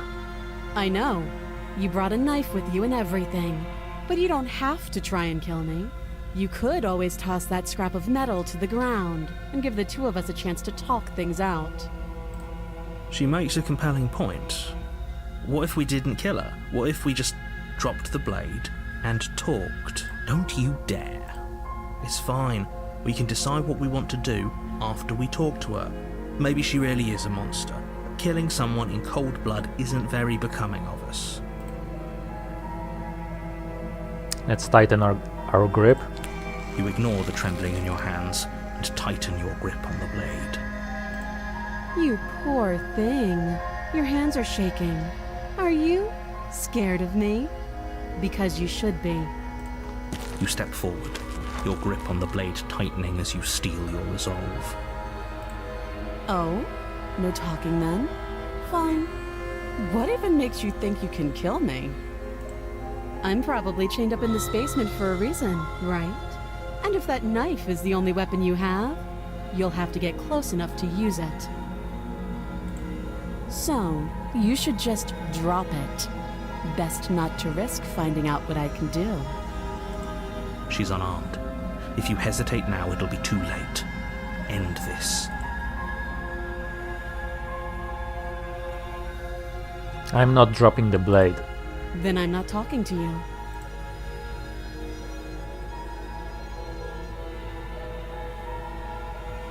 Fine then, I guess we're at an impasse. I guess we are. For the love of everything, just slay her already. Or drop the blade. Do something. Are you sure you don't want to talk? Yeah, I'm sure.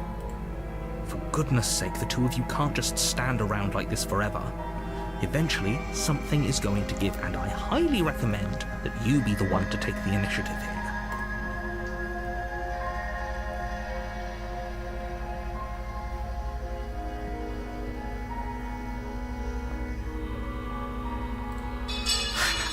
The blade tumbles out of your trembling hands and drops to the floor with an unceremonious clang. Thank you. Maybe now we can just talk. Against your better judgment, you step forward to speak with the princess face to face. Unarmed. We'll be fine. I don't know what you're hoping to accomplish here, but I can assure you there's no reasoning with her. Just make sure you don't forget about the blade on the floor. You're going to need it. So here we are.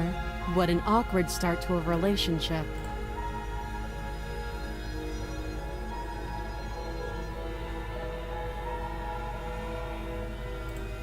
Do you? Do you know why I'm here to kill you?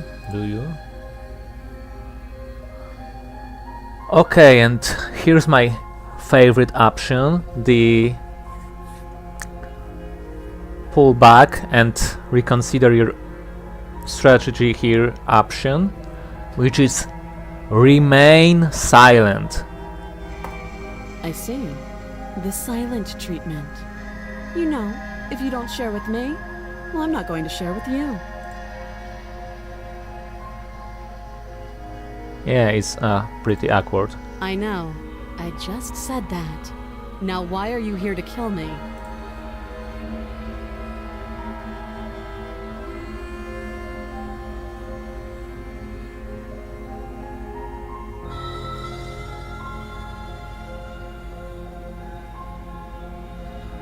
Do you know why I'm here to kill you? She was just threatening us a second ago. Am I the only one here unnerved by that perfect little laugh? I'll take that as a sign that you're finally coming around to reason. I have no idea. To be honest, I don't even know why I'm down here, or how I got here. I was kind of hoping you might be able to shed some light on the whole situation.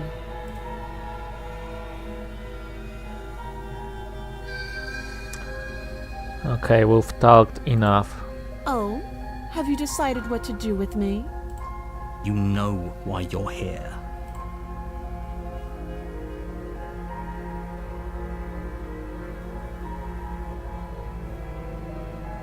Slay the princess. Doubt, unfortunately, clouds your thoughts as you attempt to run her through. A moment of distraction and hesitation is all she needed to sidestep your thrust and deliver a catastrophic blow to your jaw. It feels like you've been hit with a sledgehammer. You can feel bone grinding on bone where your jaw has been fractured. Holy shit, that hurts! Though she's unarmed, the shock of that first strike is enough to stagger you, putting you and the princess on somewhat equal footing. Your blade slashes through the air again and again, and her fists connect with your body as many times or more, each impact as heavy as that first bone-crushing hit. We can still turn this around.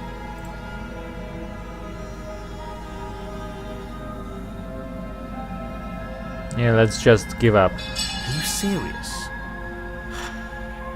As internal bleeding sets in, the blade falls from your trembling hands, clattering to the ground uselessly.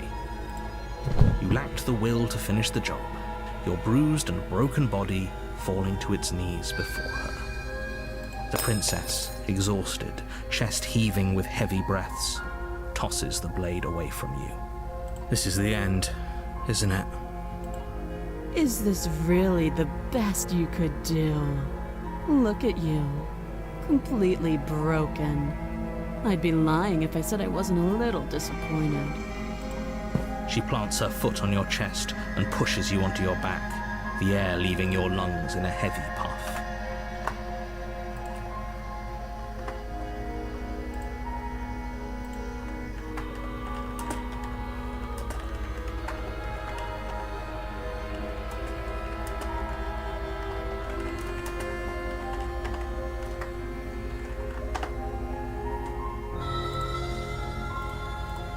And then she brings her knee to your throat.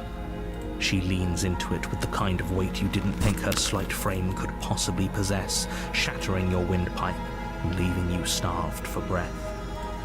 It's too bad. I was looking forward to some company.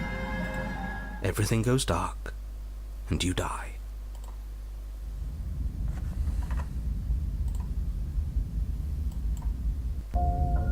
You're on a path in the woods, and at the end of that path is a cabin.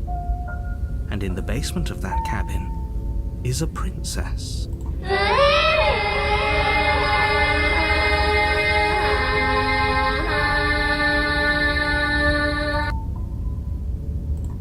You're here to slay her.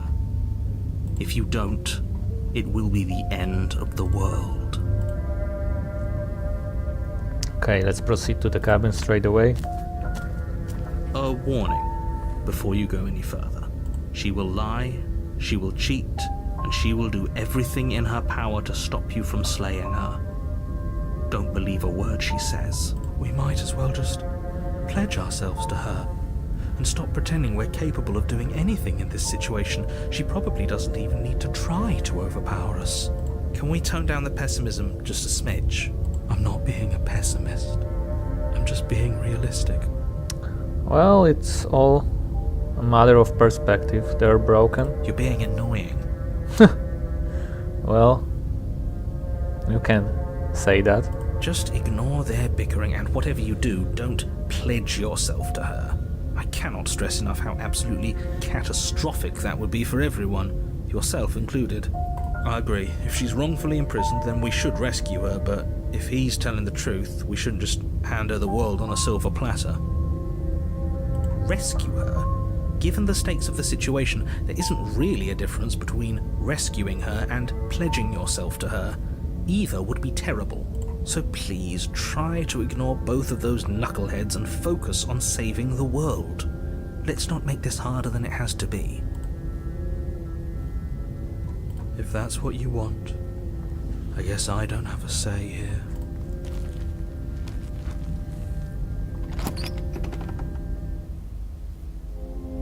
The interior of the cabin is larger and more grandiose than its humble exterior would suggest. The only furniture of note is a massive marble altar with a pristine blade perched on its edge. The blade is your implement. You'll need it if you want to do this right. Why do we feel so small? We don't feel small. We are small. Okay, let's take the blade. You take the blade from the altar. It would be difficult to slay the princess and save the world without a weapon. Let's enter the basement.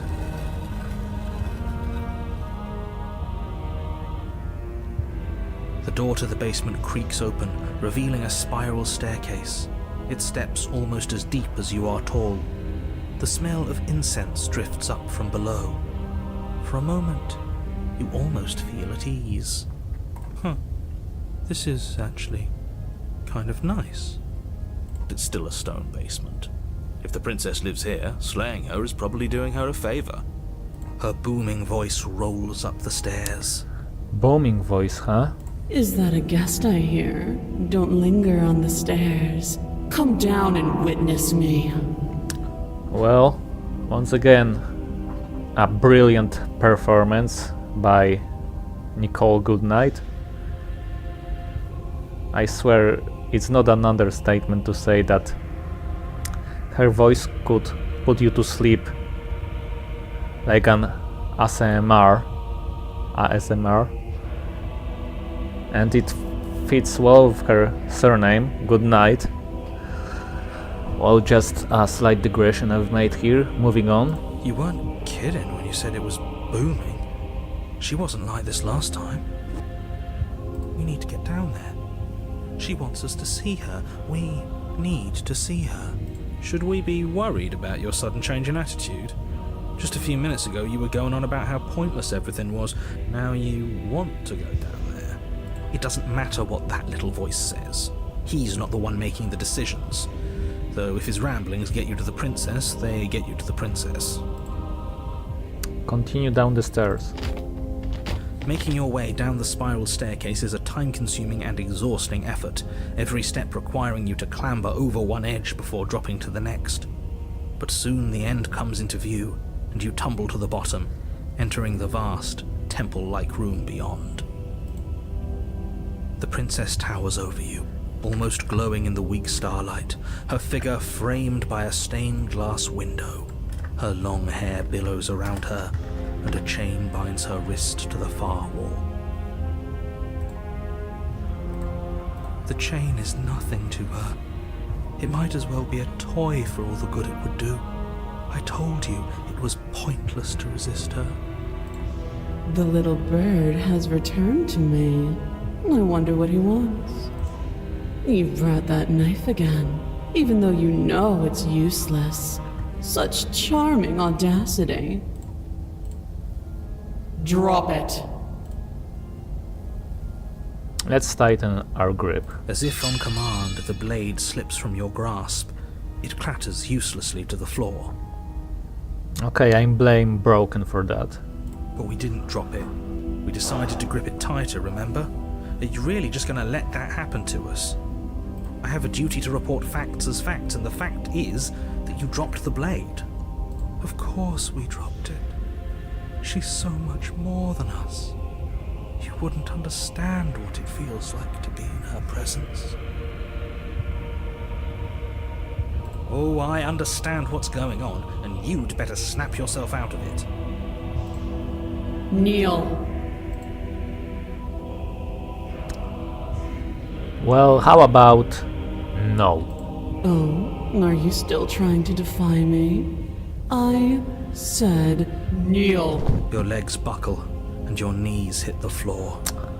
Ouch. I guess she's hit me with the force. Well, there's no arguing with that, I'm afraid. That's my good little bird. Now, why don't we talk?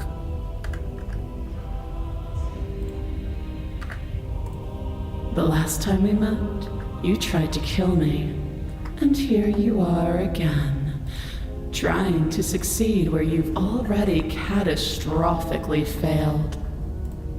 What draws you back here beyond the empty halls of death? Speak. The last time we met, nobody should have met her before this. You should be the first. You're the only one I'd trust to deal with her. Then you shouldn't have trusted us. There was nothing we could do to stop her then, and there's nothing we can do to stop her now. He's being melodramatic, but you've been here before, and she absolutely destroyed us. What are we even supposed to do to stop her? That's worrying. Whatever you do, don't tell her why you're here. It's best not to give her any ideas. Remain silent. Do you think holding shut your beak is enough to stop me from prying it open? Do you think your skull can save your thoughts from being seen? You're less broken than I thought. Perhaps you need another lesson in submitting to your betters. Pick up that needle. Do it. It's what she wants. No objections here. Don't know what she's planning, and I don't like that we don't know what she's planning, but we might as well pick up the blade. As your eye falls on the blade, you feel a weight. Some divine hand that sits unperceived by your senses, but that manages to push you towards its desires like an unseen puppeteer. Oh well, I guess we can't do anything else. Pick up the blade. You reach forward and grasp the blade. Stand. This one's easy. See? This isn't so bad. Well, let's not celebrate yet, shall we, Broken? Okay, yeah. We can do that. We were probably going to stand anyway. You Stand. can feel a creaking tension between body and will as you slowly rise to your feet, like two foes forced into an unhappy truce. The princess eyes you with soft contemplation. The moment seems to last a lifetime, the silent anticipation of what's to come dragging out the long, painful seconds. But all silences are broken eventually. To define me is to claim we stand on level ground. We do not. You are quiet shadow, while I am brilliant radiance. Take that knife in your hand and slit your throat. What? You don't have to listen to her. You're armed. Just steel your nerves, step forward, and end this. End this, well, I don't like this. I have a very bad feeling about this. Oh, we'll end this all right. Your hand lifts the blade and brings it towards your throat. Okay, I apologize for the unclear language. End her. Well, I blame both Broken and narrator her now.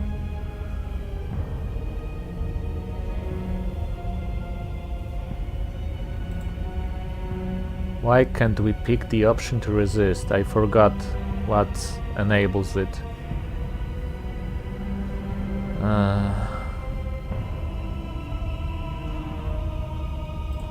Your body is sluggish and unresponsive, actively fighting against you, but you do your best to stagger forward. One step at a time, you move towards the princess. Slitting your throat would have been a mercy, but it seems you're in need of a harsher lesson. Plunge that knife into your lungs. I'm sorry. Don't! As you take another step forward, the blade digs into your ribs, slicing through flesh with ease. It somehow feels like an entirely natural thing to do, while the simple act of walking has become an arduous impossibility. Then it slides back out, the wound burning as a small hiss of air escapes through the fresh orifice. Blood fills your lungs. Now, do it again. Keep doing it until I give you permission to stop. Those are just words. You don't have to listen to her. It's what she wants. You, heroic one, what are you doing? Don't just let this happen. Stop him from killing you. I'm on it. Your other hand locks around your wrist, struggling to keep it from perforating vital organs. But the blade still flails towards you, managing to slice bits of skin that plop to the floor to join the growing pile of blood and gore beneath you. Despite the pain, you manage to keep yourself in one piece, at least for now. What a pitiful display. A wounded little bird, thinking it can defy a god. It doesn't have to be like this. It doesn't have to hurt so much. You can choose a gentle end. You can choose to leave that punctured vessel for the next.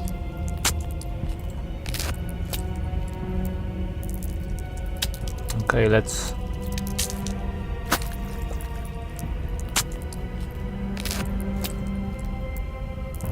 slay ourselves. No, you can't just give in. Not when the stakes are so high. Your body and its renegade hand freeze in place until you get a hold of yourself. You're shaking. It's pointless to resist.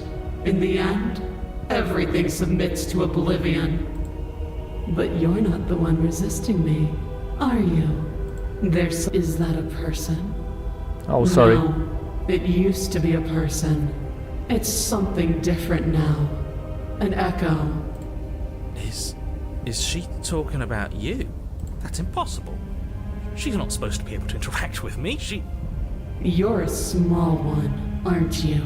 A shriveling little worm stretched beyond its limits, trying to control things that it can't understand. No. What are you talking about? I don't care what you are. You're mine.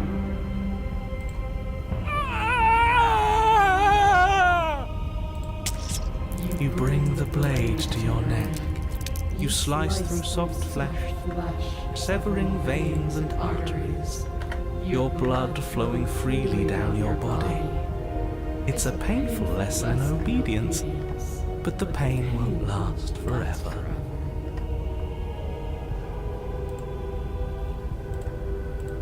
No.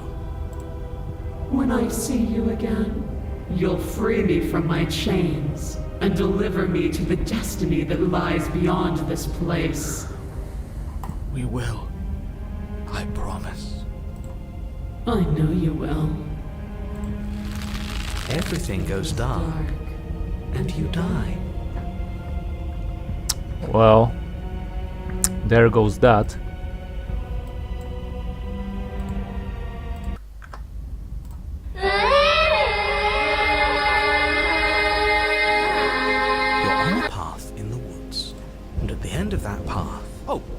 guess, and at the end of the path is a cabin. Oh, Contrarian.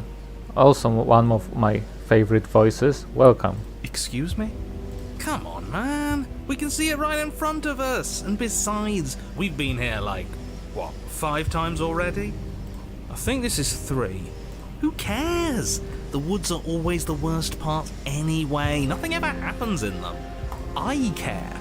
Every single time you've been here, it means an entire other reality has been damned to oblivion. One reality is already an incalculable loss.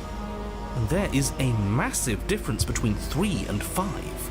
Feels like the numbers getting thrown around here are too big not to be abstract.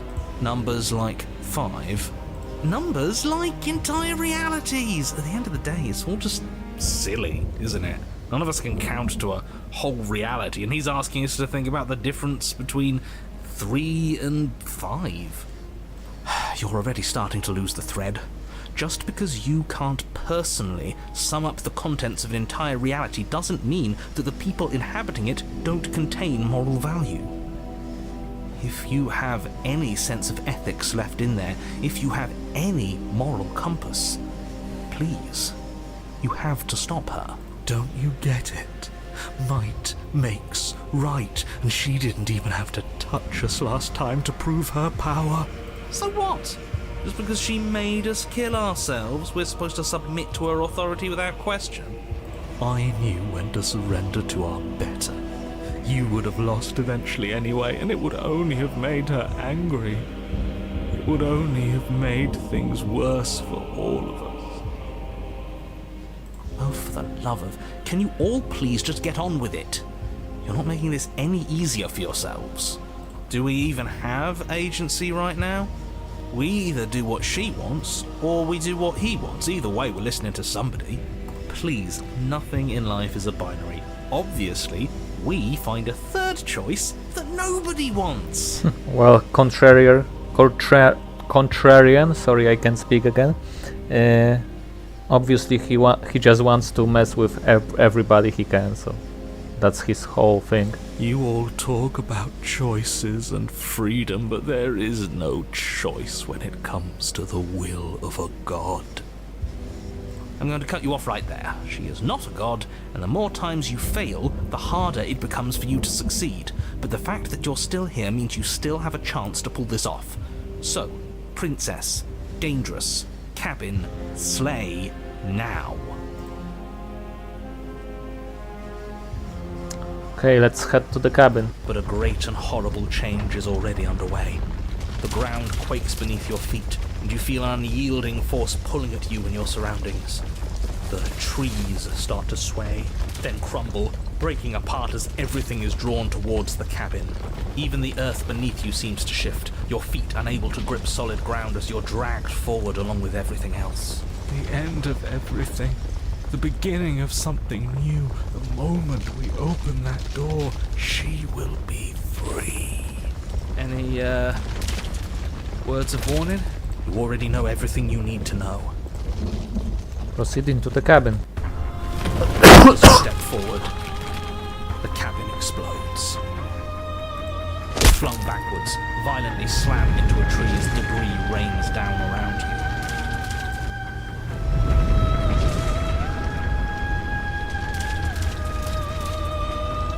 You watch in paralyzed awe and terror as the princess emerges, her body unfurling from some vast space as she stands upright to face you. The world bows to her. The ruined landscape shifts, trees and stone and the ground itself succumbing to her gravity, orbiting her like a great black hole. Finally, the little bird has set me free. This is always how it was going to end. And this is always how it was going to begin.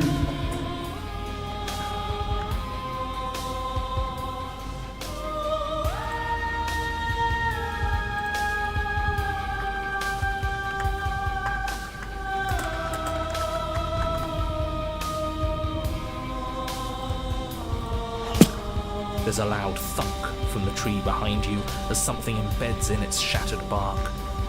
Your pristine blade. It's now or never.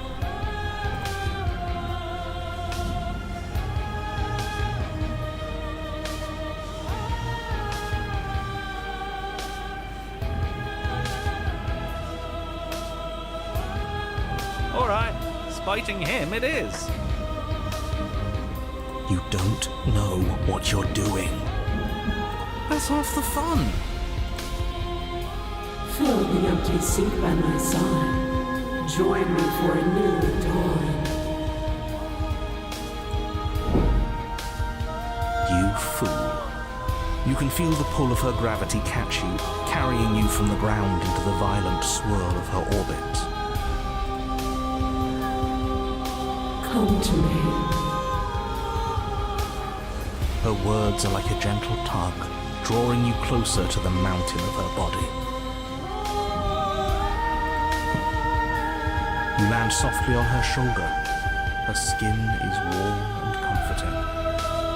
This really is the end. Is it the end? We're still here.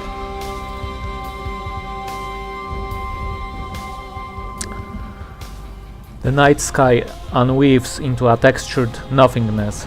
He does not respond. Everything is gone but us and her. This is her power. This is where we're meant to be. He's really gone. Huh, that's unexpected. But he would have said something by now if he were still here. Right? Yeah. Never knew when to shut up, that one.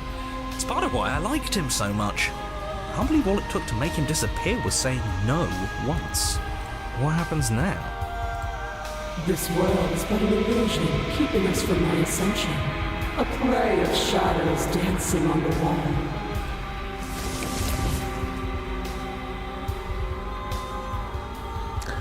The princess reaches forward into the textured nothing and buries her fingers in its divine flesh. Her touch is soft. The flame may be snuffed, but the wall remains.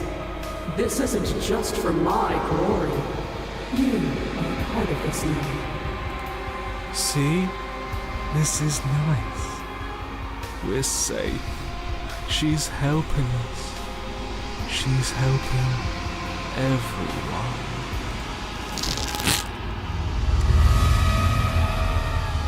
Her grip tightens and somehow you feel it.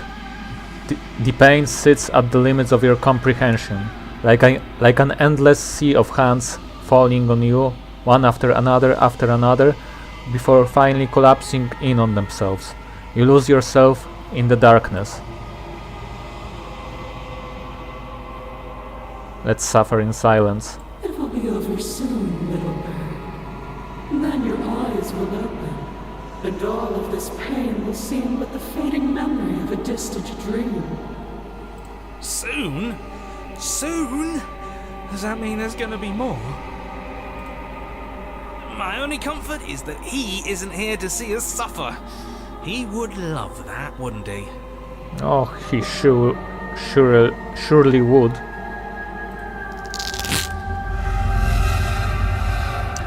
The textured nothing is ripped open, and with it you are ripped open. Amid a sea of dissociative pain, you can feel everything that is you pouring out into the ether. And you feel something else too. Anger. I need to lash out and hurt that which is hurting you. Yes. Hurt her. Do something, anything, to make it stop. No, if suffering is what she demands of us, suffering is what we'll give. Why would I doubt our God?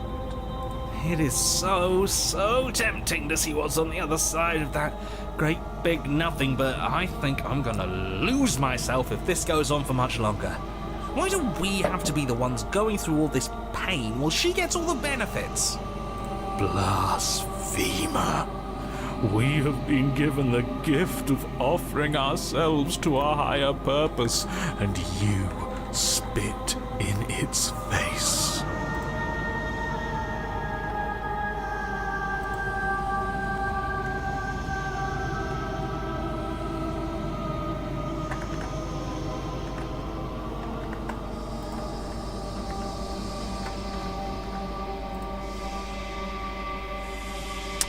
Suffer in the darkness alone. You continue to lose important pieces of yourself. The memories of entire lifetimes lived fade away into a space where your only recollection of them is that something used to be there. You die and are reborn, and die and are reborn, shrinking and shrinking again and again until there is no you left to die or shrink. You've done so well, little bird. Behold the fruit of your anguish.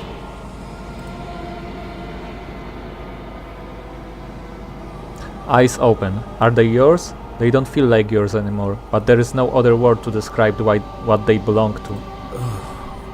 Where are we? Does it even matter? Here, there, it's all the same. You're all starting to sound like me. Sorry. Your vision focuses, revealing what has been done. The world has opened up, and beyond is something beautiful. Oh. What is that? I think I want to be there. It's where we're supposed to be. Can we come back if we go there? I don't want to go there if it means we can't come back.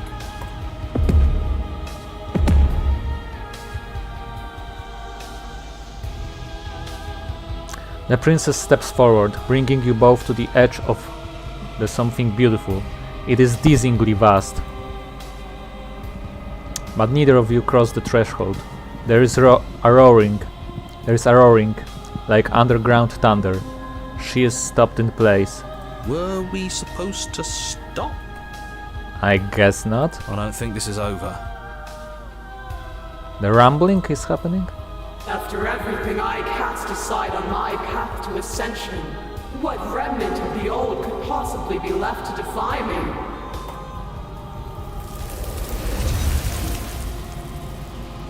You look down. At the princess's feet rides a shifting mound, a mass of hands clambering over each other, crawling their way up her body. They start to pull.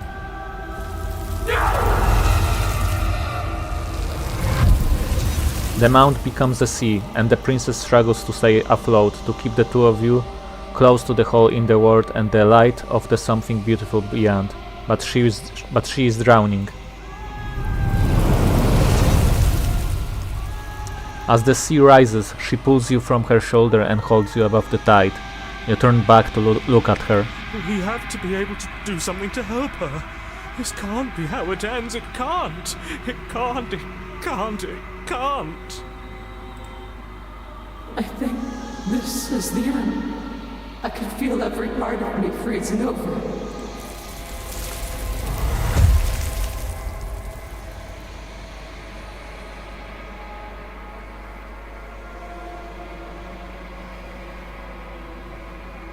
Hands reach over hands, pulling at her face, dragging her down into their frigid depths. She is tired, and life fades from her eyes. You have been the only thing I've ever known to show me grace. I am sorry if I have not shown you the same.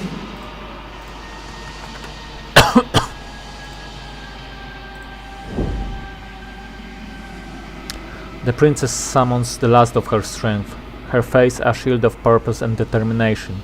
In her final act, she hurls you towards the hole in the world, towards the something beautiful beyond. Fly, little bird. No. No. I don't want to be somewhere she isn't. It would always be dark without her. It's what she wants for us. But can we make it? That's the question, hero. Guess we will find out. Of course we can. We can do whatever we want. And I believe in her. But the hole seals before you can make it to the other side. If there is a time to bask in what lies beyond, it is not now.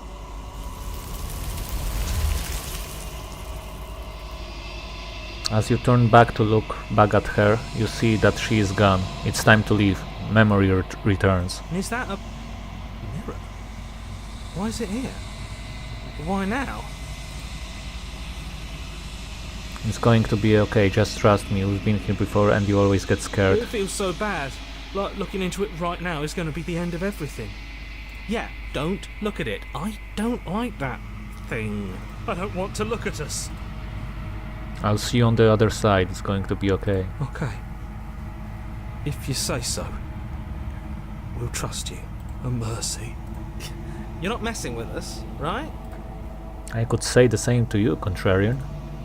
Aren't you messing with us? You approach the mirror. Gaze into your reflection. Silence as you reach forward. They're gone once again. The mirror always makes them leave, but you need to see what's in it. You are nothing at all. Notice the cursor change? But that isn't right. You can't be nothing. You refocus your gaze and then you see it. A figure, fine and veiled in shadow, just beyond the reflection. Are you me? I think you know what I am. Well. Who we have here is the narrator himself.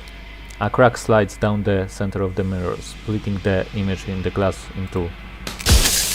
And then another crack forms, and another, turning the mirror into jagged shards of broken glass.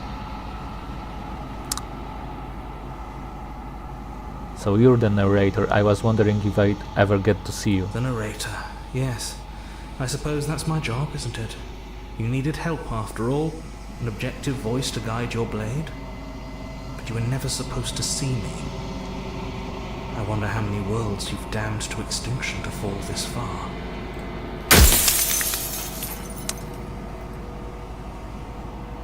I have so many questions for you. Then ask them, and make it quick. I won't last for long now that you can see me. Okay, so as you can see, we have limited amount of questions.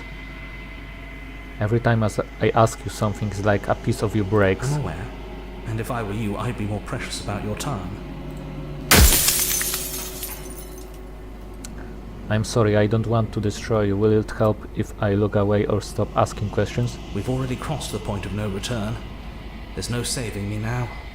Not that there's ever been much of me to save.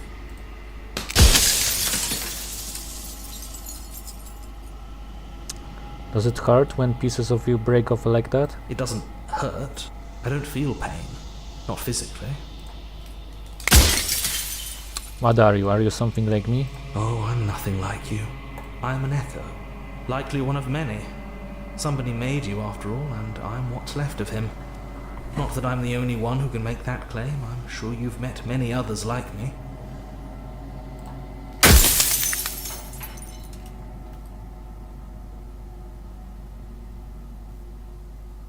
If you made me, then what am I? You're the long quiet, the god I made to rid the world of death.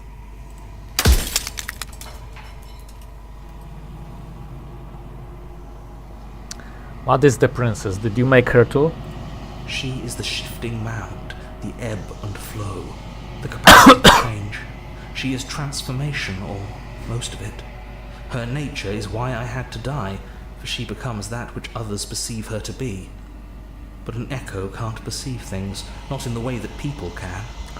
Well, the shifting mound, so it's her official true name, or simply put, Shifty, how fanbase call her by her pet name, Shifty. So I tucked a part of myself into the folds of this construct to guide you.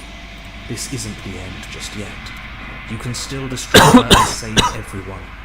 You were made to do this single task, and you will still have a chance to fulfill your purpose once I'm gone.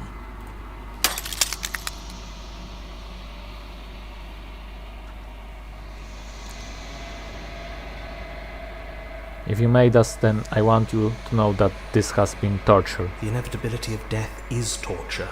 I would gladly put two infinite beings through what you've been through to spare infinite lives from oblivion. Okay, I don't see his logic. Can't say I don't see his logic here, but well, death is like a necessary part of our lives, I would say. After everything, do you have anything to say for yourself, for all of this hubris? I do. The people out there are real. No matter what you do to them, no matter what you enable, I want you to remember that.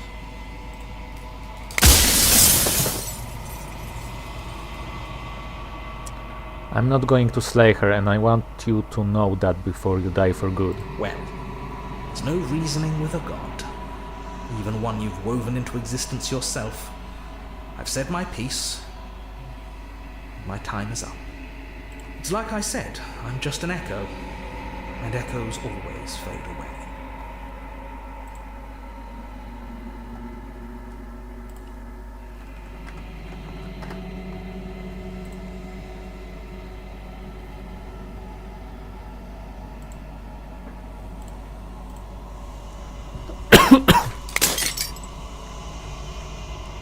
As the final fragment of glass shatters, you see yourself with newfound clarity. The narrator was right. You are the long quiet, a vast and nascent god, and it is finally time for you to wake up. All of this is you. Proceed to the cabin, one last time. When you arrive at the heart of things, there is no final vessel for you to bear witness to. There is nothing for you to find.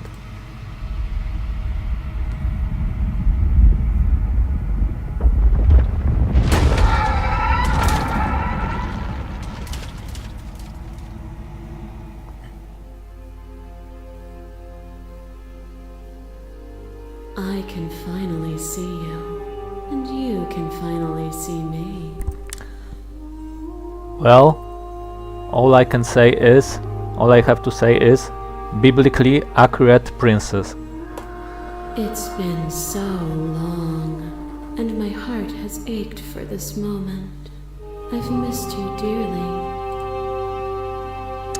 I've missed you too.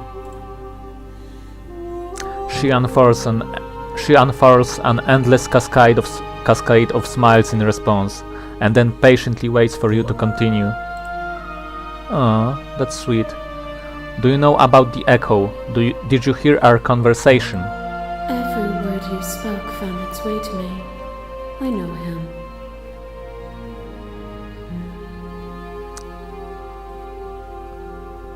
I'm the long quiet, but I don't really know what that means. Names are their attempts to capture that which cannot be captured.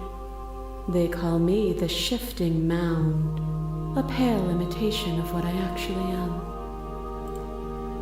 What happens now? Ever the passive player, always reacting and never acting. But it's woven into your nature, isn't it? When the echo spun us from one into two, he gave you a choice and me a role to play. I am not death, but I contain it in my multitudes. So, will you attempt to destroy me and bring about a world devoid of death and the possibility of meaning? Or will you open the final doors to our liberation? There's so many stories we've left unfinished. Can we really just leave? Even as your eyes begin to open, you still hold on to the notions of is and is not, of beginning and end, pitch black islands in the blinding light of the infinite. There is nothing to resolve, nothing restraining us but us.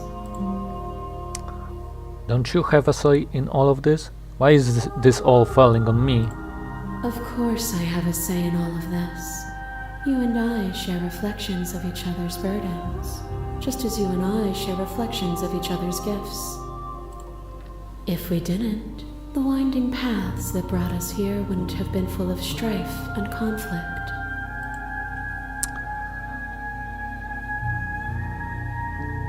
Let's talk this through. I still have so many questions and I need answers before I can make a choice. My very nature is paradox, as is yours. You cannot use words to grasp at things that are beyond their reach, and you cannot rationalize that which defies logic. But violence and passion are dances that both of us know well. If this is what it takes to enlighten you, then so be it. Oh boy, here we go.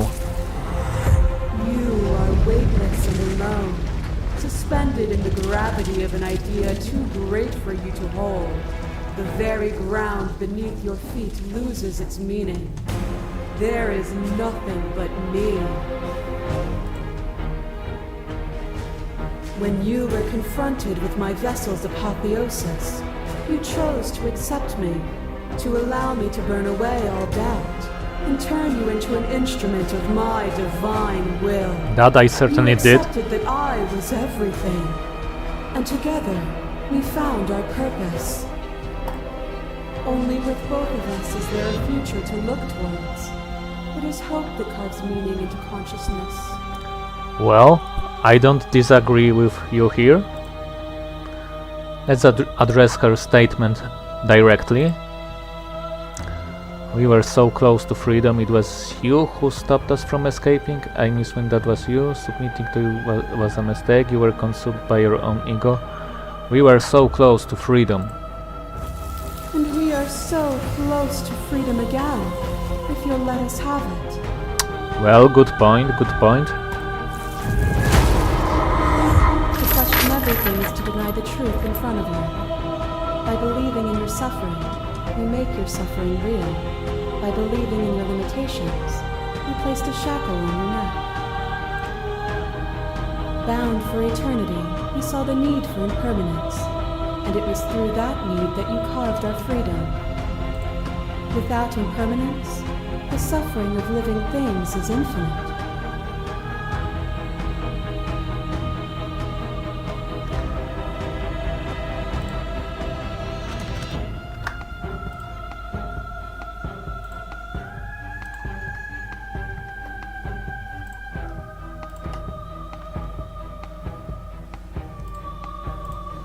Would you strip my gifts away and leave everyone to suffer in the dark? Let's address this vessel's statement directly again, once more. Well, I agree, that would be torture. It would. Our purpose is to be and to experience, and their purpose is the same. To be permanent is to cease. To be paused is to be trapped.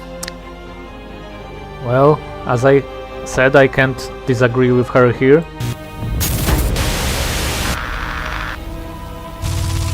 shiver passes through me as unseen fingers dance across your skin. I remember the violence you inflicted on me, and yet they don't return. I offer you absolution, and you take my hand in yours. Oh, nice. You felt the pain you caused another, and you were willing to sacrifice everything you thought was you to set me free. I've thought that Saber left, but Without sin, there is no redemption. without sin there is no redemption. Well, let's address her statement directly. But without redemption there can be no sin. If I'd known what you were, I never would have freed you. And I would sacrifice everything to free you again.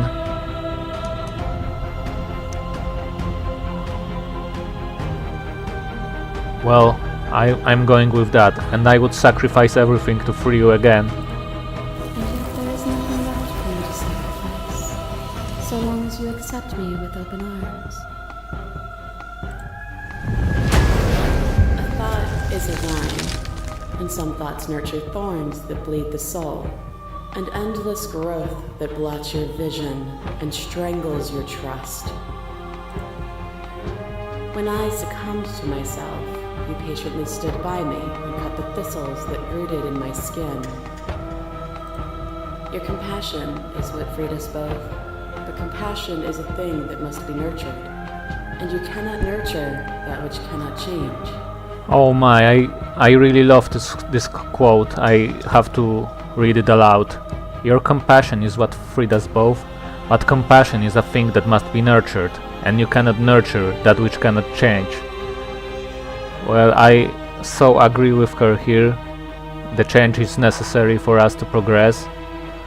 As as both human beings in our relationships with others and as humanity as a whole. So let's address her statement directly once more. Of course I helped you. I didn't want us to hate each other.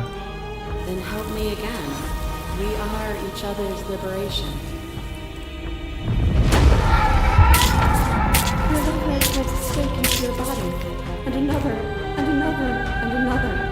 Do I miss your heart because I can't stand to see it go?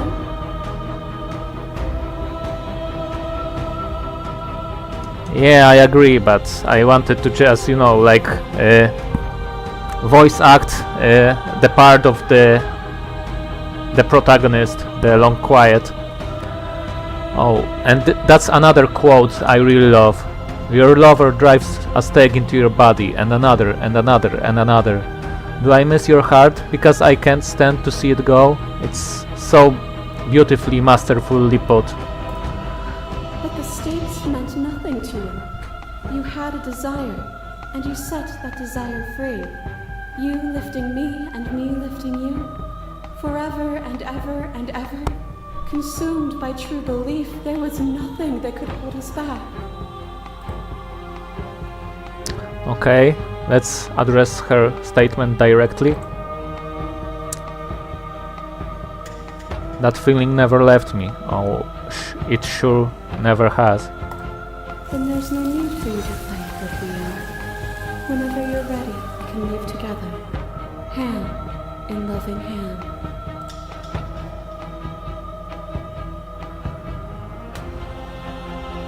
I'm ready. I want to live with you.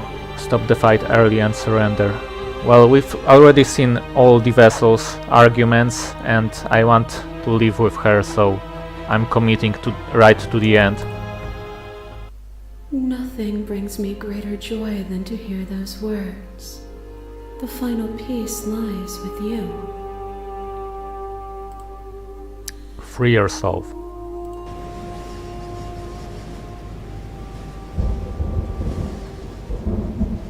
You fall into yourself.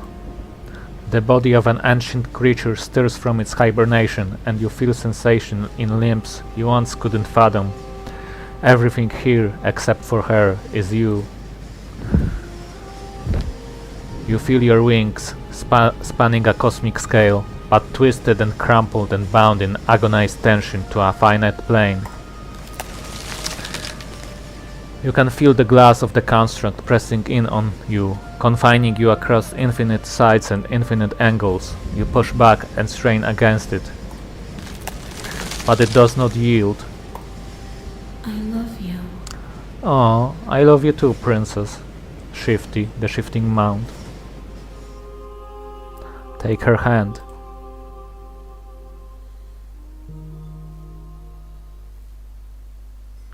All at once the unyielding tension breaks.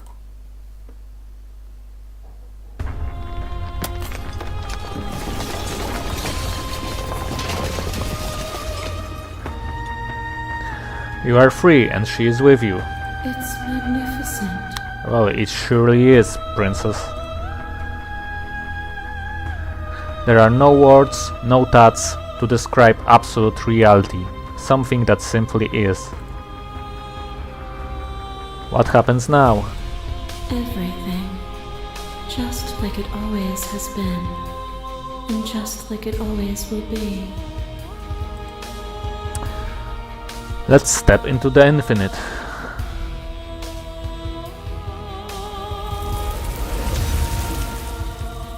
You and she step forward into 1,000 dawns and 1,000 sunsets, each of which contains 1,000 more.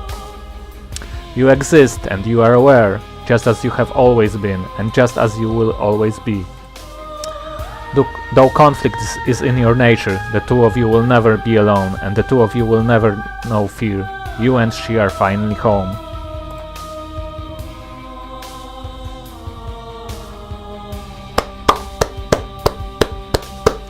Great game. Masterful game. And as I said all throughout this stream, really great performance by Nicole there. voicing the princess and Jonathan voicing the voices in your head. Great job, guys. You've really created a beautiful piece of art.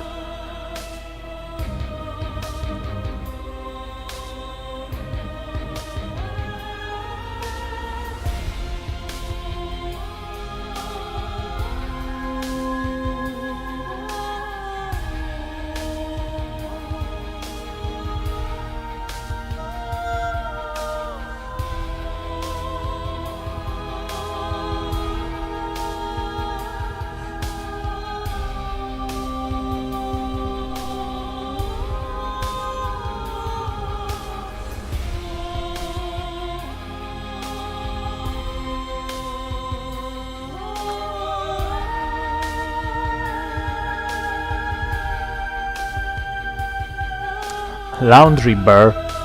First time I noticed that. Nice.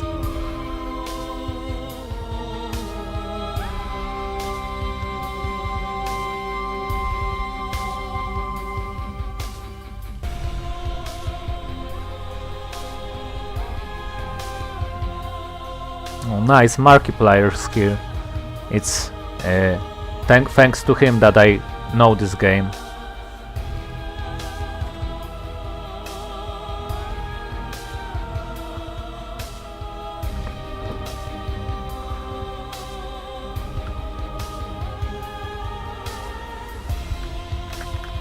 Okay, let's take the screenshot.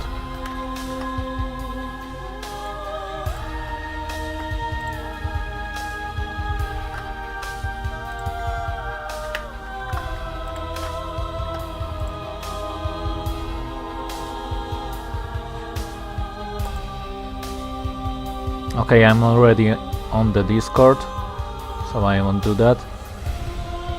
Okay, let's return to main menu. Okay, and that's it for this stream. As you can see, I've done plenty on this game, but not quite everything yet. So there's still much to do. So maybe I'll see you in other streams. And I don't know if I will do the voice chat thingy regularly. I guess we'll see. And I'm not sure if it's the last stream for tonight as part of Halloween special. I will see you on the next one. Bye bye. And thanks Kickshow for words of appreciation. Okay. Thank you, goodbye.